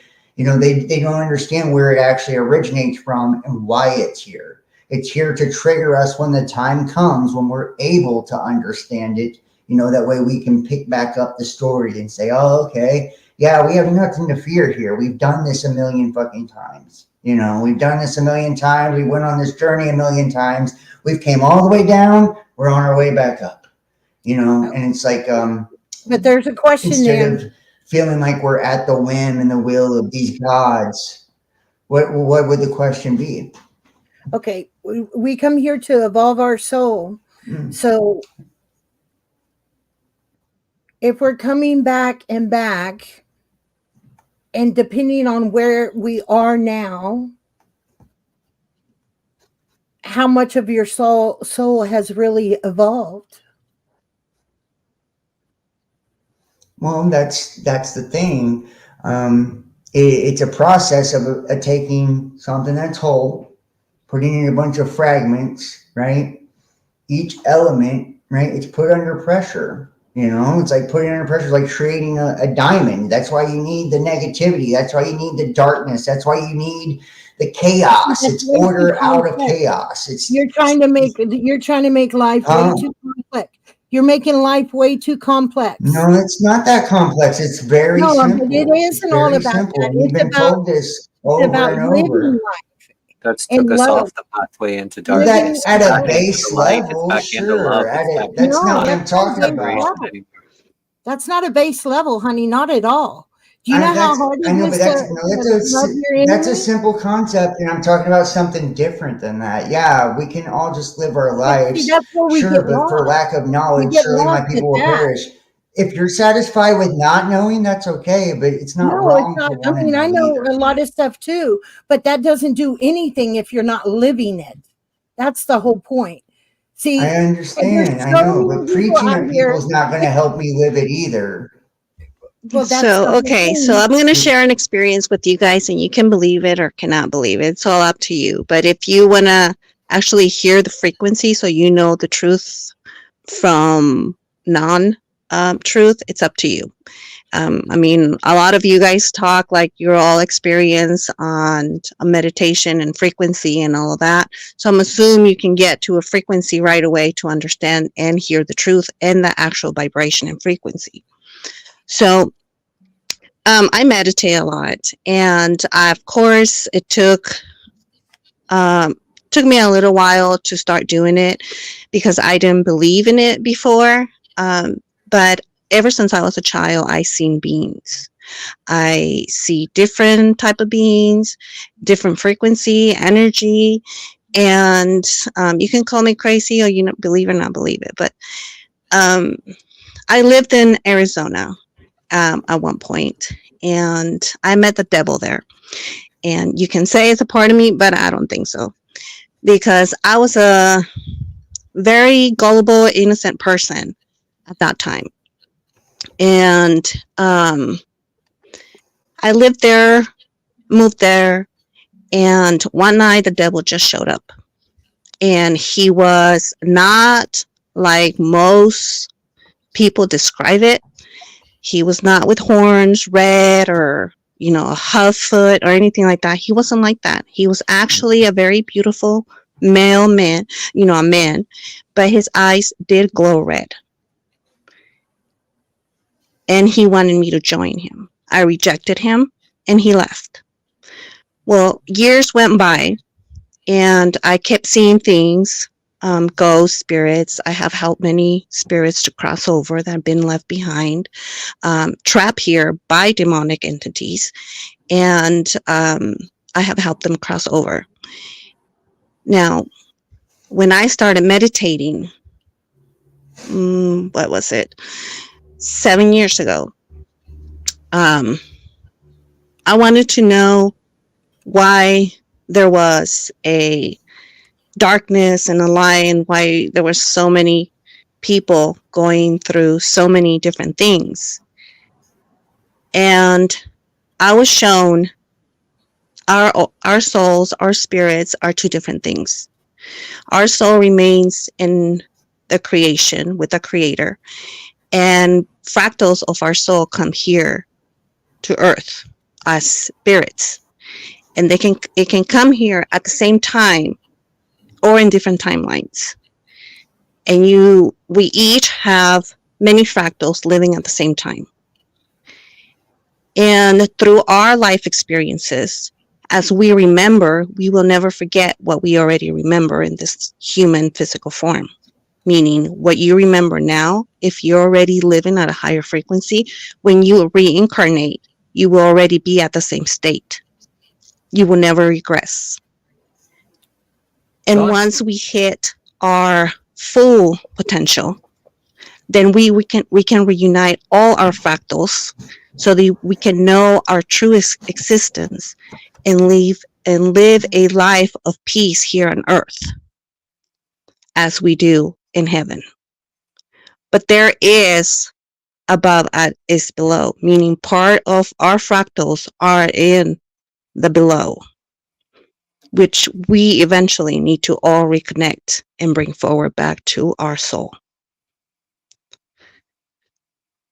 And that showed me that the war is still going, but the war that here on earth is for our soul, our mind, like our full energy. That's the true frequency of this planet. And many who have attachment to darkness have the power in this planet at the moment. And that is something that needs to be shifted. So take with that as you want and resonate with what you can resonate, and just leave what you don't. Thanks for sharing, Lupita. And John, did you want to finish? Sure. Yeah, I just believe we're in a process of evolving souls, and to the, the devil stuff and all of that. If we look at a lot of this and I'm not trying to be rude, I'm not trying to diminish anybody's beliefs or what they believe. You're welcome to believe whatever you want. But these are all, forms of religious indoctrination that we're hearing here. Like, I'm just being honest. and it's the truth, and Is your truth. No, it's the truth. Hasatan, Saturn, is Satan. It's based on a planet. That's the truth. It's not my truth. It's the truth. That it's your truth. Okay, well, you can say that if you want, but that's where it derives from. That's where it derives from. Depending on where you research. That's where it derives from. Depending on where you research. Astrological story, just like the birth of Jesus coming from the Virgin and all of that. I'm trying to tell you, from Virgo, Bethlehem, the house of bread, which is in the constellation of Virgo. This is because it's at.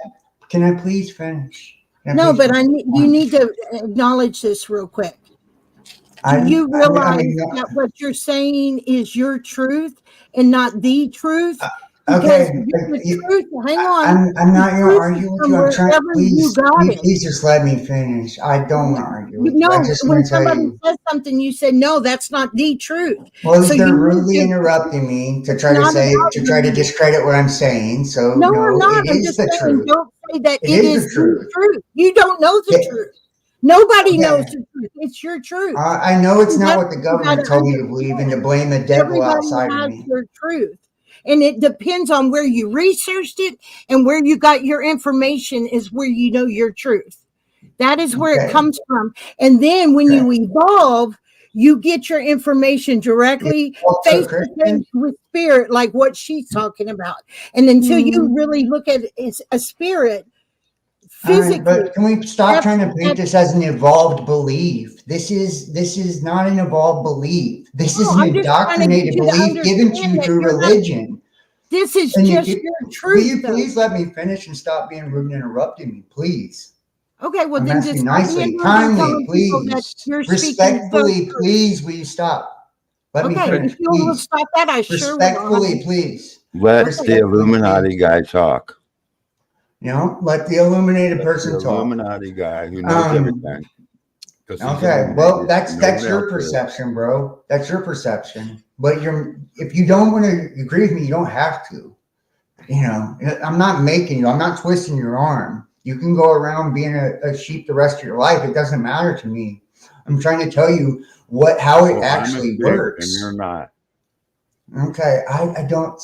Okay. Like, is this all we're going to do is be rude because I have a different belief system? I mean, if you're going to slander, how can you expect to be? I can't even finish a sentence without all of you interrupting me, calling me the Illuminati guy. I've been called a Jew. I've been called everything else because I don't buy into your bullshit religion. You were. Yeah, but how do you expect to be respected if you're not going to speak in respect? I'm being respectful. I'm asking you to stop interrupting me respectfully, and you still keep doing so. You guys are calling me names. I'm not retaliating. Yeah, I'm not retaliating. I'm not saying nothing back.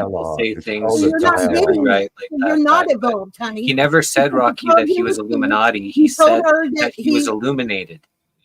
Right. You told her that her truth wasn't right. You told the other guy his truth. No, she said that's your truth.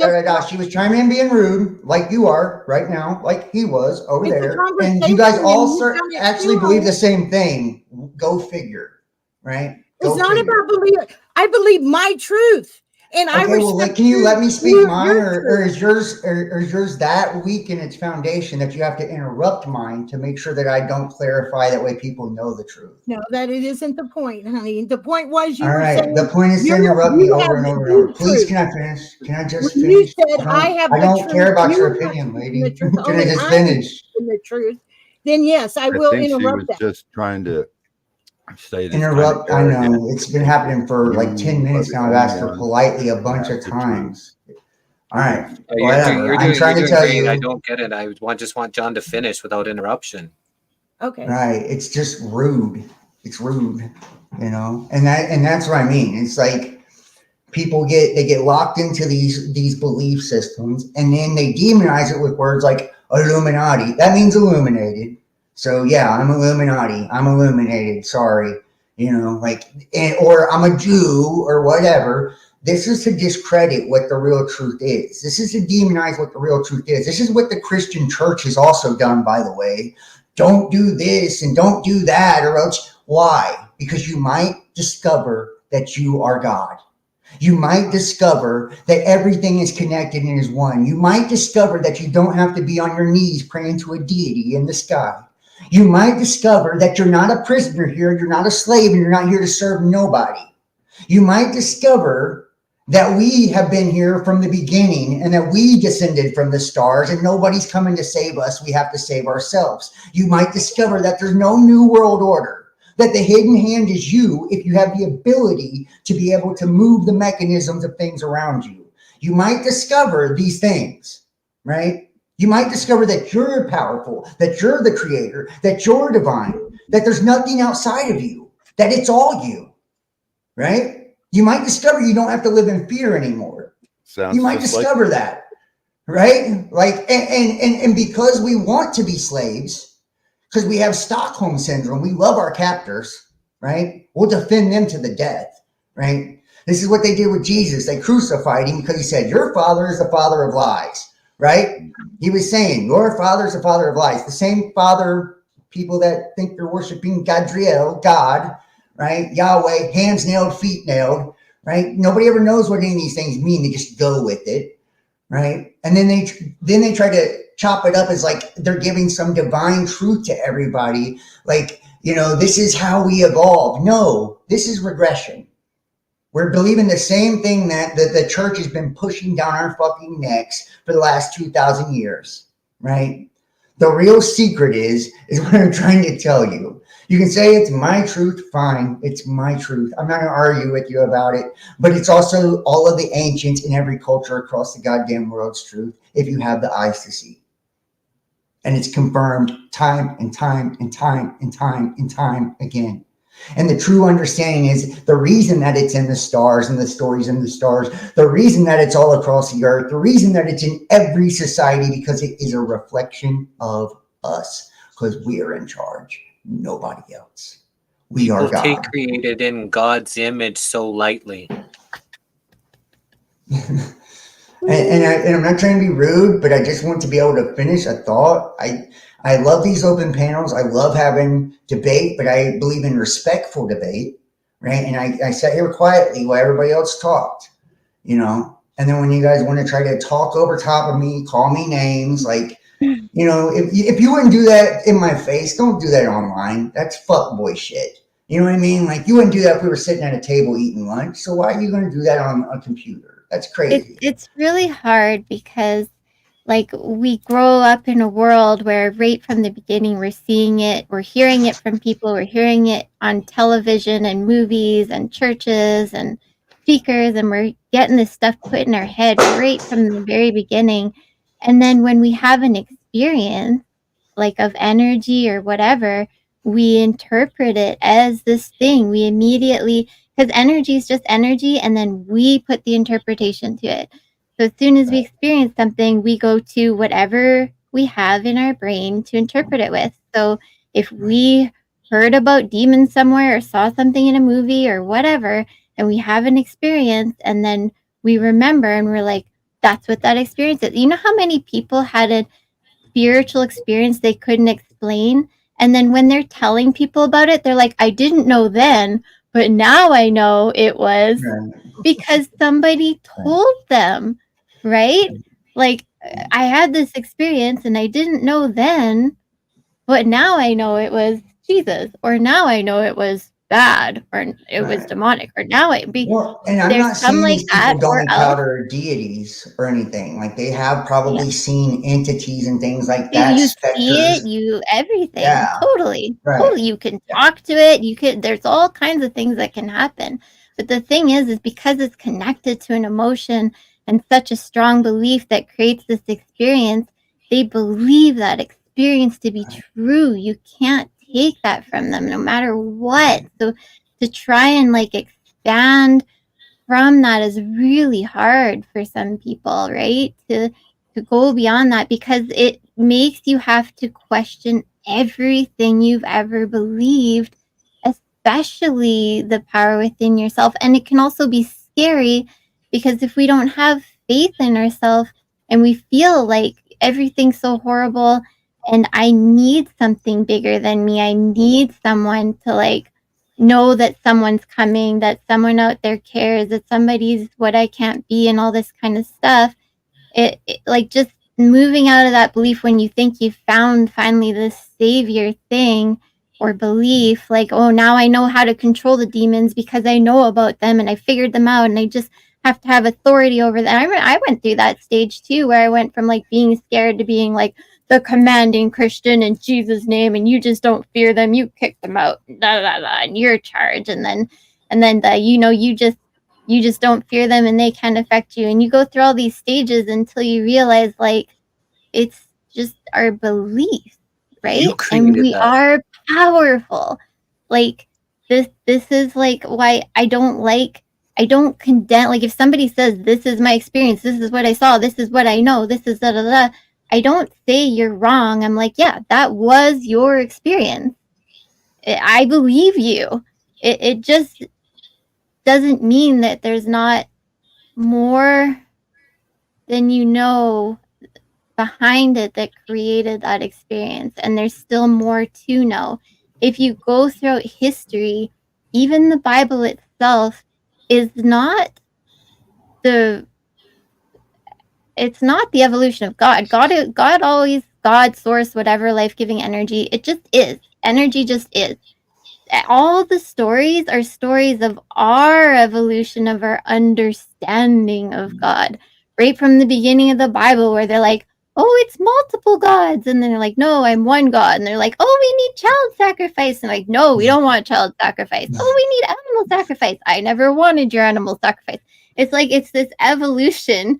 It's like, you have to do all these things to be healed, and you're sick because of this sin, and blah, blah, blah. And then Jesus is like, no, get up, be healed, believe, have the same relationship I have, right?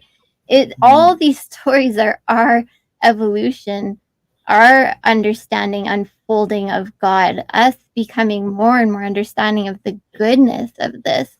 Not like, and that's kind of where we got to keep going forward instead of going backwards into the fears. It's supposed to be the truth that sets us free, not makes us more afraid, that holds us back. All that stuff. Well, see, that's the thing, though. Like, I agreed with him, and I agreed with you about how we can control our lives and how we have the power to do everything we want to do. And I do understand the constellations and the planets and all of that. And the whole magic thing, I went through that phase as well. So we have the thing that I'm trying to say is that everybody needs to be open-minded to everything that is said, because everybody goes through different phases, just like you said, and everybody experiences those phases in different orders, not in the same order. So what applies to one person doesn't apply to another at that moment, because they are yet to experience anything like that. So until we go through our whole full circle of our understanding of our true energy, and yes, energy is raw, but energy can also be manipulated, and that's how they manipulate the weather. That's how they're manipulating global warming. That's how they manipulate the money system. I mean, it's all manipulation. But never let them believe that they're more powerful than you. No, they're not. I'm not saying that they are. Right? I'm not saying that they are. I'm just saying they do it. See, when you're trying to say that you acknowledge something that is being done, you think that the person is believing that they're more powerful than you. I don't believe they're more powerful than me. I don't have fear over anything or anybody. But when somebody shares it, then somebody always comes back as saying it as a negative thing, when a person is just sharing information or sharing their experience, and then the other person is diminishing it by putting it into a negative thing, when it's not a negative thing. It's a simple experience, and everybody just needs to see it as that. And we're just expanding it. We're just expanding the thought. We're just asking to expand the thought further and think about it in different ways as well. And we are all at different stages. And even religion itself, though it is starting to disappear, is step for a lot of people who weren't even conscious of anything else before the religion, right? Exactly. Like it's all a step, and we're all at different steps. But for us to add onto it or to expand on something or whatever isn't always a means of belittling. It's just that there's things that got us free from some of these things that we also want others to know. Like for us to step backwards into that belief we came out of would be going backwards for us, right? Like we need to stand on the freedom that we've come into too, because we want other people to step into that empowerment also, right? Right. So it's not that like we're butting heads. It's just we all have our different views. And with what Vladimir Putin says here, it's widely agreed upon by experts that Hindu is the oldest organized religion. So to take that even one step further is they feel like they're the ones who introduced evil into consciousness. It wasn't there before that Hinduism, which is now Brahmins. The Brahmanism is the top. So when you see the movie John Wick, they go to the desert to talk to somebody. That's like a Brahmin. So that's, you know, if they're telling us something, that's where kind of the high table is, I guess, in those words. So well, isn't it interesting that he was Brahma, he was a bull god in the age of Taurus, and he was a creator and destroyer. It was life and death. I'm just saying these are like allegories for the ages in ourself, and it's not all astrology. These are just reflections of where we were consciously. You know, the heavens and everything reflects what we're, you know, projecting. So you save yourself. That's what you're saying, basically. Well, Christ said, right? Christ said, didn't I say that ye are gods? If you look in the Bible, the biblical, listen, the biblical meaning of gods is little g gods. That means supreme angels, supreme beings, sons of God, Elohim, right? And wasn't mankind created in the image of the Elohim? So that means we created ourselves. Over and over and over and over again. You're saying that we save ourselves through higher consciousness or something, and Christ means anointing. But the Bible says the opposite. It says it's the Bible was written by a man. It was put together at the Council of Nicaea by the Romans. To save yourself. All the other ones say you have to meditate and you have to save yourself. Christianity is the only one that has a savior that says that we're all sinners. No, it's not. Mithraism is the same thing. Osiris got cut up into a million pieces. That's not true. That's not true. It's not true, and it's all the same story. It's true. The story of Jesus is written in many different religions, and they call him different names as well. So it's the same story, and I think the Christianity was taking stories from other religions, from other beliefs. I understand that, and I know that because of my own meditation and readings that I've done. But in regards to the Bible, you keep saying it's the same story. The Bible says that you need a savior, and you guys all say you can save yourself by doing meditating. But that savior that you need is you. That's your connection to Savior Jesus Christ, whatever it is you think that savior is. It's you. You have to create that. Nobody can do that for you. The savior is right there for everybody to just connect to. Christ, whatever it is that you connect to. But Christ, if you want to go from the Bible, I mean, anointing. Yeah, it's a spiritual anointing. Christ means a spiritual anointing. But if you want to go from the Bible, when Jesus came, he did sacrifice, and he was the savior back then. He did save us from the original His sin. name means but salvation. It came from Jesus, Isu, Yeshua, Jesus. Those are all translations that mean salvation. Which comes from Yahweh as well. Hands nailed, feet nailed. It's the tetragrammaton. It's talking about salvation because it's Son of Man, your own salvation. Right. So after he came. Can I finish? Were you interrupting? Yeah. So you're still really quiet. You're so low, bro. Yeah, I can't hear you at times. I don't mean to interrupt you. Okay. Is that better? Yeah, I would even point it towards you if you can instead of straight up. Is that better? A little bit better. Just speak with a little bit of goomph. Yeah. All right. What I was saying is, I heard him say earlier that we all have to save ourselves. I heard this John, I think his name is, the guy with the horn sticking out of his head. And anyway, that was just a joke. That star behind you makes you look like you got horns coming out of your head. Okay, you say you're not in the Illuminati, but you're basically teaching what the Illuminati says, that we're all going to evolve, we're all going to become gods, and this is all bullshit. I think it's all bullshit. I think we need a savior. I think we need a savior because we're all sinners. We can't save ourselves.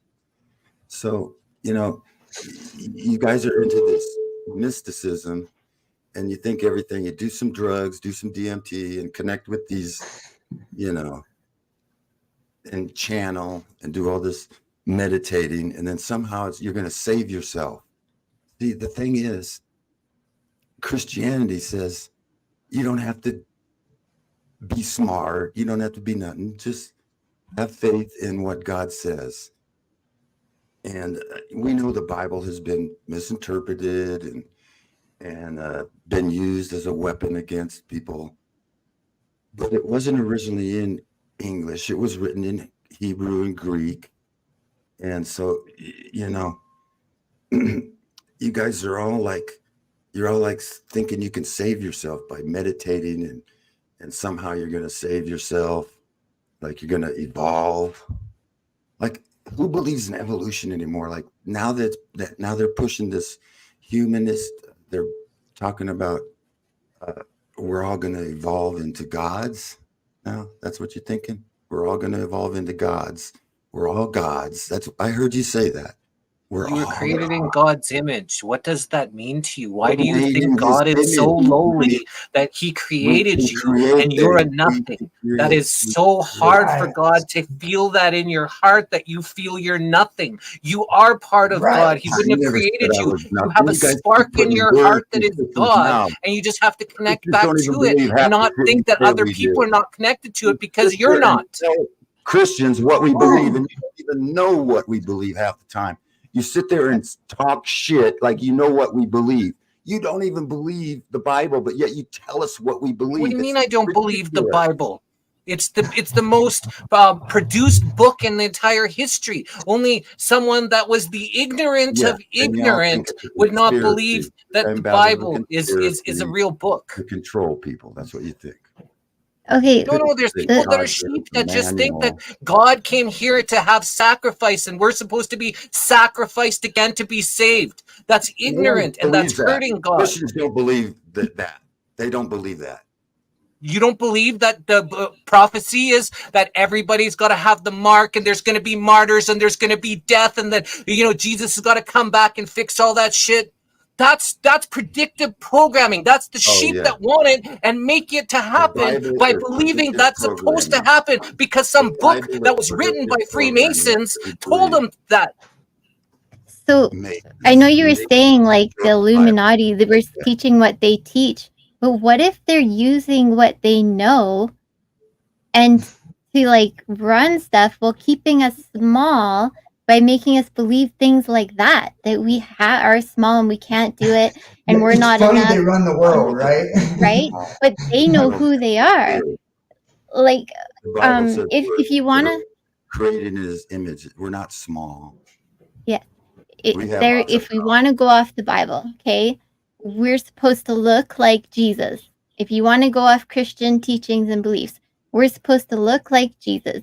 Jesus knew who he was. That's why he walked around knowing people were loved and telling them, you don't need all this shit. Be healed. You don't need all this shit. God is your father, right? Jesus was trying to show us who we are and that we could have a direct connection to our creator. Okay? Right. And if you go into the history of it, he said the only way to the Father is through me. That's what Jesus said. Right. And what he means with that is to walk by him, to walk like he did. And he did go into the mountains and meditated. So he did meditation as well. And he did his fasting. And through his fasting, he did meditation. So the Bible implies that we need to walk through his feet, being like him, remembering everything like he did. and practically Feeling being a like good him. person. Not that he's going to come save us because he's already been sacrificed. But You're, He didn't you're say you making can do When it everything I says, can do in behold, more. he's coming on the clouds, clouds translates to you're reading consciousness. into it. So He behold, he's didn't. He coming didn't on say that. Bull the crap, consciousness. just like the He didn't say that, I'm just saying Rocky. that. He didn't say you can do everything I can do and more. Are you saying that he didn't say that, or the he Bible did say doesn't that. say he said that you can do everything I can do and more? Did that book that you hold dear to your it heart said that, have but those you're words not- that you think are connected to the truth? But you can't. It doesn't say you can save yourself. No, Just because like- he already said saved us. believe What him. he means with that is to be like him, love You one gotta- another. Hold on. The only way, the How only did way he to not do say that- you can save yourself? And Angeline, maybe you can explain this, but how did he not say that? And I'll let you know what I think after. He said, believe him and you will be saved. Basically, he's saying, take on this new belief that I am showing you, that I am being the example of, what I am teaching you, what I am like. It says, if you don't believe my words, believe my works, right? He said that. He was opening up people to a new belief, and he was saying, look, if you can believe this over what you've been brainwashed into, you will be saved. But not only that, it was also just literal in like, look, I'm telling you to watch for all these signs, which was for that time because they were destroyed in 70 AD. He's like, look, when you see these flags around and blah, blah, blah, and whatever, like, get out of the city. And they were saved. It was literal as well, right? If you believed Literal, what he was huge. warning them about, they got out and they were saved. But also, if you believed, like, just that what he was saying over, you have to be afraid and small and do all these things and blah, blah, blah to be okay with God, and instead believe him, then, you know, that was our expansion forward. He was our gateway to believing something new through witnessing something so that we can expand forward. And we were never supposed to stop. We were never supposed to stop expanding forward. That was the step, right? When can I say something, please? Here, the way to the Father is through me. What is the Father? The Father is unconditional love. Right? What did Jesus do while he walked here? He displayed in everything unconditional love. So the way to the Father, the way back to because we are a ball of energy that freckles out and all that good stuff. But when we're done with this suit, we will go back into a ball and we will go back to that energy source. And the only way to do that is to have unconditional love and be able to not only have it for other people, but yourself, because you can, and be unconditional. Not, I will love you and be kind to you if you believe what I say or do as I say or anything like that. Works. Unconditional love. That's what God wants. The kingdom of heaven is within. And so that's what that means. Everything Jesus says has a direct correlation to everything that they're saying. It's just that Alan Watts says it the best, that, you know, we got to get that idea that there is this man in the sky or this presence above us, but when that is out to watch us or get us, or it's this smothering motherhood type of behavior, right? And that's not what it's about. You're broken off. You're you're a ball of unconditional energy. You break off from that and you're given free will. And you come here to learn, love, and evolve your soul. And as you walk, it's not about trying to shove anything in anybody's face or try to get people to believe. And this is why I interjected with you, because you had said something about someone else saying that, you know, their truth. And you're like, no, that's not the truth. She jumped in what I was saying that's your truth, to try to make it seem like I wasn't, you know, saying something relevant or true. About not interrupting. Tried to undermine what I was saying. About not interrupting. You made a big deal about it. But you did it a lot, so I'm just defending myself. I've been quiet. I haven't said nothing. Were you talking to about Rocky there, not John? No, I was talking to John. Okay. I guess that one over there. I don't know. I don't. But anyway, my point is that, you know, that's what you have to focus on. And you may know a lot more truth, you think, than someone else, but that's just your truth. And even though all the truth is really, when we get down to the same, once we cross on the other side, right now everybody is in their truth. And we have to learn how to respect each other's truths and wherever they are. And that's how you come across and bring people together. You can't go, well, what you're thinking is all wrong. You got to think it this way, or it's got to be this way. You have. I didn't do that. She's the one who interjected and said, that's your truth. That was the very first thing I said. You have to be an example of what it is, and that's exactly what Jesus was telling you to do. Be an example of what you're speaking. Walk your talk. Don't just, I mean, who cares how much knowledge you have? I don't pretend to be a holy man. I'm just a human. I'm not talking to you directly. I'm just talking in general here. You don't have to get defensive. I'm just talking in general. The whole reason Jesus came here was to give us that opportunity to see that. And you don't have to be a Christian. You don't have to be anything. You do have to. You do have to understand the only way to home is through unconditional love. Because if you don't, you will come back here and you'll stay in the karmic energy. And karmic energy is old energy. It should not even be in our planetary right now. We do it because we choose. We're in that dogma of karmic energy. Karmic energy is something we can very well raise above. And until we do that, we're going to be stuck like this. But it's never going to be perfect, no matter how good the energy gets, because this is 3D and this is what it's all about. So it's not about making the perfect world. It's about you learning, waking up, understanding the different things, and then making changes, and then living the life that you are demanding other people to live, right? And loving people and loving them where they are. Loving them where they are, whether you agree with them or not. Unconditional love for all of you. That's why I want you to be saved. Put your faith in Jesus, in the person of Jesus. Who, though? Saved. Love is universal. And I think that's something that it's all understanding. And I think that's something that we all agree on. He's not going to destroy wickedness. You think he's just going to? But where is wickedness? Where is any wickedness in the world? You don't. No, there is, but where is any here though? Huh? Where's here? Right now, there's a bunch of us here. I don't see any wickedness. Personally, I'm not calling any of you wicked. But I'm saying, but saved from who though? Who do we need to be saved from? If here, everybody here has got a beautiful heart connected with you all, and I'm so appreciative of you all here. I've never seen any wickedness, any malice, anything. It doesn't matter if he's got a sign on the thing. He's got the kindest, gentlest heart, and so he's here as my friend. So that we've all sinned and come short. We're all sinners. We're all sinners, and we all need a savior. I like.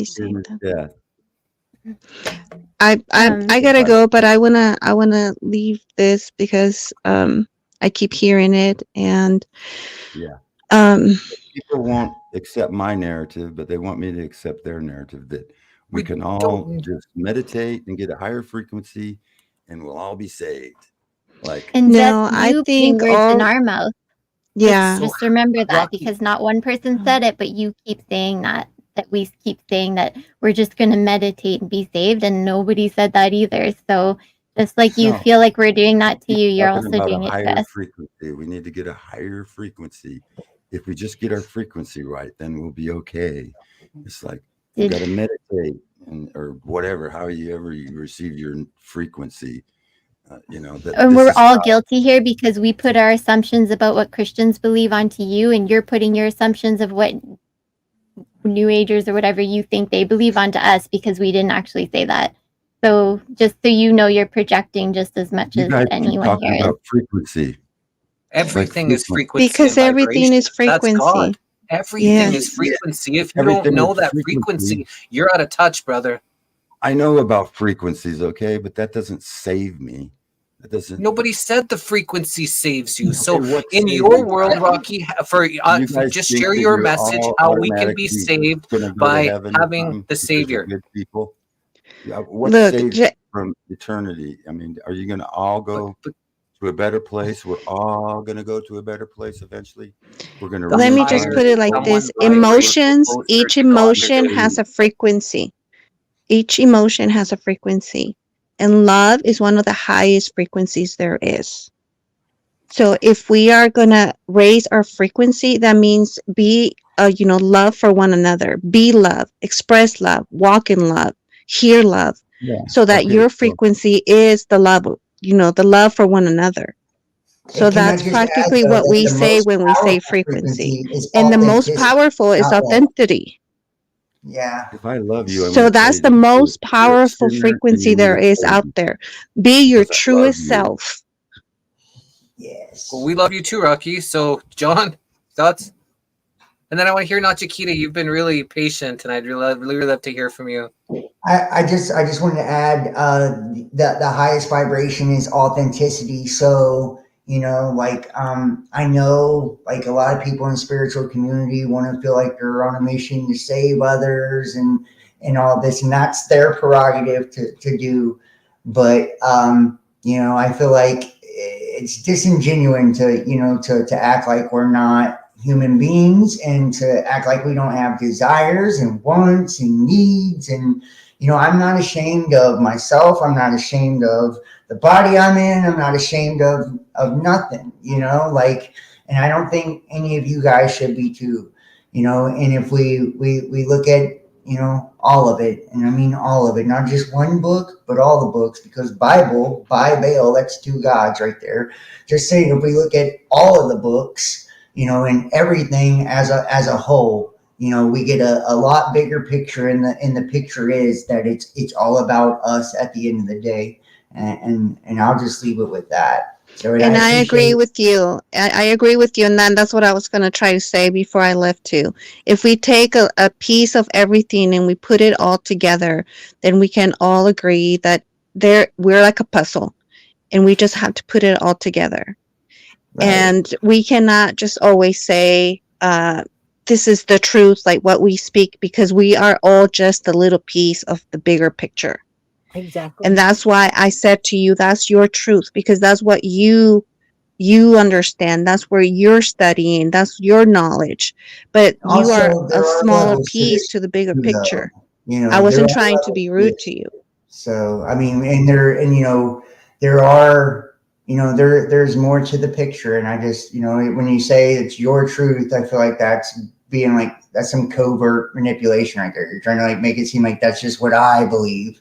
But, like there's nothing to back it up. That's why I said no, because there's more basis than just my opinion is what I'm saying. This is not just, and if people think I'm an evil, dark fuck, that's fine, because I'm just who I am. I don't pretend to be some fucking guru floating on a cloud. Never will, never have. I don't think anybody here thinks you're a dark person. Well, I'm just saying, I mean, the Illuminati, the Jew stuff, all the stuff that they've said, and, like that's fine. Not people are more than welcome to believe what they want to believe, but think for yourself. Why do the people, if my beliefs are so evil, why do the people that run the entire fucking planet believe the same thing? And it's because they're empowering themselves. They don't walk around bowing down to nobody. They understand that they can create anything they create. So we can look at that as however we want to look at that. But so in the same fragment that you said, look at the people who run the world. Look how the world is right now. Look how those people are creating in this world. They're creating chaos and destruction. It's all of us that are shitting on ourselves by not taking control. No, who funds the wars? Who funds the wars? Who's dumb enough to go fight them? Well, a lot of people are obligated. They force them to do it. No, they're not. So that's what I say. You got to look at the bigger picture. I understand that the Illumination, and that's where Illuminati comes from. I've read their book, and I understand everything they said. And actually, when I first read it, I was like, "Oh, this sounds pretty good." But then you look into everything that they do, and you read, really carefully pay attention to what it says. They are the slave drivers. They are the slave owners. And you can consider yourself not being a slave because you don't believe in any religion or in Christ. But if you're a taxpayer, if you're under any governmental, I'm not assuming, I'm saying if you are. I'm not telling you that you are. I'm saying if you are part of any of that, if you're going on a 9-to-5 rat rates job, you're still a slave. You're a slave by the Illuminati, by the people who run the planet, by those 13 families that run the entire planet. So that's why I said there's a bigger picture. Also, that's what there's 13 zodiacs. No, there's 12 signs around the sun. That's what I'm trying to say. This is just a like people just don't understand it. It's demonized to keep you from ever looking into it, because if you looked into it, you would empower yourself. No, I've looked into it, and that's the thing, that I've looked into many things, not just religion. I'm not a religious person. I believe in what I believe because I've looked further than what the Bible said. I look further than what the Torah said. I look further than what the walls in Egypt said, or the tablets, or the emerald tablets. So like I said, everything's a puzzle. And the Illuminati, the true Illuminati, are not even around anymore because they were overtaken by what right now it's the Illuminati, which there are 13 initial or 12 initial tribals that they said, but there's actually 13. And just like there was an equivalent of light, there's equivalent of darkness. The 12 tribes of Israel? Right. Yeah. And I mean, like, it's just business. Look, Illuminati means illuminated. It's right. Yeah, they steal. It's a hidden hand. They stole it. They consciously creating things. Christians are, they're creating chaos, hate, and war, starvation, deploying the planet. That's not that. That's governments. That's people. That's puppets. And who runs the government? Exactly. The puppeteers.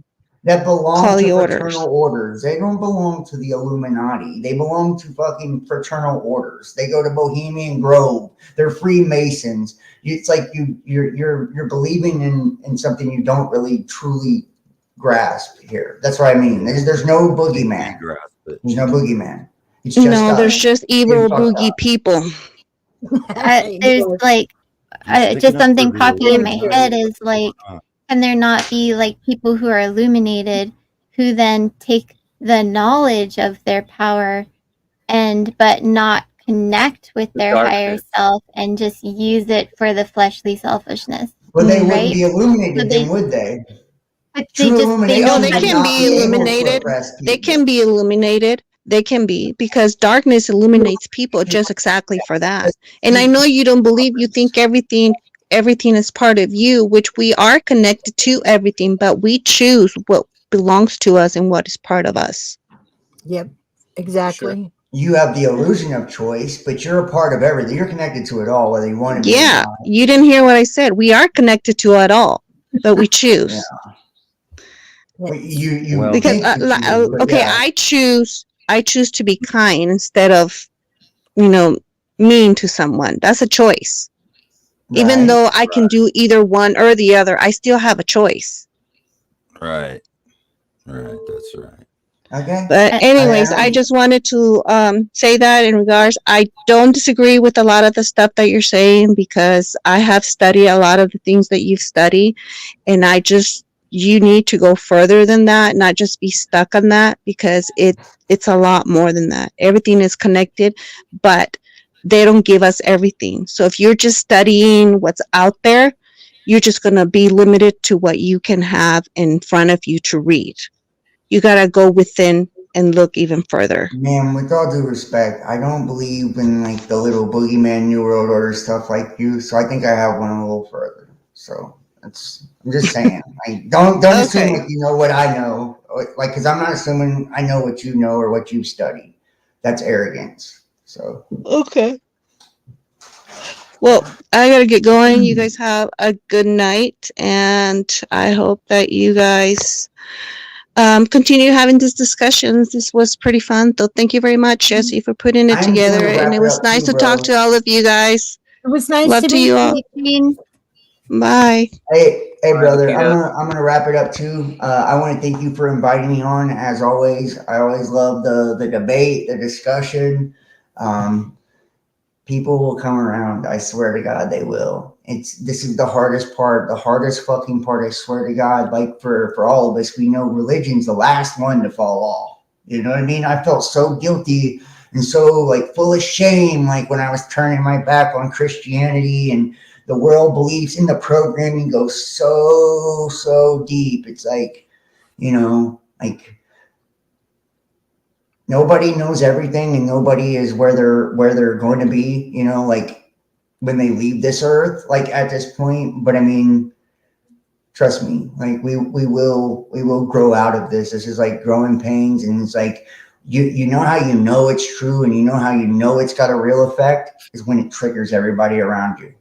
You know what I mean? That's those demons coming out, and they're fighting. They're wanting to stay under the mind control. They're wanting to stay in the matrix. Yeah, but you know, you're the one and that it's gets like triggered all the time. You're the one that's triggered. your trigger's huge. You believe in the Bible, but I'm just saying, like these people get triggered like this for a reason. And it's because it speaks to something inside of them, and they feel like they have to argue against it and defend their beliefs and defend their religions and all of that because it can't stand on its own, you know? So it's like, at the end of the day, we're going to always catch it. And that's why Jesus Christ said they hated me first. He wasn't a religious cat. There was no Christianity. Jesus wasn't a Christian, by the way. He actually told them that you should not abolish religion.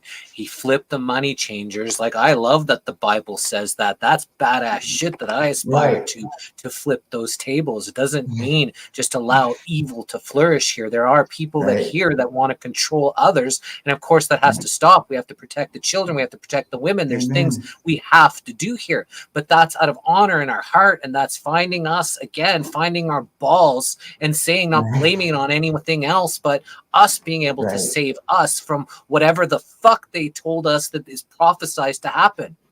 Right. And that's not the God that I'm connected to. Would never have this people subjugated to torture, pain, sacrifice. And that's what I was saying about the illumination thing. Truly illuminated people don't seek to control others. They don't seek to manipulate. They don't seek to do those things. So those people calling themselves the Illuminati, they're not illuminated or enlightened. Truly enlightened people were like Buddha and Jesus. That's the Illuminati. You know what I mean?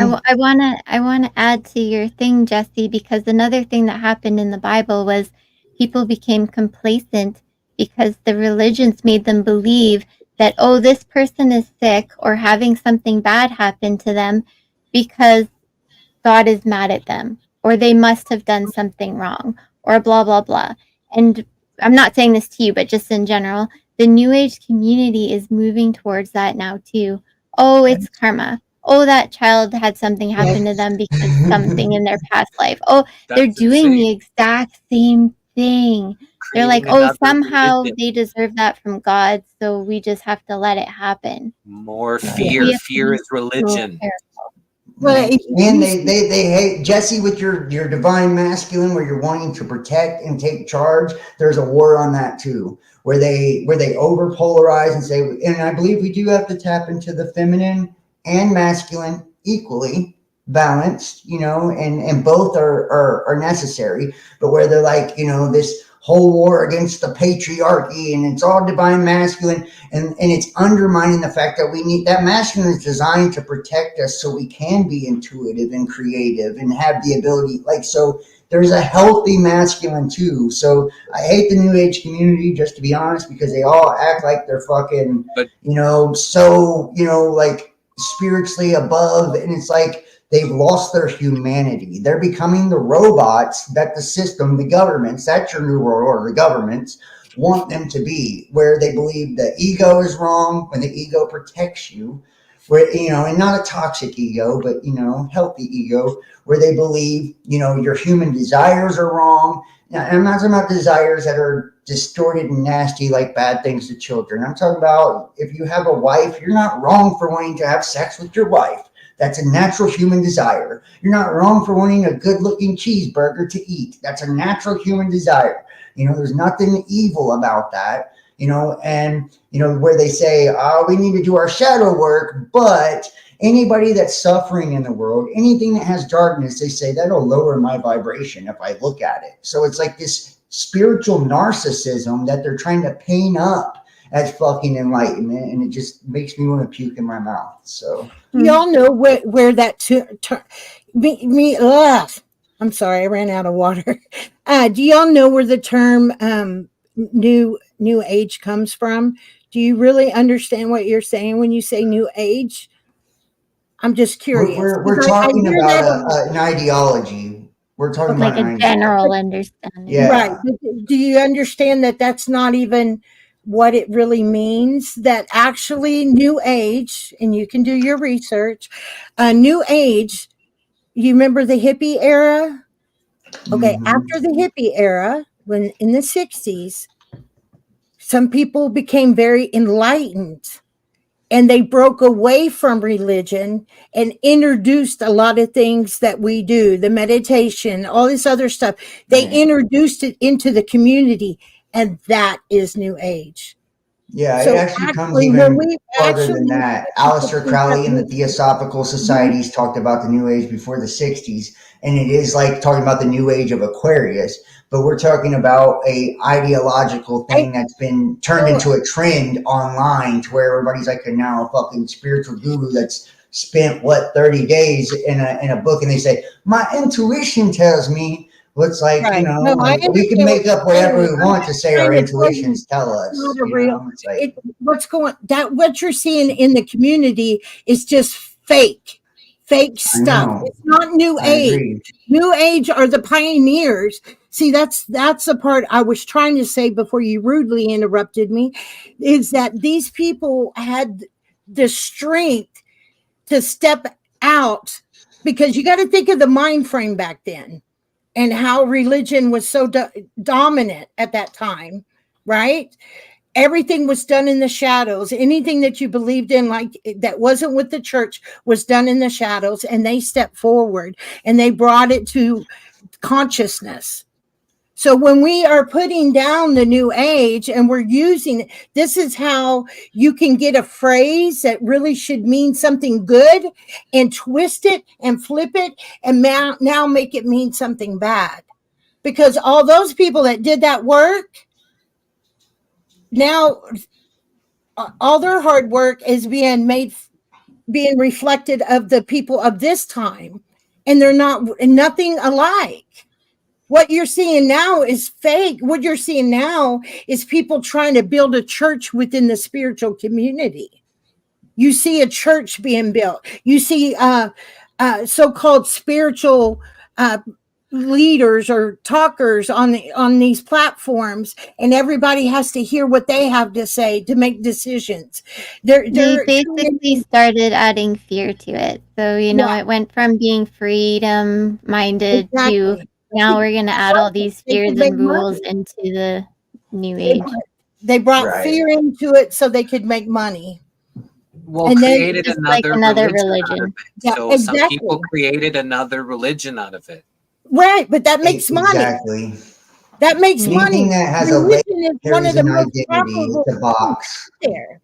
Look at the church at how much money they make, and tax-free. Anything that says you're not powerful, you need me, you need my what I have, blah blah blah. We're going right back to the same thing. Yeah.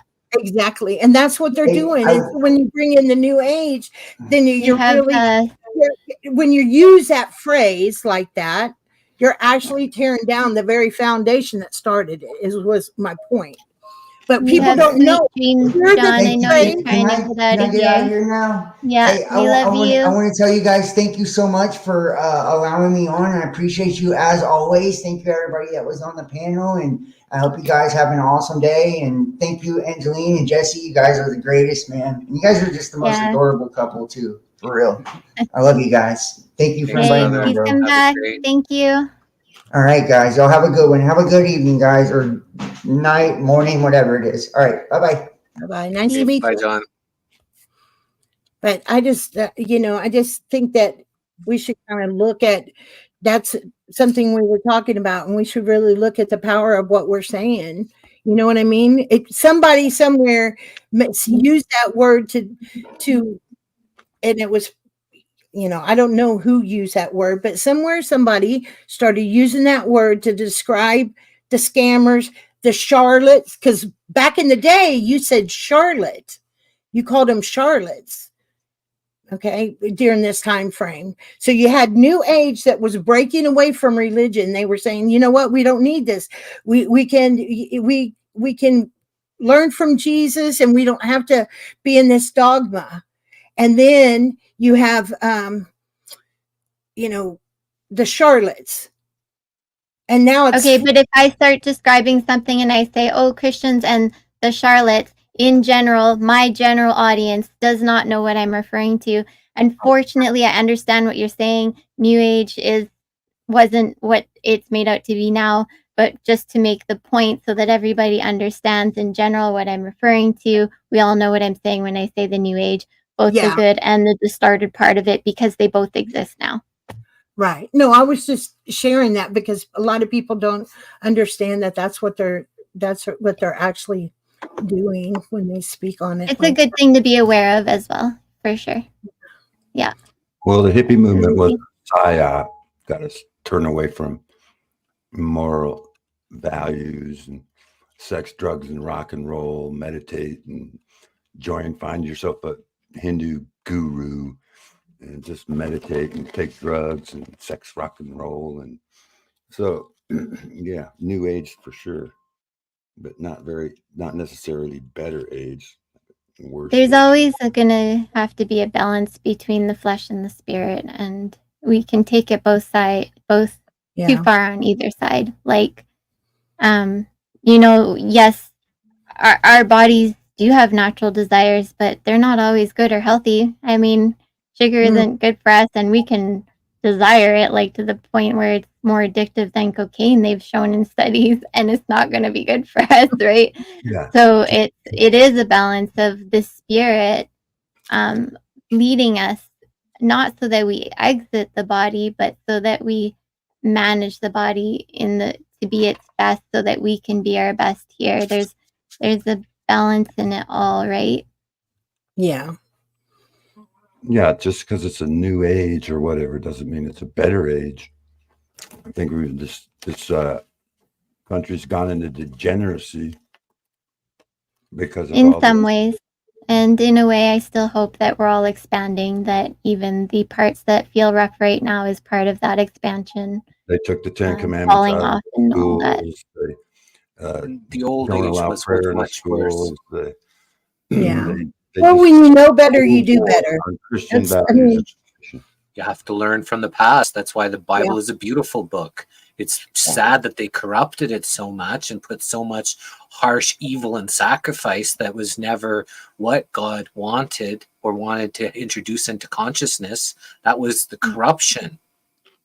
I actually love the Bible. Like, when it's understood in its historical context properly, it's a beautiful story that helps us expand. Like, even, I don't know, I don't want to get into too much detail right now because we're just going to go off on other rabbit trails. So maybe we should save it for next time. But King James Version only. I used to study the scriptures from the original languages, Hebrew. yes, I've read the Bible many, many times in its original languages. I went to theology school, historical school. I've done over 5 years of intense study into that, and the cultures, the history, all of it. So I did, and I didn't realize that going into studying all of that, I'd study myself out of it.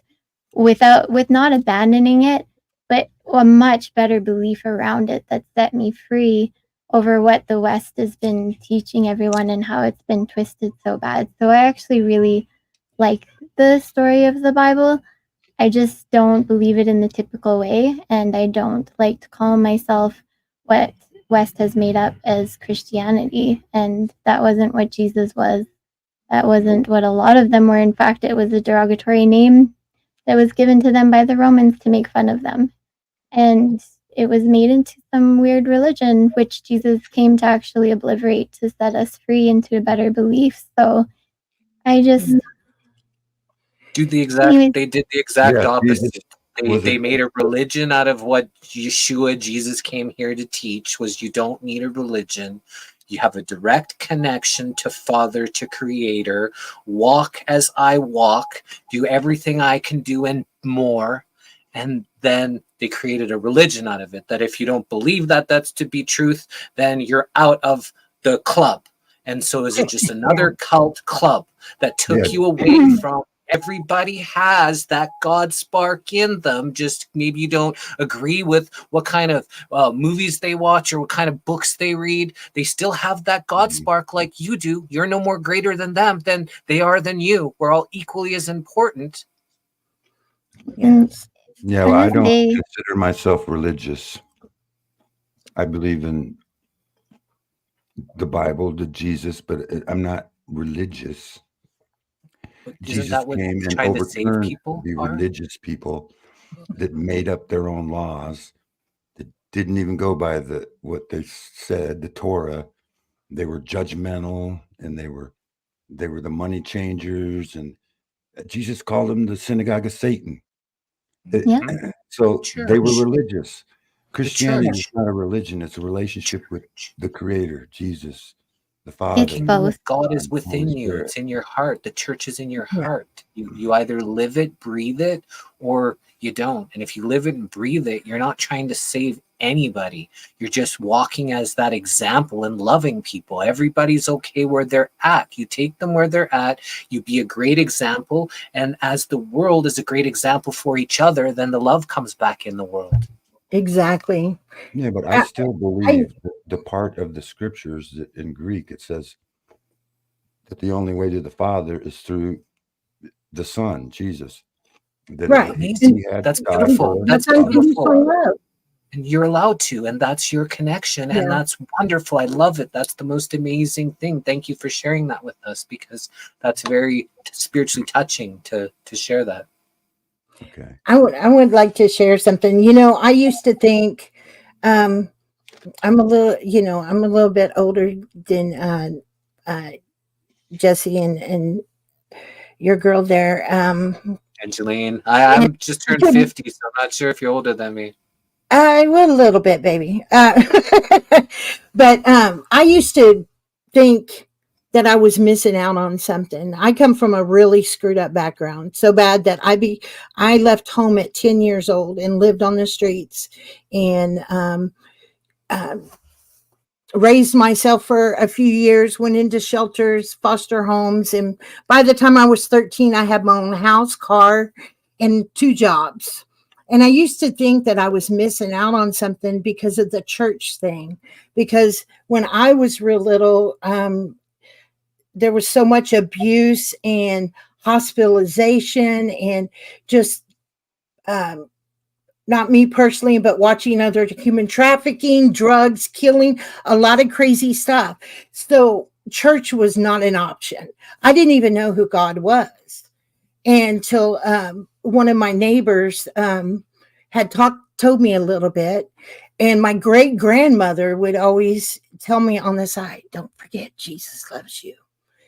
And I'm like, who's this Jesus? And I'd ask about it. Don't talk, I mean, I've been hospitalized so many times when I was a kid.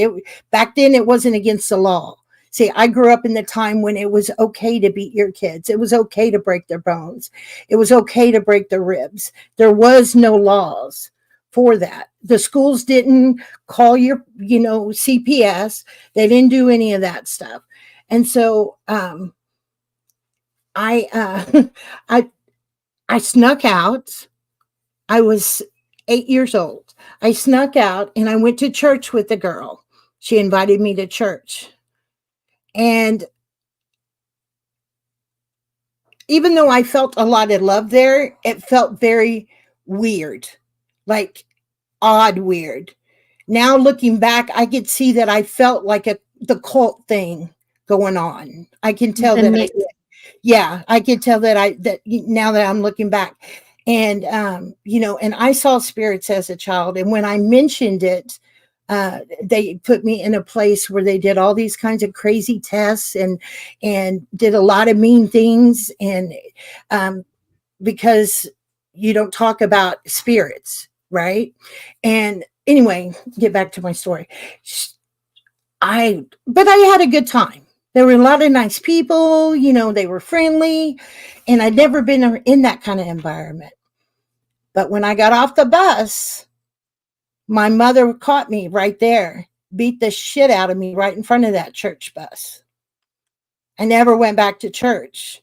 I never even cared to try to learn anything else. And I always thought I was missing out on something. But then you've kind of learned through life that you don't really miss out on anything, because I'd never got indoctrinated with that. I've always been, because of that experience, I've been able to listen to anybody talk about their religion and not be, offended by it or say, oh, well, that can't be true or whatever.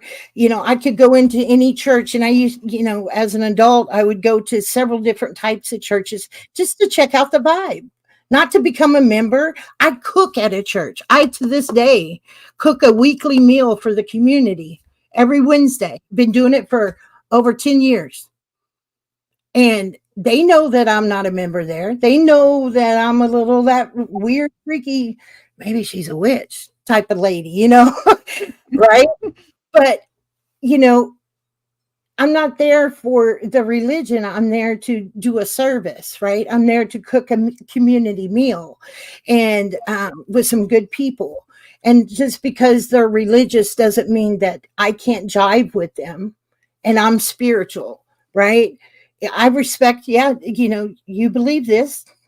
Cool. That's your truth. I believe this, and that's my truth.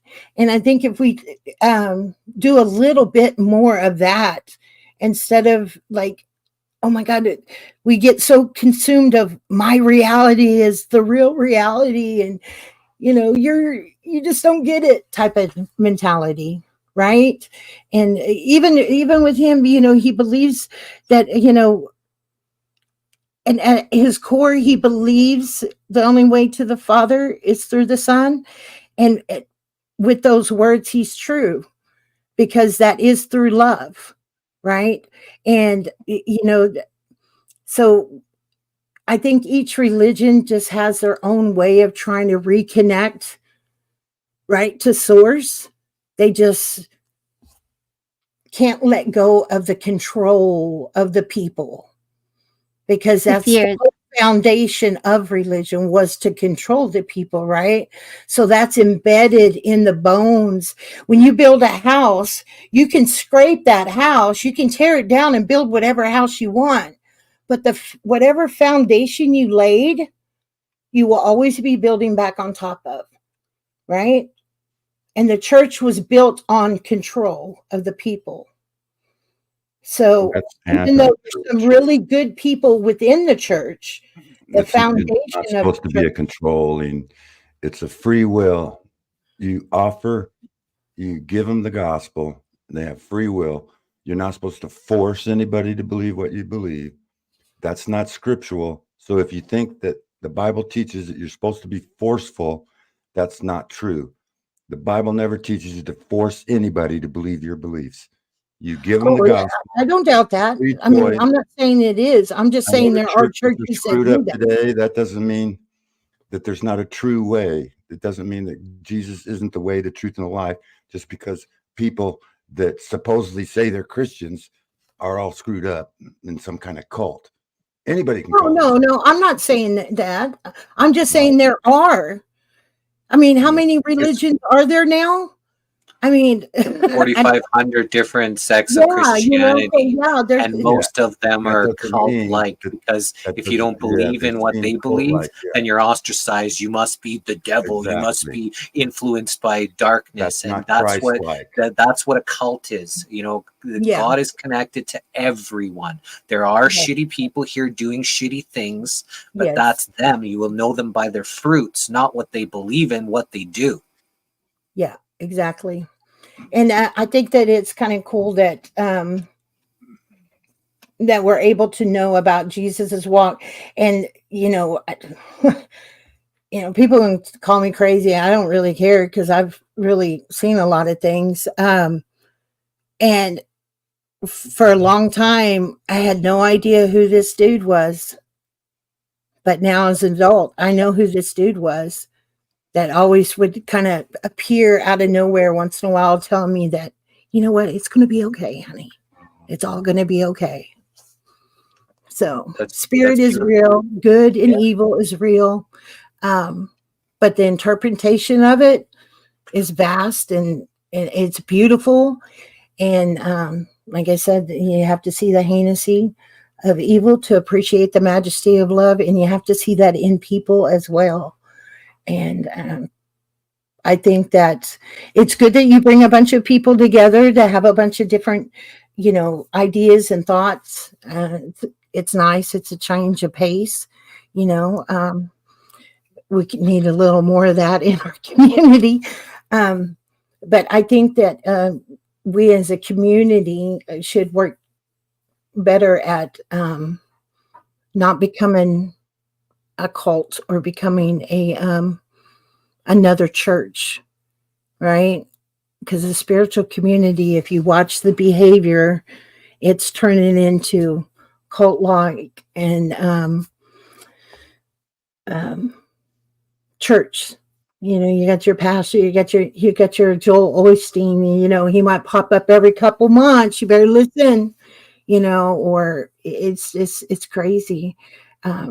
When every day there's so many good people out here that show up every day, spreading positivity and doing a lot of good things. And those are, we need to get around those people and focus more on those people. And that will create more people to do it and more people to do it. And then we change everything. That's just my personal belief. That brings me back to the thought that heaven is a state. It's a state of being. It's a state of, So I always said, heaven is here. Heaven is where your heart is. That's the true heaven. That's the kingdom of God, the God spark that's in each and every single one of us. Some people choose to stray from their God spark, and it's really sad, because everybody's beautiful, connected, allowed to be here. Otherwise, God wouldn't have sparked us into existence. People put a cage on what God is. This thing is so magnificent that most people can't even comprehend it, and they think it's contained in a book, and it's so sad. There's so many beautiful things in that book, but then there's also things that are so against God. And so it's hard for me to think that, the God that you believe in is this person that will hurt you, right? It's further from the truth. Why would God create you to want to hurt you, want to sacrifice you, want you to be in pain, want to have these evil prophecies come true? Why would a God make this world for that to come true? Yeah, I can't see it. I can't. It's so hard. I'm not discrediting all the beautiful parts of God and Jesus and all the magnificent things that have happened on this earth. Right. That Jesus is in my heart, that God is in my heart. It lives in my heart. It never leaves. I'm not ever disconnected from it. It doesn't matter. The kingdom of heaven is within you. My church is in my heart. I'm walking in every moment that I live in this existence, and I love it. I'm appreciative. There is some shitty shit. I wouldn't be doing all of this if I didn't have to feel the need that we have to talk about it, stop any of the shitty shit from happening. And it stops with people pointing fingers. My belief is better than yours. I know more than you. My idea of God is the right one, and you must be confused. That's the most ignorant and arrogant thing to ever say to anyone, how their God is more better or right, more right than anyone else's, because nobody has that right to say that to anybody. Everybody has that freedom. What Yeshua said is to connect to Creator, Source, to the Father, however you may wish. Exactly. I'd love to maybe bring up a little bit, because it went back there again, which I wasn't going to go down, but why did Jesus die? And if he died, like, we don't know what was later taken on by the Romans and turned into something for their benefit and all that in the time, because a lot of people were moving towards that, this Jesus, right? Couldn't contain it. But why did Jesus die? So if you really follow down the storyline, right, it was to open us up to new things, and it was to try and save us, right? Like, not save us now, but save them at that time. And I mean, to this day, it still awakens us to things that, in a way, connects us to things that continues to save us in a way, but not that way, right? But you're already saved. That's the whole thing about religion, is you're already saved. You're God spark. You're beautiful.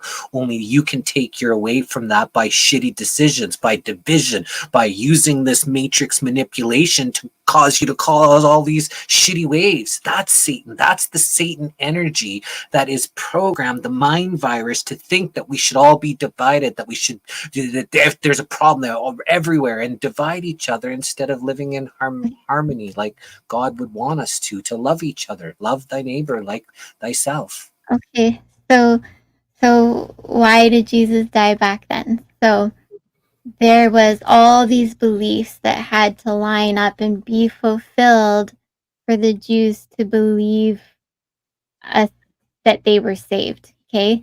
They kept waiting for this thing to happen that would make them saved. They kept trying to do these things that made them saved. They would make these sacrifices, blah, blah, blah, to be saved, to be saved.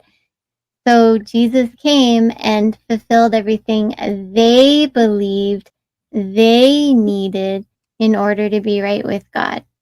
Because they kept doing all of these things, giving money, making sacrifices, sacrificing animals, blah, blah, blah. I have to keep doing all these things to try and be right with God.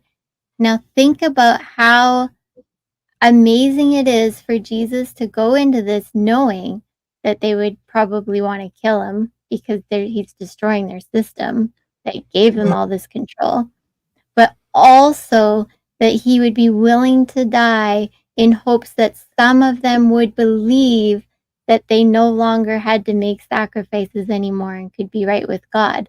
Not because they weren't already right with God, not because they already didn't have to make sacrifices, but because they believed that. And he thought that maybe if I could just do this one thing, they would accept me as what they think they need and connect to God now without having to do all that stuff. Maybe they would stop being afraid of God now if they believed that they were right now, because I was the last sacrifice ever needed. They don't have to do this anymore. They don't have to be afraid anymore if I do this thing, not because he had to, but because he had a chance to change their belief, even though it was still skewed. It was the best way he could meet them in their time where they were stuck, to try and help them get forward in a relationship with God. Yeah, that's beautiful.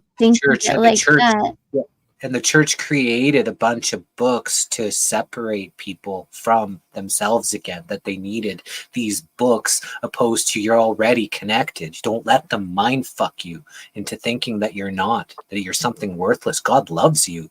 You wouldn't be here if you weren't connected, completely. Yep. And there was many people that couldn't even read. So whatever interpretation they were spoke to, right? This is what they were told. They did generation after generation after generation. So that belief system of, it takes me to my husband, who's passed now, but he's Hispanic, and the rituals that they have, and I understand them, but I also did a history class in college, and that was all done on purpose.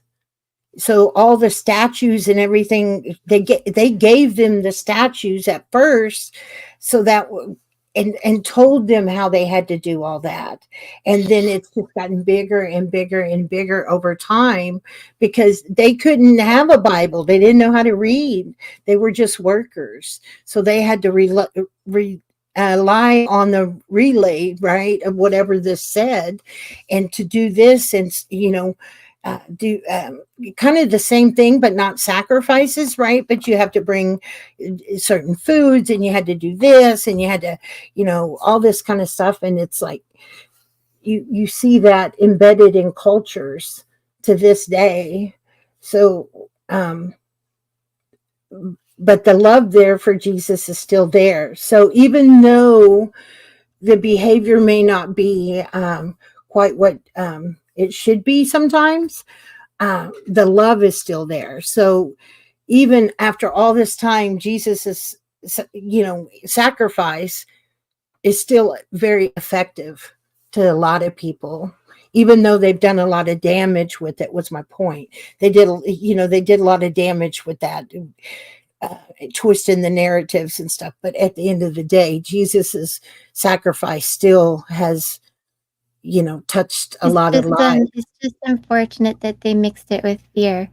So, like, Yes. coming out from my experience, because I grew up in that religion, I was indoctrinated. I did believe a lot of things. I was afraid of everything I did. As a kid, I remember giving my heart every single day. They called people to give their heart because I was afraid maybe I did something wrong and I wasn't saved anymore. Yeah.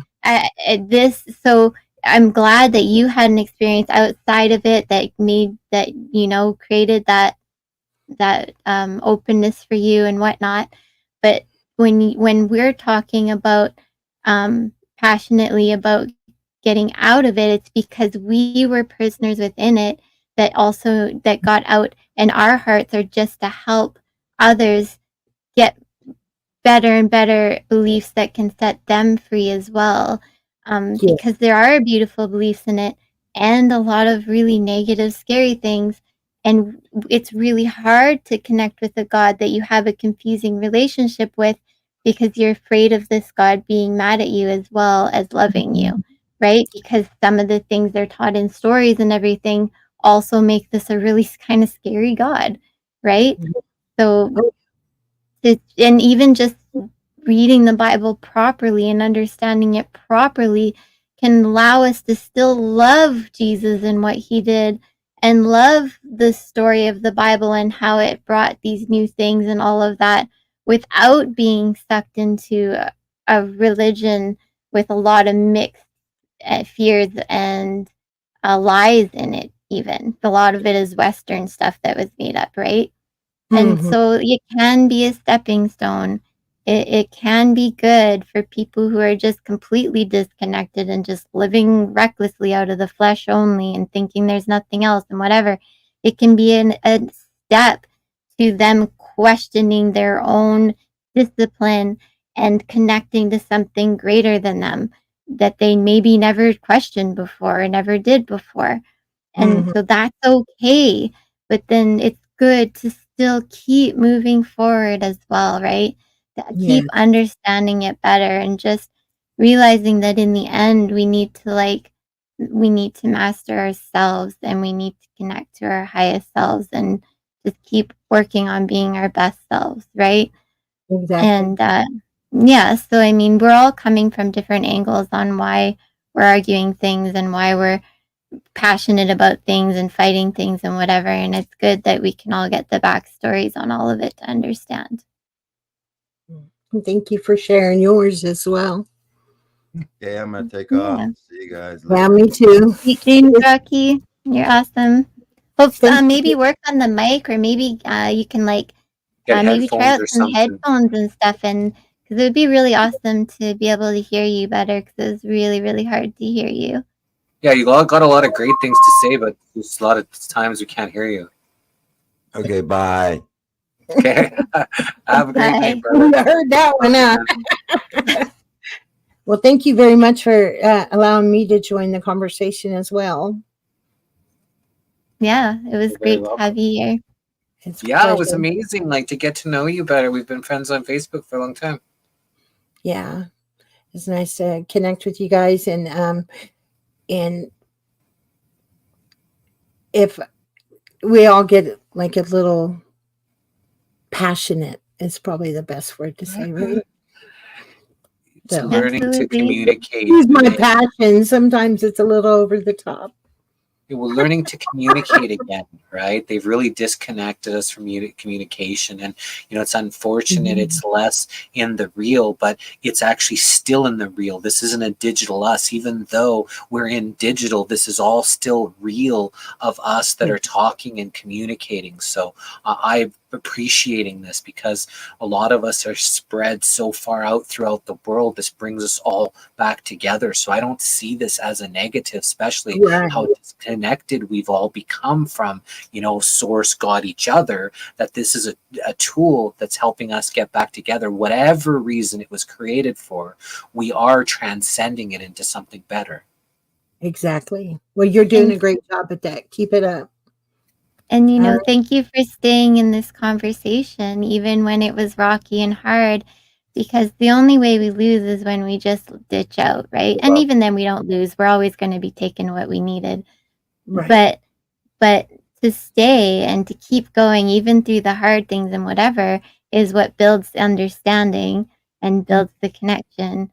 The further and further we go, the further we go, the more we understand something, right? And so this is part of building communities. So no worries on the passion part. We're all passionate in different areas, and we're all learning to understand each other and where we're coming from and how to communicate better and all of that stuff. So we're on the right path. So thanks for hanging out. Thanks for sticking around. And thank you so much again. Okay. We're sending you love. Yeah. Have a beautiful sleep. Awesome. Well, wow, this was quite another interesting, episode. Yeah, this was awesome. Like, this is one for the records. Tell you that much. That was a lot of fun. And I don't know, I've been getting a little better myself, feeling a little less foggy headed, a little more bold. And that was fun to be in on these conversations because this was right up my alley. So it was lots of fun. Oh, it was so weird. There was some character came all Satan with horns and red and all of that, and then had nothing really intelligent to say. Just wondered how high we all were. It was really fucking weird. But you know what? I love the random things like that just make you laugh. Some people just pop in and they just want to see people laugh, and I think that's such an awesome thing, even if it's really weird or whatever. But it's fun to just, shake things up once in a while. Remind us to have fun too. Yep, definitely some strange things out there. Fun-filled podcast, I think. Slick meant awesome, everyone. Yeah, wow. I subscribed. Zero Infinity Live. Awesome. Without common law and aspirations of sovereignty and individual dignity for all, everything is lost. 100%. We have to stand on our square. We have to reclaim our sovereignty. We have to know that we're all powerful, and this fake ass government can't tell us what to do. Absolutely. Is there a way to, I know a lot of people aren't here anymore, but I also have a YouTube channel I haven't really done anything on. And maybe I'll start restreaming some of these there as well when I'm on them. That would be a great idea. And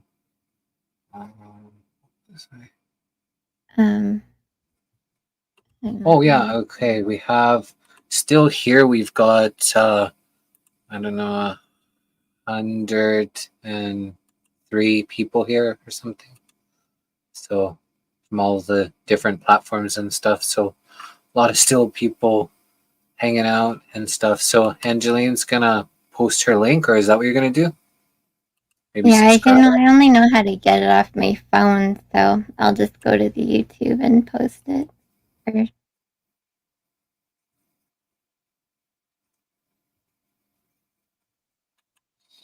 Wow, what did you all think of this wild west stream? But it went so good, right? And last time, Joe and John, they kind of like, really, were not in balance, and today they like got into balance, and it was just beautiful. Like, I just really appreciated so much of what happened tonight. But the important thing is they came back, and it looks like John maybe like looked into him a little bit, gained a little understanding of like how everyone was and how this goes, and came back. And at the same time, Joe also like kind of honed it in. It was like, okay, this is what happened last time. It didn't go like it normally does with people who do get that, and they found a balance, and it was beautiful, and we had a great conversation. And that's the important thing of just keep going. Like, the only way you lose is when you quit, right? Just trying to And do that was better really every beautiful, both of them. yeah, trying to do a little bit better every day. If we can just be a little bit better every day. Yeah. Well, I love you. Thanks for coming and hanging out. And 6 hours. Holy macaronis. Gotta set up the live for tomorrow.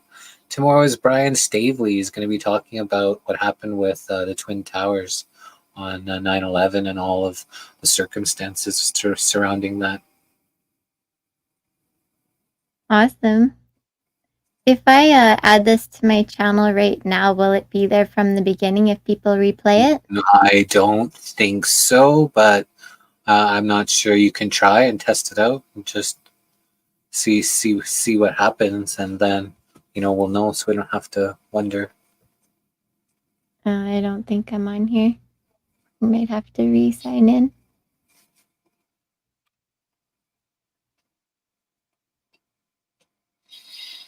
That's But okay. yeah, We'll figure it out. okay. This was good. Sending love to y'all. Thank you. You're my heart, my beautiful, wonderful angel of light.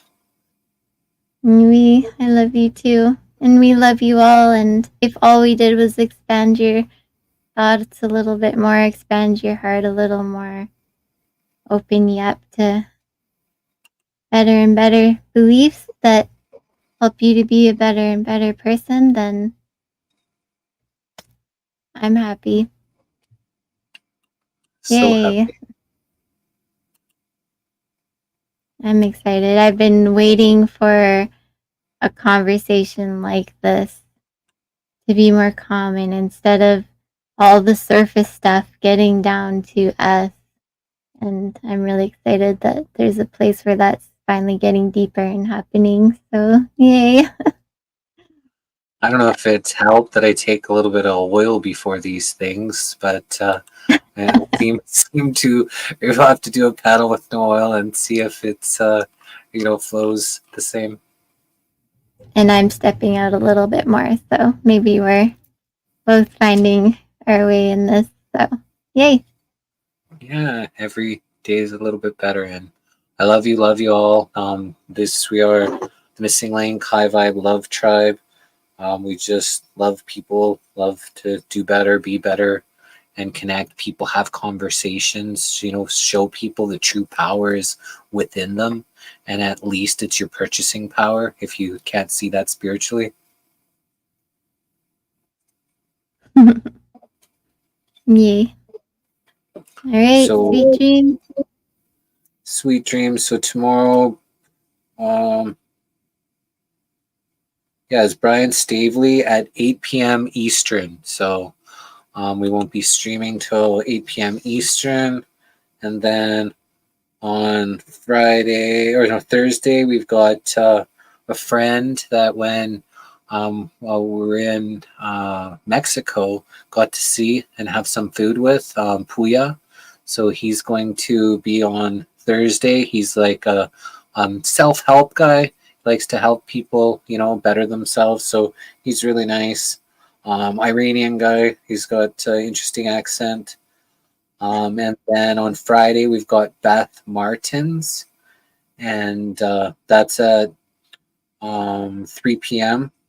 Puya's at 4 p.m. Eastern, and then Beth Martin's at 1 p.m. Eastern, and then we've got 7 p.m. is HVLT Free Sierra Leone. So we're going to be doing on Friday, we're going to do a High Vibe Love Tribe, but we were asked by David the Indian, and he asked if we could do a Free Sierra Leone kind of High Vibe Love Tribe, sending good energy to them, getting people to send, helping them become free, because there's some, harsh things that are happening there. So we thought we would really send for all of them to get free in their hearts and their minds for the whole situation. Be really, really good. That's awesome.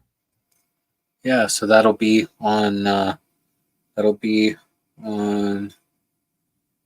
Friday, and nothing on Saturday. Okay, nothing on Saturday. We might actually have a weekend off. So, what are we doing Free Friday? So maybe Saturday night again would be a good time. So today was, I don't know, what are we, Tuesday, Wednesday? We are now Wednesday, so Tuesday night. So Tuesday and Saturday, a couple times a week. I think that we go quite long. So I have a feeling it might happen once more before then. well, I have the evenings. We got Friday, and then we've got Brian Stavely. So here,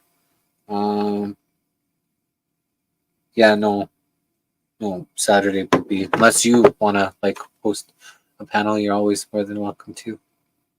I might think about that. I've had a couple of ladies that are busy right now, but they'd love to do a women's panel at some point as well. So we might work on that too. It was so nice to see now Chiquita here. Wish we could hear a little bit more from him. But he's awesome. If he wanted to speak up, he would. He's got that, and next time we'll try hold more space for him as well. But I think he just was taking it all in. He loves those kind of conversations too. He's really, really smart. So we'll get into more of that. Yeah, he was so patient tonight. Mm-hmm. Lots of strong people wanting to talk. So, it's hard to, not be patient and then not come across as being a dick. So he was just patient. It was awesome. Awesome. Okay, well, I love you. Y'all have a great evening, night, AM, wherever you are. Knowledge is power. The more knowledge we all have collectively, the less power they have over us.